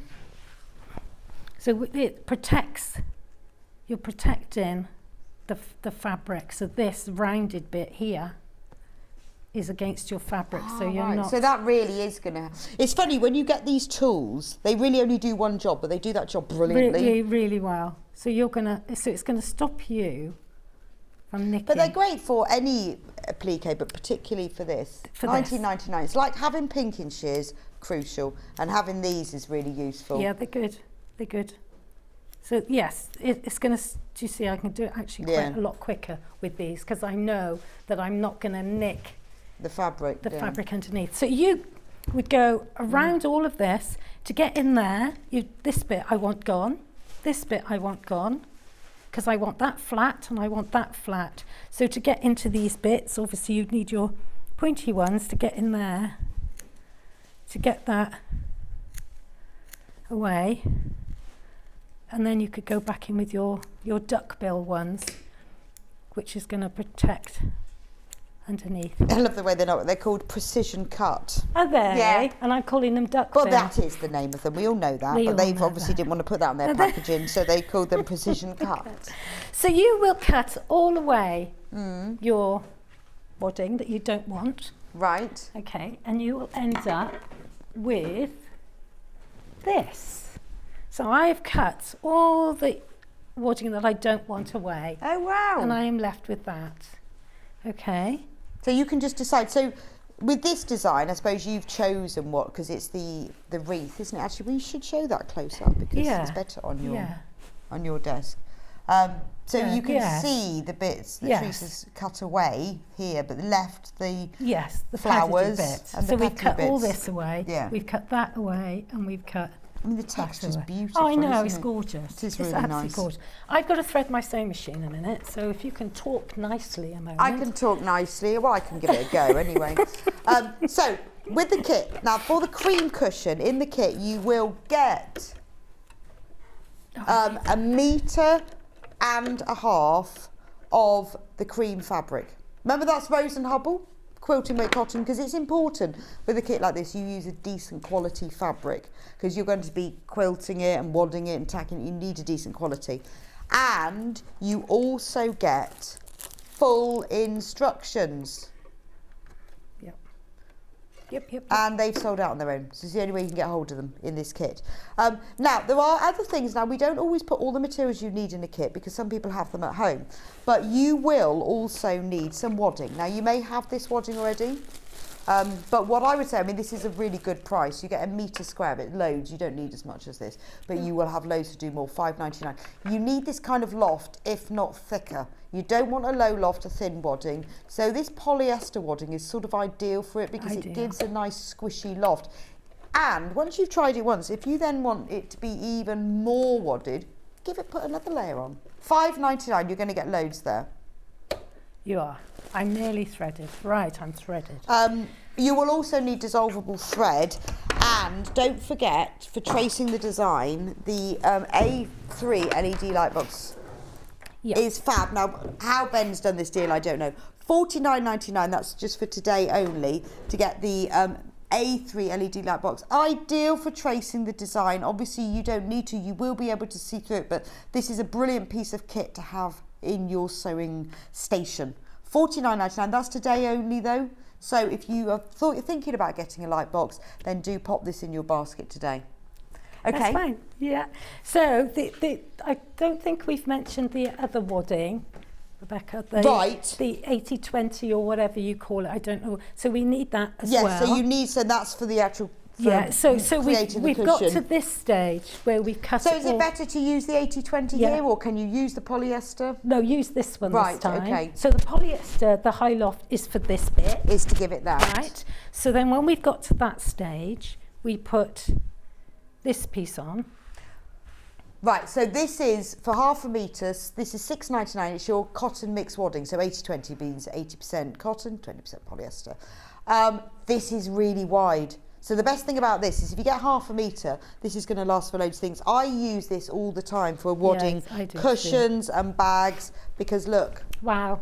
Look how wide it is. It's super wide. It's cut off the roll as well. So actually, if you want more than a half metre of this, because this is brilliant for quilting, it will be sent to you as a whole cut piece. So if you love, I love this wadding. If you want more, because you want to do a whole quilt even, then just buy it. It is very, very wide. So it's perfect for any size quilt, the width of it. It's a lovely weight. It's a lovely really, feel really to it. nice it's really weight. nice. So that's your cotton mix wadding. You'll only need half a metre of this, but it is available as, it will be sent as a whole cut piece. Okay. So yes, so let's just go back over. We've got our little cushion with our high loft wadding held together with our dissolvable thread. Then we're going to cut our 12.5-inch square of the, I don't know, what do you call it, 80-20? 80-20. Yeah, you do. So of the 80-20 wadding. Then you're going to put your backing square on. So you've got those 3 layers. Okay? So we just pop some pins on the corners just to hold it all out of the way. Going to line those up like so. Now, I have put a sort of a goldy colour thread on the top of my machine. I've left the white in my bobbin, so I've taken off my dissolvable thread now. My dissolvable thread is gone. It's over there. And it's back in its labelled bag. And back in its labelled bag. Seriously, I don't even keep it in the same drawer as my sewing threads. Can you imagine like making a quilt or something and washing it? Oh my God, it fills me with horror. Anyway, so now we're going to go back over. We are literally going to sew over this stitching again, but this time we want to do it neatly. This is going to be what you're going to see. Again, you don't have to do it free motion if you don't want to. I love free motion, not everybody does. So you could do it with your feed dogs engaged and just, keep moving your fabric as you would. So I am going to start by going around one of my, right, let's bring my thread up. Breaking news. More? Oh, we've got more. Breaking news, we've got more, because the instructions on their own have sold out. Wow. But we've got more. So if you want the instructions just on their own, we have got some. Breaking news. That was Hayley. Thank you, Hayley. Thank you, Hayley. Marshall say, thank you, Hayley. Marshall say. $9.99 for the instructions just on their own. And the other thing I will say is when you're doing free motion, really quite often any sewing, but especially with free motion, always bring your bobbin thread to the top. You know, we all get those, and we all do it, those ugly nests underneath. Yes, I regularly do that. So if you bring your bobbin thread up, it'll stop that. That's a very good idea. So it'll stop, and I tend to, it's habit, I tend to do that, twist it around my finger, and then I know that that bobbin thread's not going to go down behind. Because it's held up. That's such a good tip. And not get all munched up underneath. So just, and then I can cut those. If your machine starts with a knot, mine at home does. If it doesn't, just cut these off out of the way, but leave them long, sew them through to the back. Now I'm going to go around my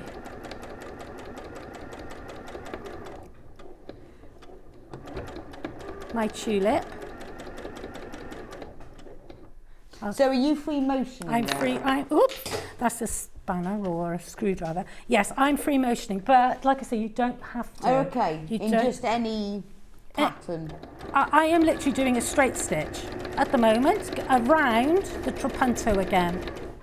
So around the padded stuff. So I'm literally going, I'll take this off in a second, you'll see. So I have gone around there. So I'm going to go across there. I am literally going around everything that I've already sewed with a dissolvable thread. To there. Turn it around so I can see what I'm doing.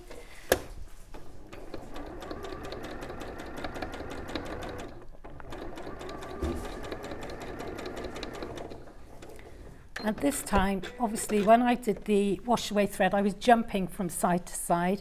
This time you have to do it neatly, okay? Keep it, you know, cut with your scissors. So what's the purpose of this stitching as part of the trapunto? This stitching, so the purpose of this is to hold the 80-20. Right. So this is holding the 80-20 in place. Okay. I know it seems quite a long process. No, I just wondered what's... And does it make the padded stand out more? Yeah, you'll see. If I just... I'll show you. I'll just do a little bit more so that you can see. So needle down, needle up. Bring that bottom thread up. So to stop all that ugly nesting underneath. And... so just go around that bud. Okay, let me show you that. Oh, there you go. So I have gone around, oops, where is it? Ah, there.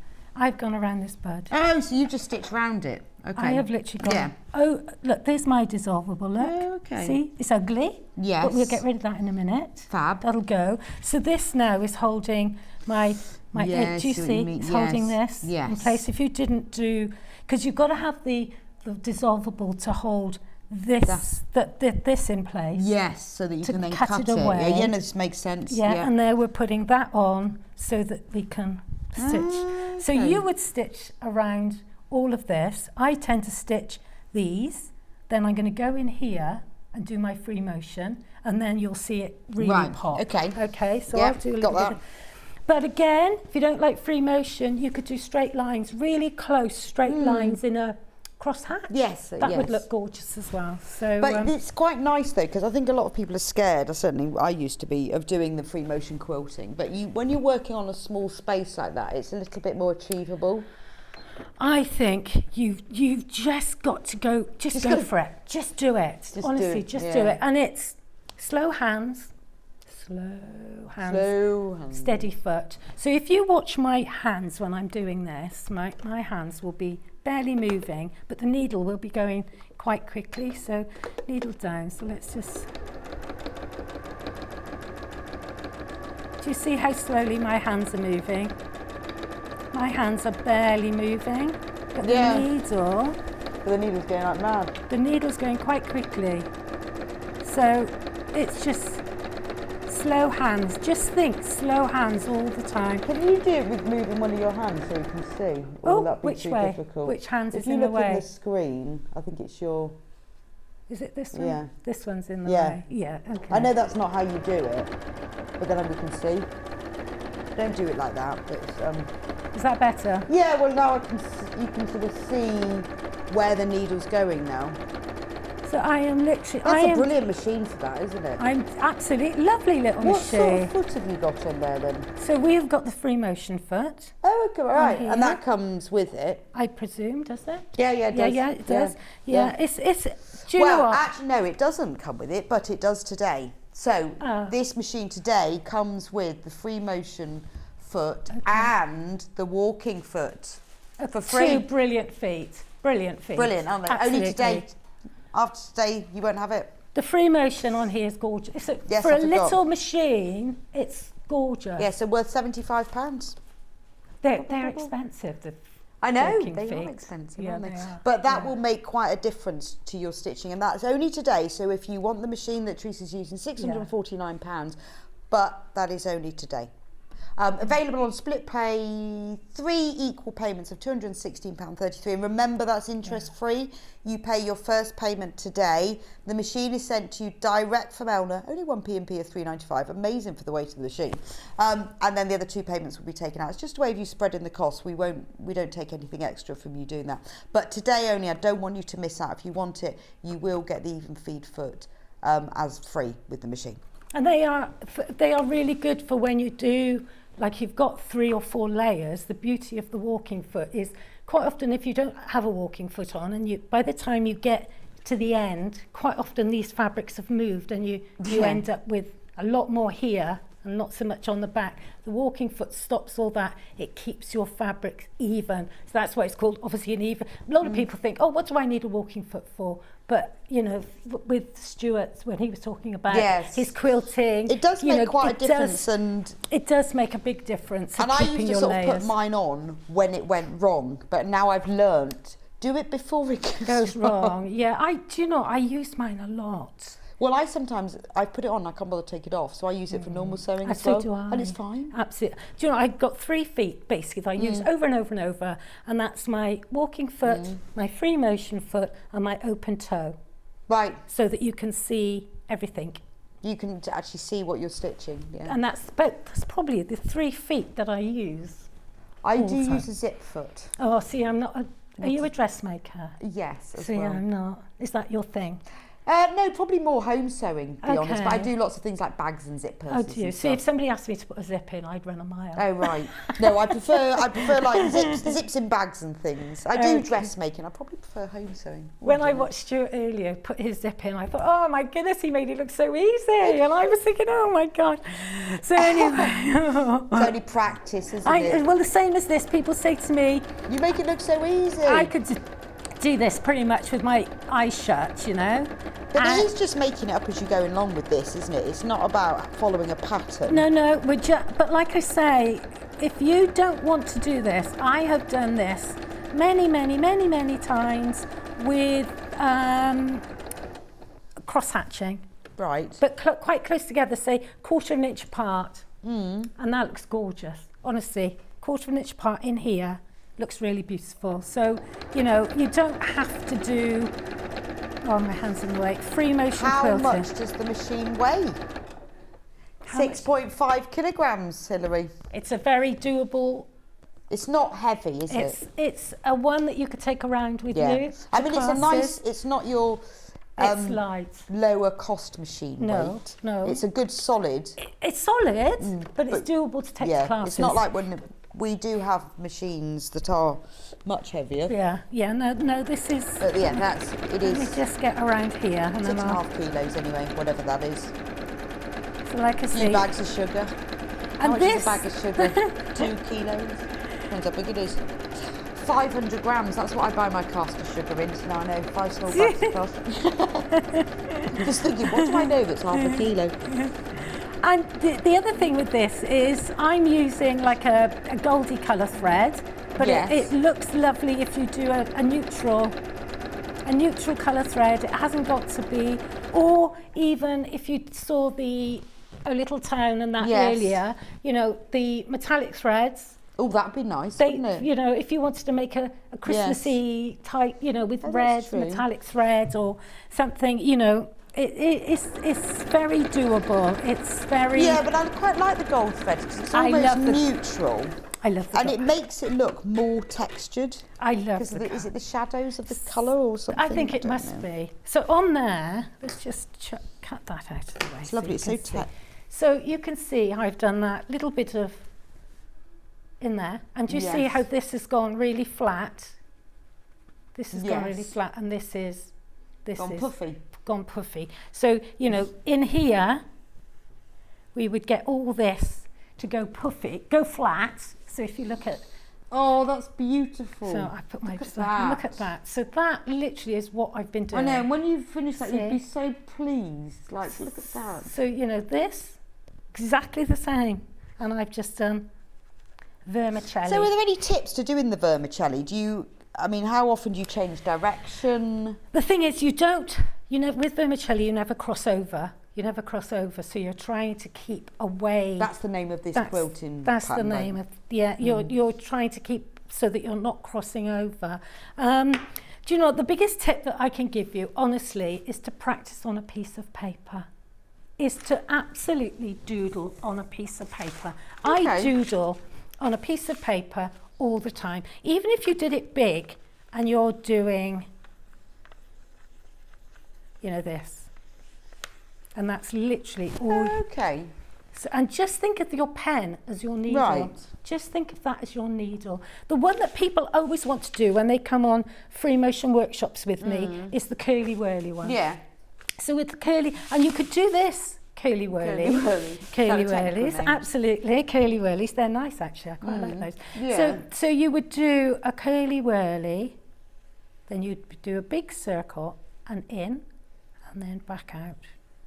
And then a big circle, in, you can see now. and back out. Oh, I'm coming down. Yeah, you're fine. Big circle, in, back out. Big circle, in. So it's like doing a lot of S's. Absolutely, big circle, in, back out. And then I think, oh, there's a gap up there. So I'll come from there and I'll go that way. Oh, okay. And then you go, oh, right, I'll go around there. And then where's my next gap? One. That's such a good tip because if you practice on paper first. Practice on paper. Eat a big and then you can get smaller, but you can see how, I'll fill in that direction. Practice big and practice not knocking yourself into a corner. That's the biggest thing that I find is people say, how do I stop getting myself jammed into a corner? So obviously we've got to start in the middle, in here, but just practice getting, and if I was doing it small, you know, you are going, do you know, it's really weird because I can do it better on the sewing machine than I can on a piece of paper. Mind you, it doesn't help that I'm working on that because it's a bit lumpy. So you know, you are, and I think, oh, you know, I'm going to get myself locked into that corner, but just think, all right, I'll come around there, right, and I'll now. go in there. Do you see? So it's that big circle in, come back out. Big circle in, come back out. Yeah, and like that's such a good idea. So just do it on paper first. Do it on paper. Right. I'm a great fan of feathers. Love feathers, and I taught myself to do feathers on paper. On paper, yeah, of course. Now I can do them blindfolded on the sewing machine. So do you know what I mean? If you I literally can do it. Right. So look at that. How gorgeous is that? That texture. Yeah, it is just beautiful. Is stunning. So, and I'm sure in the other colours it would look as beautiful. Yeah, it would. You know, on the greeny colour, the sage. You know, if you had even a gold thread on that would look gorgeous. On that no, sage. it would, and it gives it a little bit more shadow as well. Or if you used a grey or something, it would look really lovely. Really wouldn't lovely, it? Absolutely beautiful. So it's nice just to put that slightly different colour. And also, thread. once you've made the cushion, you see, you've now learned the technique. This is brilliant. You could do a whole quilt from this, couldn't you? And then join them together afterwards. Do you know what? That is my next goal. I want to do like an heirloom type quilt, you know, with Trapunto panels, like you say, and literally join them together. Because at least you can quilt it in little bits as well. Quilt it in little bits and then just join them. Because it's so much easier, isn't it, to handle. Yeah. And this, for a beginner, to have a go at this size is perfect. And then the next time you do a quilt and you've got some blank squares or a big blank triangle, but then saying that doesn't have to be big, you can just put Trapunto in it. And the thing is, if you're an applique fan and you've got applique, so you know, before you do your blanket stitch around your applique, you could do what I've done, put a piece of wadding behind it and pad it, and then you would just quilt it like normal. Yeah, you know, perfect. So you can have padded applique. Yes, which gives it, I mean, and you know, imagine in a border of a quilt. Oh, it'd be beautiful. Amazing, absolutely stunning. And the thing is, what you would end up, it's very weird because I've done lots of quilts like this. Where's my bit? It's under the bit I've been sewing, actually, it's under here. So you would end up with a quilt with lots of odd bits of wadding on the back. So if you see, you know, so your quilt would end up like, you would put all of these bits in places all over the back of your quilt. Wow. So it would be, you know, that square, that square, that square. Then you would put this stuff on, then you would put your backing on, then you would quilt your quilt like you would normally. Yes, so it works really well in really a quilt. Well. So I have put some borders on here. Okay. So obviously my last one would go along there, guys, and I would sew that on. So I am going to show you on this one because I can, let's have a look. I haven't washed the thread away on here yet. Right, I've got a little pot of water, and this looks like a specimen. So why do you wash the thread away? So what's the point? Well, if you look closely, you can see. Can you see it there? You probably on the camera you can't, but do you see? Yes. You see that white there and there and there? Look, do you see that? Yeah. That's my dissolvable. Okay. So you need that because to be able to stitch exactly on top is too difficult. Yeah, absolutely. Yeah. So that, because you do that quite roughly. Yes. So it's really simple. You can wash it, just chuck it in the washing machine and wash it if you like, or you can literally just get a brush. What's it made from then? Do you know? Look, do you see it disappearing? Well, I'm going to have a look. I don't know. Oh, hang on. You need to be able to. Can you see it? Can you see me doing this or not? So I am literally. There. If you do it there. There's a piece there. I am literally doing that and it will just vanish. Do you know what the funny thing is that I find if I do this at a workshop, this technique, people are going, people are going, right, I'm just going to thread my machine, and they're going like this. And it's disappearing. Oh, I know, yeah, you can't do that. You can't lick it because it will literally just disappear. So do not handle with wet hands. No. Yeah, so it literally is disappearing. It does say store in a dry place such as a Ziploc bag. Funny that. So it's 100% polyvinyl alcohol, whatever that is. So it's not starch then. So do you see that's gone? Yeah, that's amazing. So I literally just run around where I can see it. If I can't see it... It's like comedy thread, isn't it? Totally. Can you imagine making somebody something else and then putting them in the washing machine? It's like those bikinis, dissolvable bikinis. I've seen people do that online. Why would you do that? Online, yeah. So it's literally just... Yeah. So it's not like, you know, the wash away stabilisers, you have to really rinse them because they leave like... Is it starch or something they're made from? No, it's gone. It's gone. So I'd leave, look, it's gone completely. Wouldn't it be nice if you could choose to do this with all thread rather than unpicking? Oh, wouldn't it just? Wouldn't it just? So I just look for the bits that I can see. Yeah. If I can't see it, I don't bother going around the whole. Or you could just pop it in the You could literally afterwards. You could literally just put this in a bowl of water. Put it in a bowl of water. That is amazing, but isn't it? I find this. And I guess you can't see the thread on the back, so otherwise all the thread on the back would. Yes. The bottom thread would just come out. Yes. So because that's squashed inside. Yeah. So if you use thread that matches your fabric, then you're not going to see it. Does that make sense? Yeah. So you literally, guys, just. I love it. I want to go with that. It's gorgeous. It is a really, and I find this bit. It's quite satisfying. Quite satisfying, going around and watching it just vanish. And look how it is. I just love Trapunto. And like I say, on a quilt. And so to make up your cushion back, you would put that along there. I've got the wrong foot on my machine now, guys. So you would put that along there.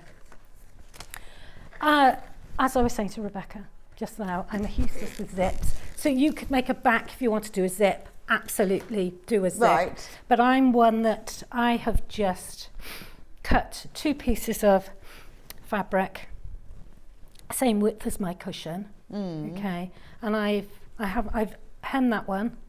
I've done a really nice hem on there. Okay. A hem on there, and. But you can save them on. We've still got 10 minutes. Have we still got 10 minutes? We have. We have. So I'm going to change my. If they talk to you, I'm going to have to change my foot. That's all right. On my sewing machine. So if you want the and I've got the water over. The instructions on their own, we have got some more. Okay. They sold out and then Hayley sorted it out for us, which doesn't often happen because we can't sort it out, but this time we were lucky. $9.99 for the instructions on their own. That tells you everything that you need to know. It means that you can use them to make to do so that you can learn the technique and to make them to your own. However, if you want to buy the kit because you want the fabric as well, because basically you're getting 1.5 meters, because the instructions are $9.99 on their own, and then you get 1.5 meters of fabric. So basically you're getting 1.5 meters of fabric for $9.99, which is very, very good value for money. So if you want the ivory, which is the one that I've got here, you get the instructions, you get the 1.5 meters of the ivory fabric, which is this much. It's quite a lot, isn't it? Ooh. There you go. And don't do what I just did, spilt the water all over the place. Yes, maybe not. I don't know if he caught it on camera. Hopefully not. No, luckily it was watching me. Oh, good. We've also got it in what's called the misty blue, but it's actually a sage green colour. So again, instructions, 1.5 meters of fabric, which is called misty blue, but is a sage green. 1.5 meters of this fabric here. That's enough for the whole cushion, for the front and the cushion back. Trease is going to show us in a minute. We've also got it available in the grey. So remember, full instructions, 1.5 meters of light grey fabric, perfect for your neutral interiors. Only 15 left of this one. So you get your instructions and then you get 1.5 meters fabric. So the 1.5 meters fabric is $9.99. And finally, if you fancy a little pop of colour, bit of coral, which again, very in colour this season. Right, so I'm just coral. I'm just sewing on the. According to Ben, it's David Attenborough's favourite colour. What Ben, is? how do you know that? He says because he's always talking about coral. That's not because it's his favourite colour. He just likes coral. But it might be. It might be. You never know. Anyway, $19.99 for the coral kit. But it's if you want the instructions, this is a really great value way of buying the fabric as well. So we've got our 4 borders on. So the machine that Trease has been working on all morning is the Elna 570A. And for today and today only, it comes with the free walking foot and the free motion foot, saving £75. So if you're thinking about buying a new machine, it is a beautiful machine. It comes with loads of feet. You need all the general utility feet, like the zip foot and the buttonhole foot and all of that. It's a really, really nice machine. Yeah, it's great quality. Elna, fantastic machines. They all are slightly different. The 570, that comes with the automatic thread cutter, which I do like. I think it's a really handy little machine for going, if you go around to workshops. Yes, it and is, things yeah. like that, isn't it? It's a lovely machine. I mean, and they're just great quality, Elna machines. You know they're going to last. And they are sent direct to you from the supplier. And I was saying earlier, when I bought my Elna recently, it came in 48 hours. Did it really? Wow. So, yes, I was so excited. Especially when my neighbour brought it round to me and said it'd been delivered to him. Wow, did it? And it was a box with a great big sewing machine. And I went, yes, I know I bought a new machine and the box is very big. So on my 2 pieces that I've cut for the back of my cushion, I've done a hem on that one. And I've just ironed, because I do like to iron the hem first before I sew it. Just makes it so much easier to sew. So I'm literally just gonna, I've done 2 lots of stitching across there, which looks nice. And sometimes it looks nice with that triple stitch. Do you know the triple stitch? Have we got a triple stitch on here? We have 04, shall I do it? 4, that one. 578 is brilliant. I love mine, and great to get the free feet from Collector Moda. Yes, it is. It's a great machine. I mean, we have so much choice. There are different needs, different budgets, different skill levels. You know, and it really does depend on what you want your machine to. But this is a really good, I would say, middle of the road machine. It's got a lot of extras on it, which are really important. I shouldn't have done that 'cause it's going to take longer. But the triple stitch is, on our machines, there's like 3 rows of stitching like that next to each other. Most people avoid it because they think, oh, that's really ugly. Why would I ever want to do 3 rows of stitching? It's actually 1 row of stitching, but literally on top of itself. So it's really thick. So it's a nice bold stitch. Oh, it's gorgeous for top stitching. If you're top stitching around a bag or something. Oh, okay. It's absolutely. Oh, well, when you finished it, okay, we'll have a look. Yeah, I haven't used that one. I've been trying to use more. I've got really into the buttonhole stitch on my machine. Yeah, no, try it. Honestly, it's the 3. It's that one there. If that came out, I'd show them. But there. Oh, okay. That. All right. And people ignore it because Well, they yes, think. yes, I did. Wonder what I would want that for. Yeah, no, I've got that one, but we'll show you in a minute. It's gorgeous. So on your machine, if you've got that machine, it's 3 parallel rows of stitching together. And I have wondered what that's for. Yeah, it's like I say, for a top stitch around a bag or something. Right. So if we can look, can you see that? See, there's the normal. Yeah. Oh, so it's just a boulder. It does it 3 it's times. all yes, but it's not like there's a space between. It's just a really nice bold stitch. See how much thicker it looks. Yes, I don't beautiful. know if you can see it, but it is honestly, it's really nice, and especially if you did it in a different colour thread. I like that. No, it does give a nice bold finish to it, doesn't it? Lovely, isn't it? Well, that's brilliant. Thanks, Trease. That has been fab. It's been lovely working with you today. And I've learned loads as well. Yeah, good. I know, well, I haven't done that, and I haven't done and all the other applications. It's been lovely to be here. Really enjoyed it. Do you know when you're back with us? No idea. Oh, no well, let's idea. hope it's soon. Oh, thank you so much. That's been great. Thank you to everybody for watching. Oh, no, it's been great, and you've answered loads and loads of questions, which has been fab.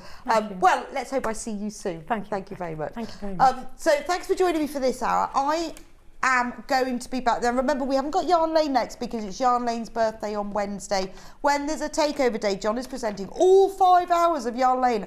I'm coming in to guest present. Stuart's coming in, so that's why we haven't got Yarn Lane left. But we have got Amber Makes Kit Roundup next, because when I did the Amber Makes show last week, we sold out of a lot of our popular kits. We've put in a special request, we've had them redone, so I'm going to go through all of the kits. So if you've got any questions about them, or if you want to know anything, I've got all the samples in with me, so I will see you back here in about 3 or 4 minutes. Oh, yeah.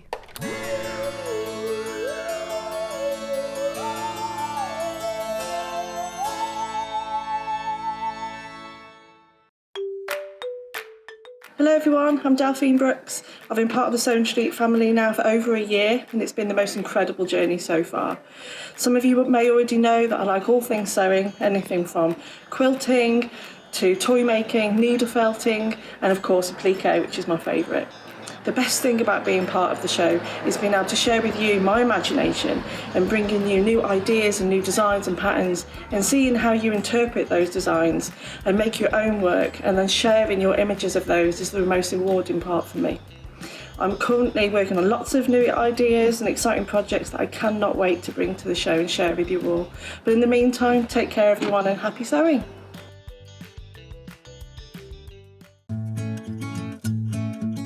Stuck for ideas for the perfect gift? Why not get them a gift card? You can buy Sewing Street gift cards loaded up with anything from £10 to £500. Shop our gift cards online at www.sewingstreet.com or purchase them via our UK call centre on 0800 001 44 33. We're going. But we're going. We're all going to the Creative Craft Show at the Birmingham NEC from Thursday the 3rd to Sunday the 6th of November. We'll be bringing goodie bags, a tombola, and a chance for you to meet your favourite guests and presenters across all channels. Not to mention the opportunity to shop and to be inspired by some of the best crafting brands around. And because we're going, you can get discounted tickets of up to 40% by using the code Birmingham 40. And logging on to creativecraftshow.co.uk. So, come and meet the family. Between the 3rd and 6th of November at the Birmingham NEC. At the Creative Craft Show. See you there.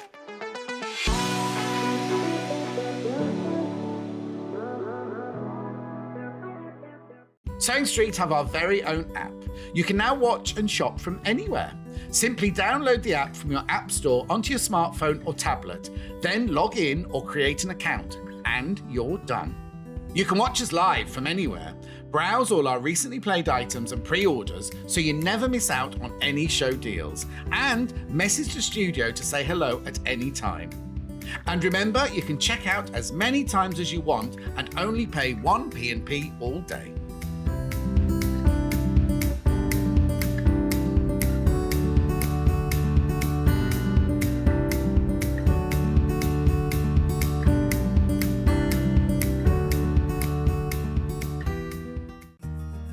Have you heard about all the different ways you can shop on Sewing Street? You can shop on our website sewingstreet.com, and you can also order by phone by calling our friendly UK customer service team. Just call 0800 001 4433. And don't forget about the Sewing Street app. Here you can shop all of the Sewing Street products as well as watch the live shows from anywhere. You can download the app onto your smartphone or your tablet by simply searching Sewing Street in your app store. And one final thing, no matter how many times you check out on Sewing Street in one day, you will only pay 1 postage and packaging. Happy shopping! Follow Sewing Street on Facebook and Instagram to keep up to date with what's coming up on the show, as well as being the first to know about our amazing offers. Get involved with our competitions that are exclusive to social media. And pick up some top tips from us too.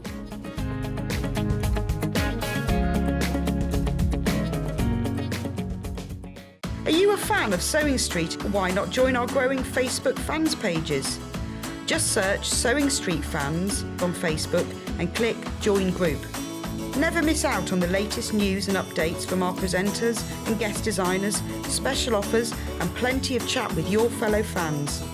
Share photos of your makes, ask for advice, interact with your favourite guests and presenters and be a part of the ever-growing sewing community. See you there!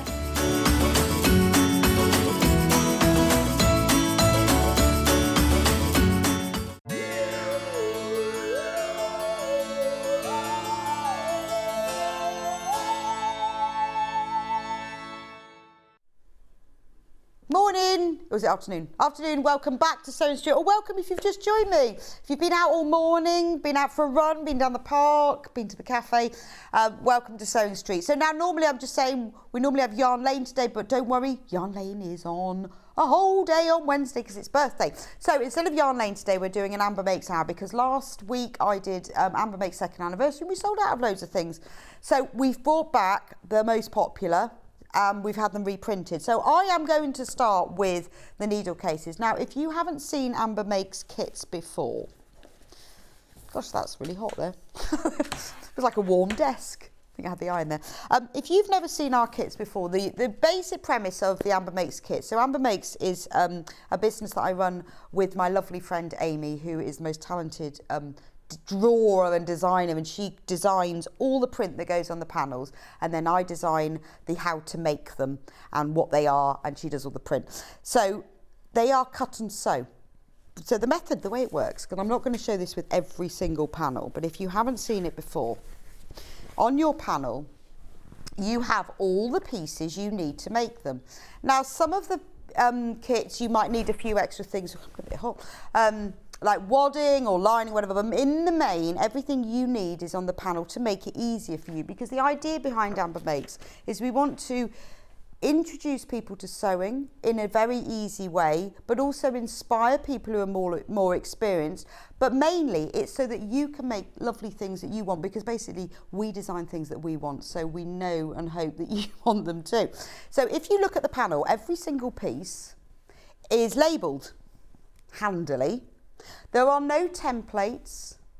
All the seam allowances are included. So on this one it says hand sewing needle case page 1. So when you start with any of the panels, cut them out, and the little label that's at the top, they're always at the top, pin it onto it so that you remember what they are. And then if I move over here, you can see on this one, sewing machine, needle case, top pocket outer. You might think at the time that you're doing that, what does that mean? But don't worry, it's all in the instructions. All of our panels also have, where we can, because we don't like white space, we fill it in with little things. So Amy always designs little things. So like on here, we've got some labels, if you want to put them on, just says Stitch with Love. We've got like little buttons, there's a sewing machine. So I always keep all of these when I'm making them up. I've got a little bag full of them. You can use them to sew into little cards, or you can decorate things with them, but do keep all the little bits. So the whole panel has got everything that you need to make it. So $14.99, you get the panel and you get the full instructions where you've got photos and you've got everything you need. So it tells you what you need as well, because you will need for this as well a little bit of iron-on interfacing, some Bonder web and a press fastener. That's about it really. There's never anything major, it's usually quite basic things. And then I've put in full step-by-step photographs so that you can see what you're doing. I tend to, when I'm making them, I take a photograph of the trickier bits, or the bits that help if you can visually see what you're doing, and then you've got all the photos there. So that's this. Now I've explained how the panel works, I'll show you what you're actually going to make. Now I designed this because I made one of these for myself. I'm a real big believer in using the right needle for the job. When I first worked on needlecraft many years ago, I designed one of these for the magazine, but I had to embroider all the names myself. So it means that you can keep, because once those needles come out of the packet, who knows what they are, and it's very important to use the right needle for the job. So when you open it up, so there we go, hand sewn needles. Now on the panel are extra pieces, so if you want to, you can embellish this. Like I sewed some buttons on my, embroidered it, but you can sew the extra label on as well, because those are on the panel as well. Entirely up to you, but I put a bit of blank running stitch around there, sew some buttons on. So they've got pages: beading, chenille, darners, embroidery, leather, milliners. These are brilliant for EPP, by the way. Quilting, the other name for that is betweens, very short needle. Sharps, those are sort of the basic needles that you use for for hemming, for basic dressmaking. Very short and sharp, but don't use them for everything. They don't work for everything. Tapestry, blunt needles, large eyes, great for cross stitch. And there's spares, because we've always got needles or safety pins or things we're not sure what to do with. So you can buy all your packets of needles and keep them in there. And it's a lovely little thing. But then I thought, do you know what? Sewing machine needles. Now both of these come on the panel. It's not one panel for one and one for the other. Both of these will come in your kit. So if I open it out, now sewing machine needles are even worse. You haven't got a hope of remembering what needle is which. So, So, ballpoint. So these again are printed. You don't have to stitch all of these. Ballpoint, embroidery, jeans, leather, quilting sharps, stretch, top stitch, universal, specials. That's because sometimes you have, like, that's a metallic one. You might have a triple needle, but you need one for specials. Spares, because I usually have 2 packets of universal. And then this is the important one. This is in the machine. So if you are doing a bit of quilting, you've got your quilting needles and you've taken one out and you put it in the machine, get that packet and put it in there. You then know what's in your machine. When you take that needle out of your machine, you know it's in there, you can put it back, whichever one you put. So if you always do that, you will always know what's in your machine. You'll be able to keep them in here. Some people I know who've used them, when they've actually used a needle once, rather than putting it back in the packet, because obviously it's not new and sharp, they've just pushed it through in and out of the pocket, a bit like I've done with here, but through the pocket. Then it has the flap over it, because when I first designed this, I thought, oh, it's brilliant, I've done it all, and then I folded it up and all the needles fell out. So it has a flap that goes over it, that folds around. You just need a little press stud to hold it in place. And again, I've embroidered some of the details on here. There is a sewing machine on the panel and some spools if you want to applique on top. So you get the whole panel and the instructions to make both of these for $14.99.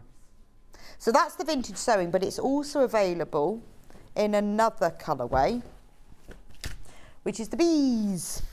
The bees. Right, there's only 20 of the bees left. So if you want the bees, there's not many of these left. Yeah, I think they sold out last time. So the bees, now the panel, I'll show you, I'll give you a quick squiz of the panel. Obviously it looks exactly the same as the vintage sewing, except it's got bees on it. But you can see from this how we've got, like that bee, if you want, you can cut it out and sew it onto there. You don't have to, but some people do like to. You can put bondeweb on the back, maybe a bit of felt behind it, put it on, and that gives it a slightly raised appearance. You can also applique that label onto there. I've just got the needles kit. I'm making it as a Christmas present. What a fab design. Oh, thank you, Christine. No, they do make really good presents. Anyone who you know who sews, particularly if you buy them the needles as well, it's a lovely thing to have. And do you know, it doesn't take that long to make. It's fairly simple. It's very much sew 2 pieces of fabric together, turn them right sides out, that sort of thing. So there's all the bees. That's what all the bees look like. Features grey striped pages. We've got bee fabric for the lining. There's that one. So it is the same as the vintage one. Let me show you what the actual needle cases are if you want to have one of those, if you want to see what they look like. So the hand sewing needle case. Now with this one, I actually embroidered over him. I just used a bit of satin stitch and embroidered some satin stitch yellow lines, and then did the legs in back stitch with French knots for his knees. But you don't have to do that if you don't want to. And there we go, you've got some bees on the inside, but it's again, you've got all of the pages with all of the needles. So you make sure, also by having this, you know that you're going to always have those needles to hand. They're always there, and then if you run out at all, you'll know what you've got, and it means you end up using the right needle for the job, which makes a big difference to your stitching. This is the sewing machine needle case. Exactly the same, but just full of bees. There we go. So you just have to decide whether you want bees or vintage sewing. But be quick with the bees, because the bees are about to sell out. They're about to, yes, they're buzzing off. So there's the bees. Right, now another one that we sold out of, I'm going to move these as I go. Well, then I might forget what I've done. No, I won't. Is the, it's fine, is the storage baskets. So we have various different sets of these storage baskets. Let me just find a set of, I haven't got the kit for that one. Where's the kit for the storage baskets? Oh, I don't know.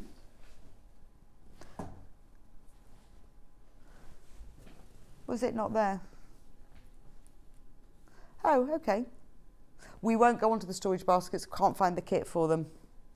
But they were, well, I'll move on to something else because we can't find the kit, and I will come back to that because that was something we sold out of. So, the book covers, because this one in particular is selling out. So the idea behind this was, I like to have a notebook all the time that I just write different things in. I have a sewing notebook, which is really useful for writing down you know, what I'm doing at the moment, projects I've got at the go, because the number of times I find projects that I hadn't realised that I hadn't finished, or I've almost finished it, but I've then moved on to something else. You can write it in there. You can write notes about, you know, rather than writing all over your patterns, what seam allowance you used. If you're going to make something more than once, you can write the notes on that. You can put your shopping list in. You can just keep a track of all of your sewing things. So the book cover contains all the fabric you need to cover a basic A3 book. Now, I just bought an A3 hardback book,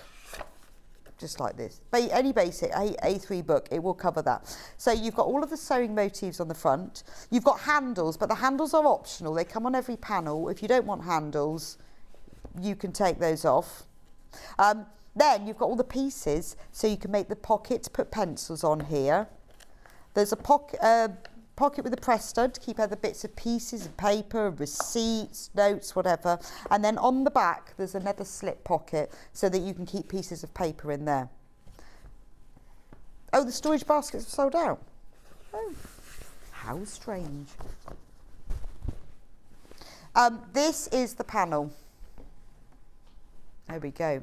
So on the panel are all the pieces you need. Now, I'm going to take this book cover out because you can see the book cover is lined.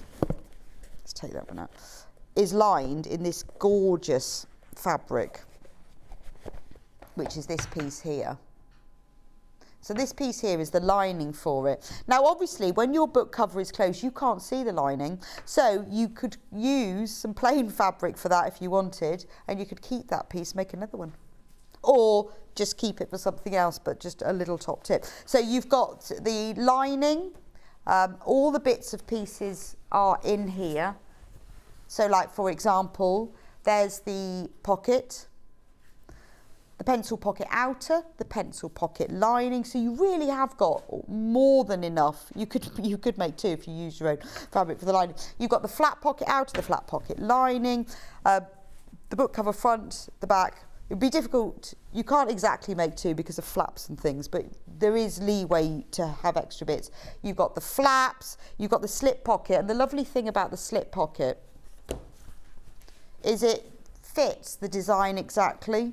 So if you didn't want to put the slip pocket on, you wouldn't have to, but it fits the design. You would still get that if you didn't want to put it on. So you've got the slip pocket outer, and you've got the slip pocket lining, you've got handles, then you have the full instructions. Now in the instructions I have said quite clearly, because I know some people like the handles and some people don't, but there is a section where it says the handles are optional, so leave these out if you prefer, and you just move on to the next section. So again, exactly like with the needle case, you've got photos of all the different stages all the way through.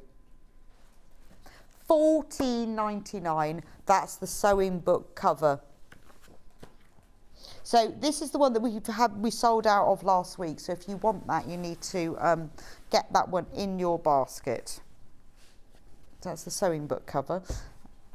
I'm going to put that one there. Yes, then we've got the gardening. Yeah, the gardening book cover. Right.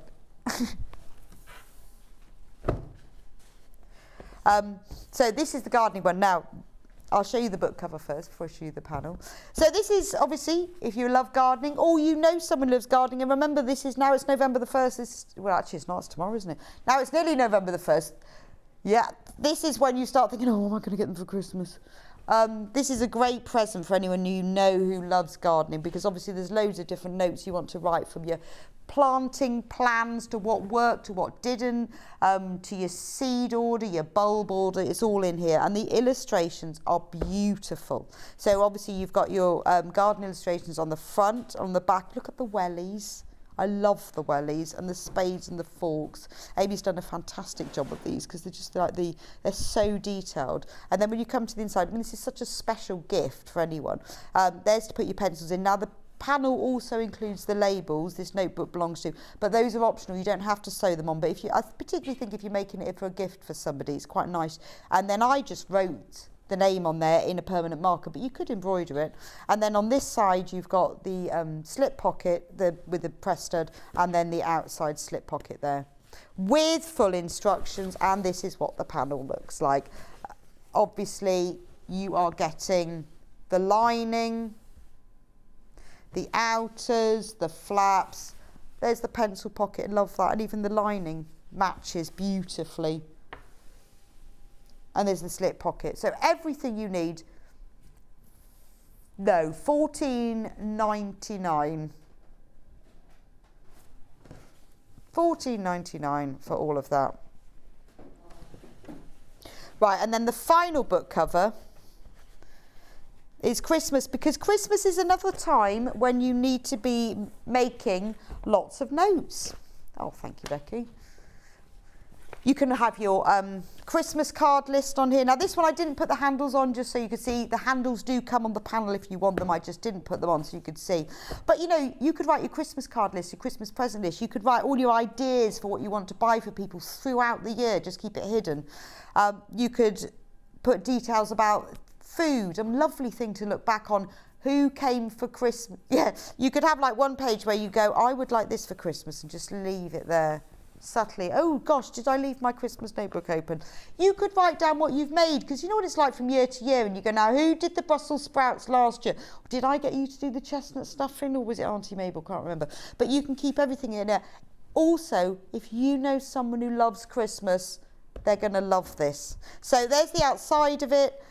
When you make it, if you like, you can, because it has a little bit of wadding inside, just to give it that squishiness. You can then quilt round some of the details if you want to. You don't have to, but it does give it a little bit of a 3D-ness. I just quilted round the fairy lights. On the inside, pencil pockets got little candy canes. Again, look, I've stitched the label onto that one, but you don't have to. On this side, if you, I know a few of you ask, what's in it, what do I need? If you go onto the website to the kit, on the kit description it tells you exactly what's in the kit, but there's also a list on there of what the kit doesn't include. So you see where it says you will also need not included in the kit. Those are all the things that you will need, and we do that with all of our kits. So if you ever do need to know what you need as well to make sure you've got it, it will be things just like wadding and stuff. Then it is all in there, so you can know. Here's the kit.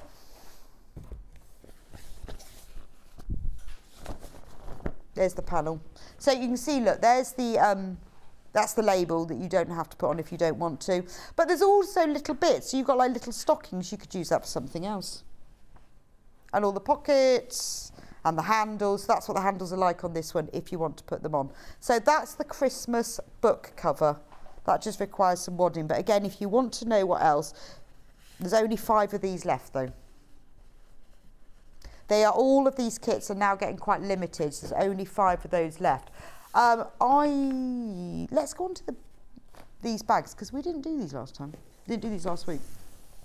So these are some of the first bags that we designed, called the frame tote, because it was inspired a little bit by the whole attic windows idea, where the way that I've made it, it has outers that frame it. Now, I know us sewists, we love our sewing slogans. So the front of the bag says sewing is cheaper than therapy, which is true. So like Stuart was saying, if you were watching earlier, the people who bought the quilt kit, £4 a week. £4 a week to make a block. Sewing is cheaper than therapy. Then the back says, so much fabric, so little time. The sides of the bag, it's a really nice wide gusseted bag. They feature safety pins. And then all of the panels, the framedness, because they're sewn at an angle, so it looks like attic windows. They've got sewing machines on them. The bag has tape measure handles. This is there were 2 versions. This is the rainbow version. Tape measure handles. The bag is fully lined with more sewing slogans that say things like beautiful things come together one stitch at a time, a lady never discusses the size of her fabric stash, give a quilter an inch and she'll think she's a ruler. Things like that. And also there is a pocket in the bag. There's so much on this one. There's a zip pocket on the bag, which again you get the fabric for the pocket inside. And you also get this the pieces to make this little bag, which you could put your mobile phone in, you could put your glasses in, you could just keep everything, so on and so forth. Now, for £19.99, let me just show you the size of the panel for this. This is absolutely huge. Because we've had a lot of you who have bought this in the past who've ended up making 2 bags. Because it's so big. So there's your, the front and the back with your slogans, and then there's all the pieces that go around the frames. There's the gussets with the safety pins. The inside of the bag has facings. We've got handles, all the little corners to make the side bits. We've got labels. There's just absolutely masses on here. There's your pocket. You get the front pocket, you get the back pocket. There's the bits for the little one. Then you get full instructions, and this is a big set of instructions because I really wanted to explain it easily. This is a lovely big bag that you could take sort of for workshops or just shopping. That's a really nice size, and I've explained it all. You've got all of the photos, how exactly to do each of the stages. You'll learn that whole attic windows thing as well. So here's all of the photos. There we go. So this is the rainbow version. But if you prefer the grey, let me show you the grey. I like the grey because, so this one says, happiness is handmade and my soul is fed with needle and thread. So this features, you've got different shades of charcoal. So you've got the lighter greys, you've got the darker greys, which you can see how it really frames the panels. And then you've got nice deep gussets with safety pins. And then the inside is like, because this is a kind of, I'll show you on the overhead, it's kind of a goldy mustard, this. So Amy put on the inside this lovely gold mustard on here, where you can actually see the words better on this one. You've then got the pocket. So what I did with this one, obviously, because I know a lot of you don't like doing zips, is you can choose, it explains both ways. You still get the pocket, but if you don't want to put a zip in it, you don't have to.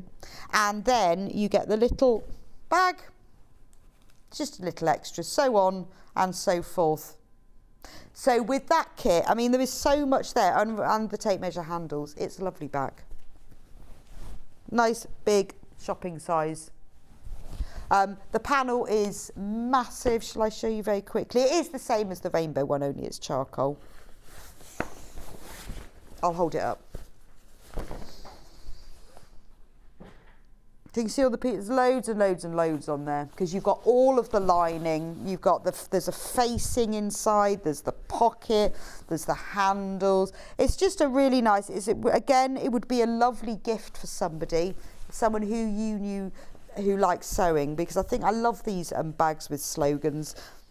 But you could, if you wanted to, you could make 2 bags, because you could use the bag lining for the bag outer, and then you could, because you've got this lovely, because that's all got slogans on it. And it's a really nice way of learning how to do those angled corners, like the attic window thing as well. There we go, like that. So that's that one.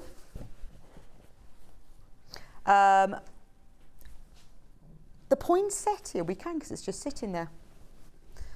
Now, if you're like me and you manage to kill your poinsettias every year, or you want to be a little bit, more sustainable and keep decorations from year to year, let me take off the gift tag, then we've designed this pot of poinsettias. So in the pot, you've got 5 poinsettia flowers. Now, there are no sticks or anything in this, no wire. They are just super stuffed.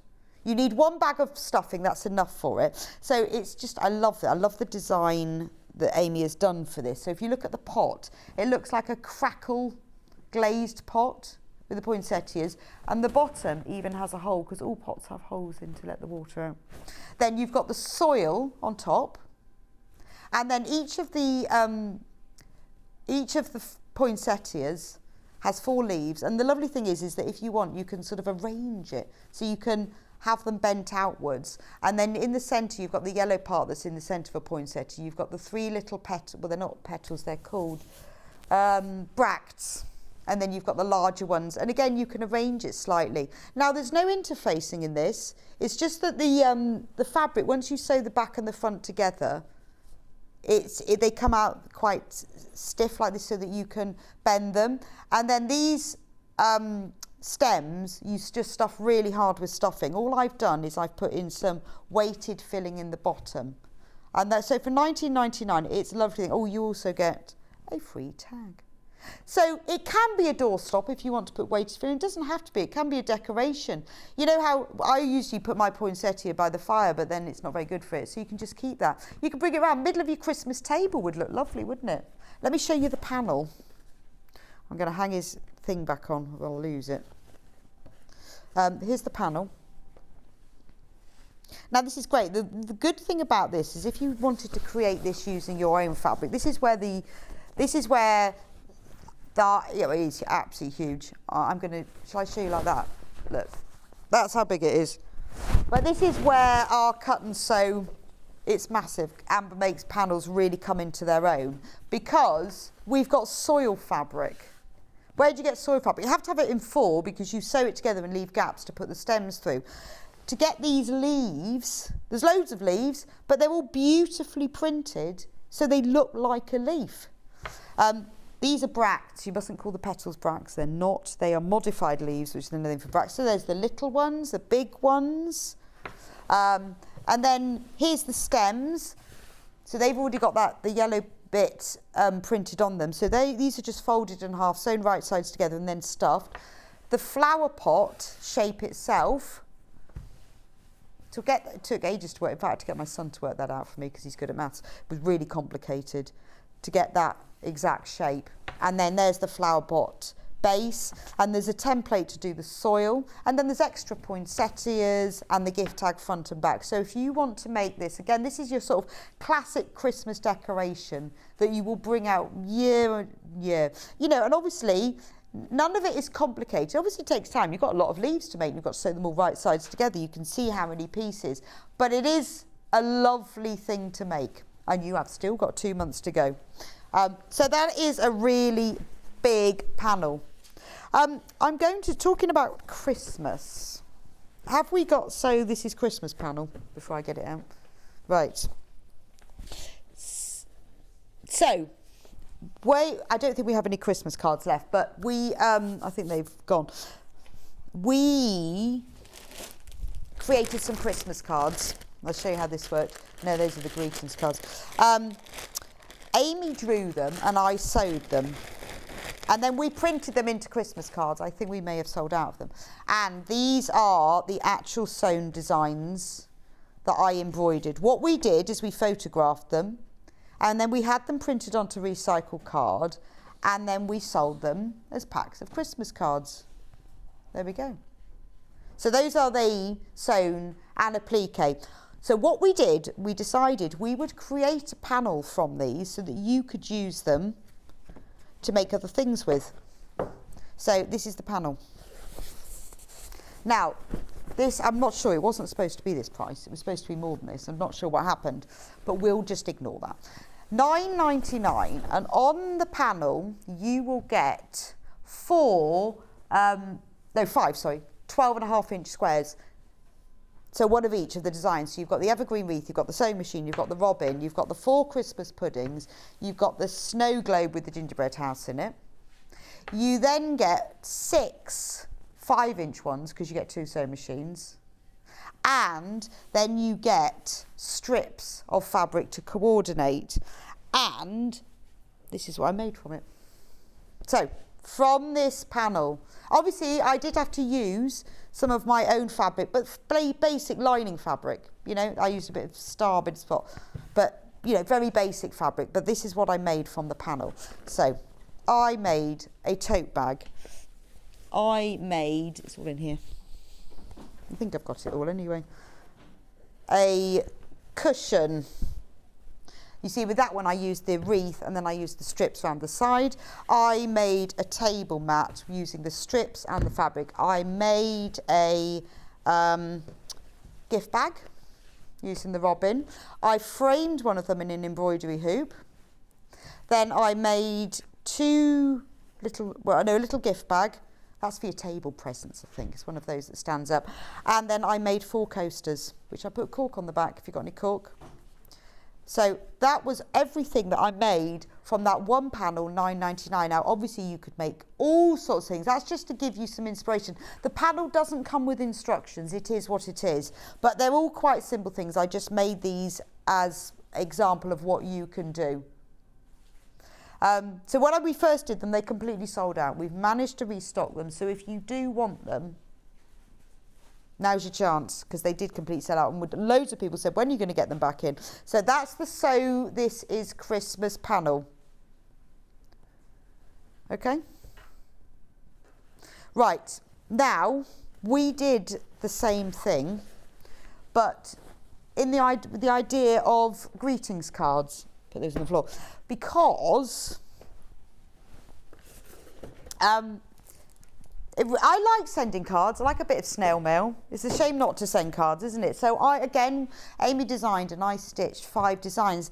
The cards themselves are blank inside for your own message, so you can use them whatever you want. So they're £7.99 a pack. You get 5. Now you think when you go to a shop to buy a normal greetings card, what is it, £2.50, £3? About that. Well, this is £7.99 for 5. The cards are all printed onto recycled card. The envelopes are all recycled and the bag is biodegradable. And also we give 10% of the profit from the sale of the cards to charities that support and grow trees. So these aren't sewn. Can I just say they are not sewn? They would take me hours. I couldn't do that. They are not sewn. This is the sewn version. I'm just going to show you how good they are. This is my sewn version and that's the card version. So you could frame them if you wanted to, but I didn't sew them because can you imagine how long it would take? And they're not kits to sew them because they would cost a lot more. These are printed versions of the actual designs. So you've got the bicycle one. Then you've got obviously the sewing machine one. So happy. You've got the Victoria sandwich because that's my favourite cake. Quite like a slice of Victoria sandwich now. So I feel like, you know, these cards you could give for any occasion. These are birthdays, these are good luck, these are thank you so much, you're my best friend. You've got the cup of tea with the jammy dodger. Let me show you the real one because I love that because I made it so it was like 3D. And you've got the spring flowers.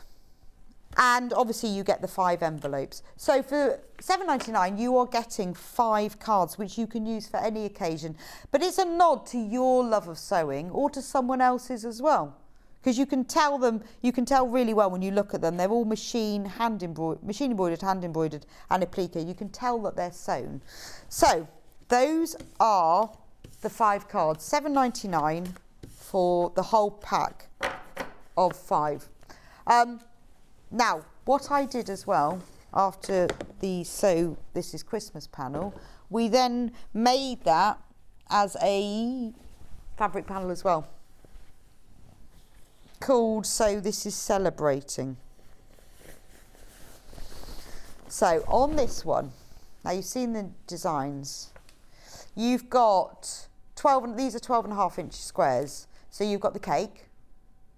Again, you know, you could then, on top of this, you could embroider it yourself. You could add, you've got all the lines of stitch and you could sew on top of it. You could add applique, you could really embellish it or just use it for what it is. It's only £9.99 for the whole panel. I think it came out at the wrong price. I don't think it was supposed to be more than that, but we'll go with it. You've then got the watering can of flowers. You've got the bike, you've got the sewing machine and you've got the cup of tea. The cup of tea. You've then got 6 smaller versions of it.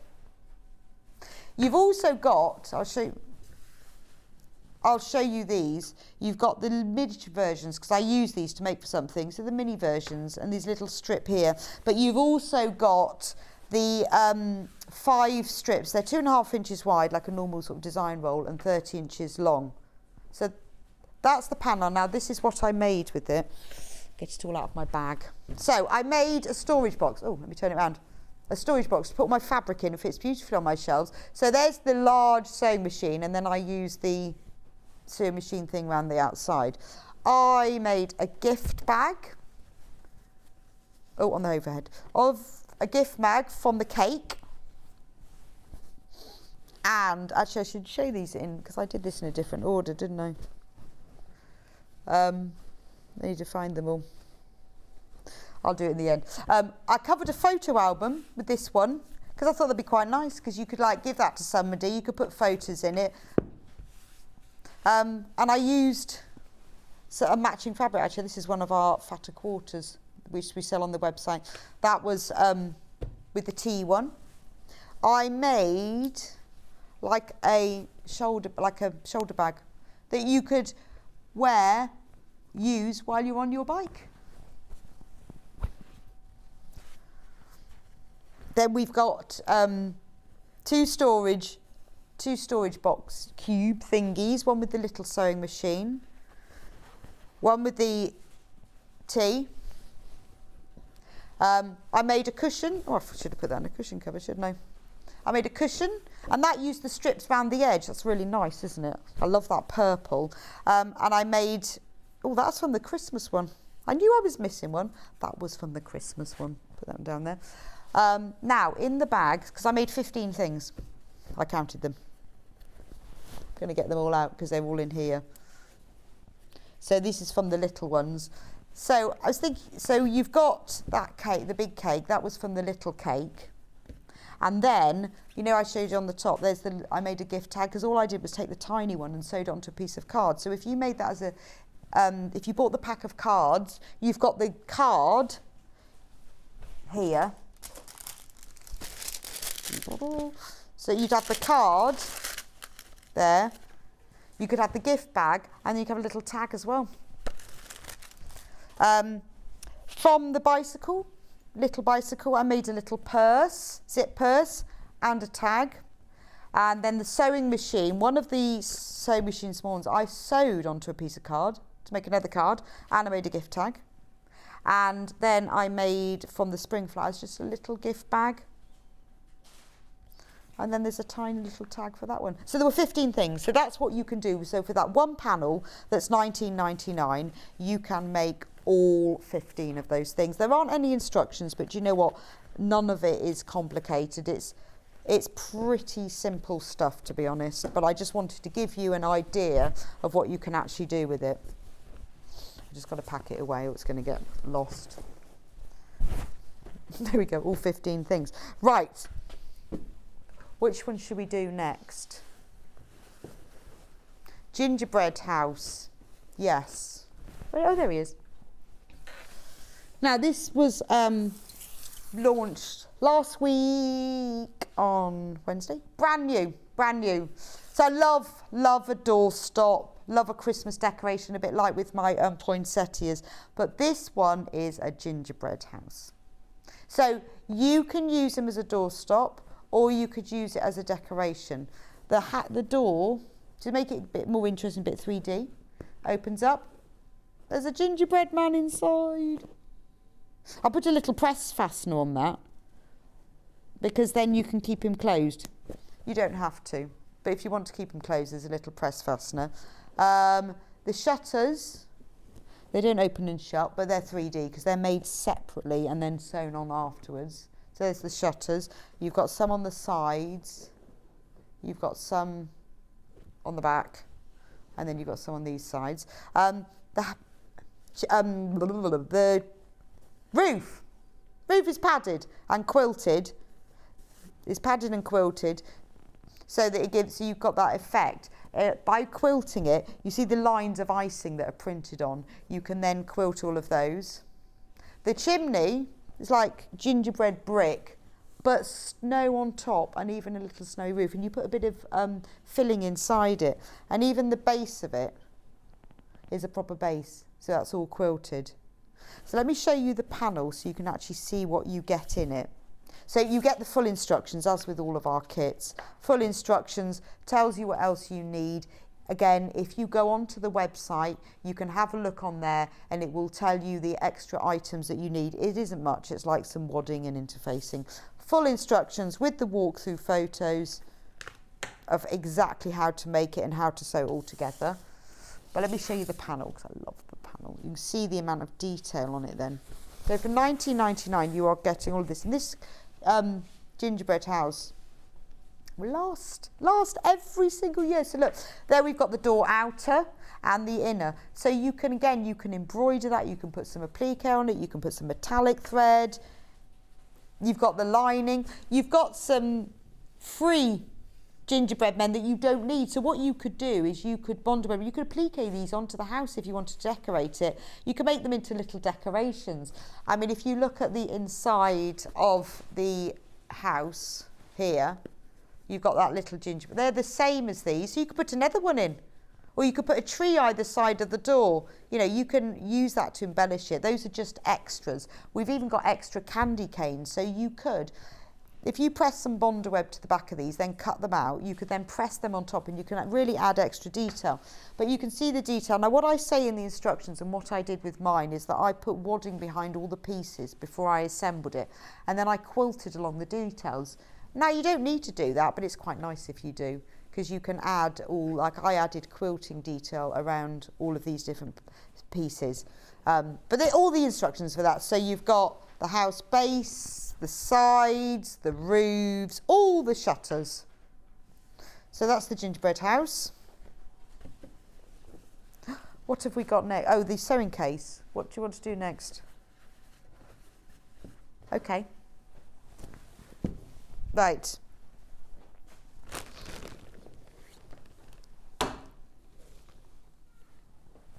The thatch cottage is really heavy. Till I learnt about putting plastic pellets in, I used to put gravel from my front drive. It's really heavy and it's actually quite lumpy as well. It's really, really heavy. So this is the thatch cottage. Now this has been one of our best-selling kits because people love that. It's so traditional. Lots and lots of people have bought this as presents to make for other people who think, oh, I love that. Now it's got a handle on it. So it is, I mean, it does make the perfect doorstop, really. It's ideal for that. So this is the front of the cottage. You can see it's got roses around the door. Now they are printed on the panel, but what I did with mine, I embroidered them as well. It gave them extra. The little window boxes are on the panel, but there's also extra window boxes that you can add on top to give it a bit more 3D. It's got the beautiful thatch roof, and there's his chimneys. Turning round, got a little window there, and that's the back. And then you can add on, there are other flowers and things that you can add on to it. And even the base, there's a label which I sewed on, is like flagstone floors. So that's the main cottage. But on the panel as well, you also get all the pieces to make the baby cottage. So with the baby cottage, you can use this just as a decoration, or you can use it as a pincushion. What you have to do is when you sew down the roofs, don't sew down one of the side, and then you can flip this up and you can use that as a pincushion, which looks really cute. So always just a little decoration, but all of that is on the panel. So again, as always, full instructions, and then here's the panel itself. So this again, this is another thing where I think, a bit like the poinsettia, this is where, you know, with the Amber Makes kits, because it very much is cut and sew. The seam allowance is included in it. You just need to cut round the edge. And to be able to get these prints, if you tried to create this yourself, you know, you've got the chimneys actually as brick, the thatch roofs actually as thatch. You know, you've got these lovely, you know, these old thatch cottages, they had this kind of whitewashed effect. The base of the pincushions, like an old flagstone floor. And with here, so if you look, the windows are printed onto the fronts, but we've also put extra windows in. So if you want to, you can, which I did with mine, is I Bondo web these to some felt and then put them on there because they fit exactly, and it just makes your cottage a bit 3D. But again, that's entirely up to you. You don't have to do that. You've also got extra doors that you can sew on top to give it. You could even make those so they open. If you sew them together, you could make them as opening doors. There's little window boxes and flowers. So all extra bits and pieces. There's the doorstop chimney. You've got labels if you want. So, you know, any little spaces we've got. And you can see on here, look, the roses are printed around the door, but I just sewed on top of them with French knots. So that's the doorstop. And then finally is the sewing cases. Now I love all the kits that we've ever done, but this one is my favourite, and I think it's because this is something I've always wanted myself. I don't know. There's so much detail on it. You know, every time we do a new one, I love that one. But there's something about this because this is something I've always wanted myself. It took quite a while to work out how to do it to make it easy, and I absolutely love it. So this one I bring whenever I come up to Sewing Street and I'm doing a show. This comes with me everywhere because it's got all my tools in it. So sewing case. It's got that printed on it. You've got a lovely red and floral print around the side. You've got all the sewing, redwork sewing notions, and the handle is a tape measure. So if we open it up, this is just a great thing. If you sewing on the go, if you want a sewing case for a workshop, this does have other things in it because I use it as my own sewing case. If you're going on workshops, or if you want to give somebody a gift that is a complete sewing case, this is ideal. I'm going to take out the bits. So in here, we've got a little zip at the top so that you can keep things in like a reel of thread. It will fit a pair of the smaller embroidery scissors. You know the Fiskars yellow ones, about that long, fits them. Fiskars orange ones. You've got little pockets here, buttons, safety pins, bits and bobs that you can fill in whatever you want. Oh, I've got some of my hexie shapes in there. They're all on there.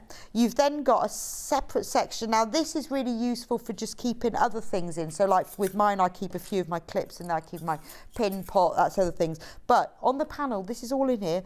There's the pieces to make the pin cushion, which has got mini pin cushions around the side. You've got all the pieces to make a small needle case with pages, little striped pages, just like our big one that I showed you at the beginning.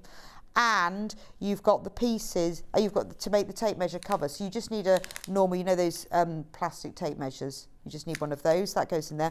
And then the walls, oh, it doesn't look like one to close now. Must have caught it. The walls are little spools, which you don't have to put in if you don't want to. So that's that one. That's the red work. So I'll just show you I'll zip it up and then I'll show you the panel for it, just so you can see it. Again, comes with full instructions. This is quite a big instruction set, just so that I can cover everything, because there's a lot going on in this panel, because you're making the whole case and you're making the little pieces as well. But it really is very comprehensive, because you've got to make the tape measure cover and the needle case and everything else. It's very comprehensive. So here's the panel for this one.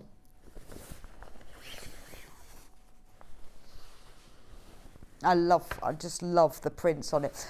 There's things like the binding that goes around the edge of here. Very important that it's cut on the bias, because there's quite a curve. So we've printed it on the bias for you, so you don't waste any fabric, and you know it's on the bias because it's been printed on it. Here's all the little pieces like the top of the pin cushion, the little pockets, the dividers, the needle case tab, and even like the top and the bottom of the sewing case, they're already curved for you. So it really is cut and sew. Cut it out, make sure you pin the label to the top of each piece so that you know, and work through it one stage at a time. Make the sewing case to start with, then make all the little bits to go inside. But it is lovely if you need an extra one, like with me, you know, if you're going travelling, if you're taking one on holiday, if you're going on workshops, it's absolutely ideal to have everything in there. Then the patchwork one, so exactly the same, just different colour and print. So you've got hexie print on here in lovely pretty shades of pinks and blues with florals and checks, and some gingham as well. And then that's the back of it. And we've got the tape measure cover. And then if I look inside, so there you go, you've got a nice pink gingham inside, and all the little bits, like, you know, you've got the blue floral here, there's the little pockets, there's, what's in the bits and bobs? Fabric clips are in my bits and bobs in that one. And you can put scissors in there, so there's all the pin cushion, the needles, the tape measure, and that's all in that one. And then here is the panel for it. So again, it's a big panel. There's lots of little pieces on it. So exactly the same as the red work one, just depends what you want. I like things like the cover is a big hexie print, but the tape measure cover is the same print, but just Amy has reduced it down to miniature. So everything fits and matches beautifully, because we've got the ability to be able to print this. So everything is printed to scale in the right way, where when you buy fabric, you just can't do that. Even the fact that, you know, you need a floral, you need the safety pin print, but you need some stripes and you need some hexies, and it all fits together beautifully. So £19.99, everything, all the fabric pieces. There will be another few things like zips and stuff, but again, if you go onto the website, that is all listed on there for you. So I think we've managed to get through all of the kits. Yes, now earlier on we launched Stuart's brand new bag design, which is fantastic. absolutely fantastic. Did he take the bag with him? Oh, he took, well, I don't know, I'm surprised at that. Oh, there's the panel underneath. Oh, he didn't. Oh, there's Ben slating him. But it wasn't in a rude way. No, he didn't. He left it with us. So, no, this is the bag. It's beautiful, isn't it? So, last year he did a Christmas bag, and this year he has as well. Now, look at the colourway on this. It's this beautiful, soft, vintagey apple green. And then you've got this lovely strawberry red diagonal stripe. It says, "So the most wonderful time of the year." You've got a lovely deep pocket here on this side, and then if I turn it round, I love this because look, it says joy, and then you've got scissors as well, and little ball. Was beautiful, isn't it? And again, you've got that really deep pocket. The fastening's just a button, easy peasy, and inside there is a secret pocket. You've got the pieces for the secret pocket, so you can put the zip in there, and also this time, first time, he has put in the pieces to make the matching zip purse. So the most wonderful time of the year. There we go. Matching zip purse. You will need, it doesn't include the fabric for the lining, so you just need 1 metre of that to do the lining of that and the pocket. I'll just show you the panel. It's massive. I mean, it's amazing. $19.99. The instructions are printed on here as well. And when you get your kit, don't forget Stuart demonstrated this at 8 o'clock this morning. So don't forget 31st of October, 8 o'clock. Watch his demo back because he explained things like putting the zip in the purse, making the secret pocket, and how to make that beautiful curved shape in a really easy way. So here's all of the pieces. Huge panel, and everything, again, it's cut and sew. All seam allowances are included, so it's really, really simple.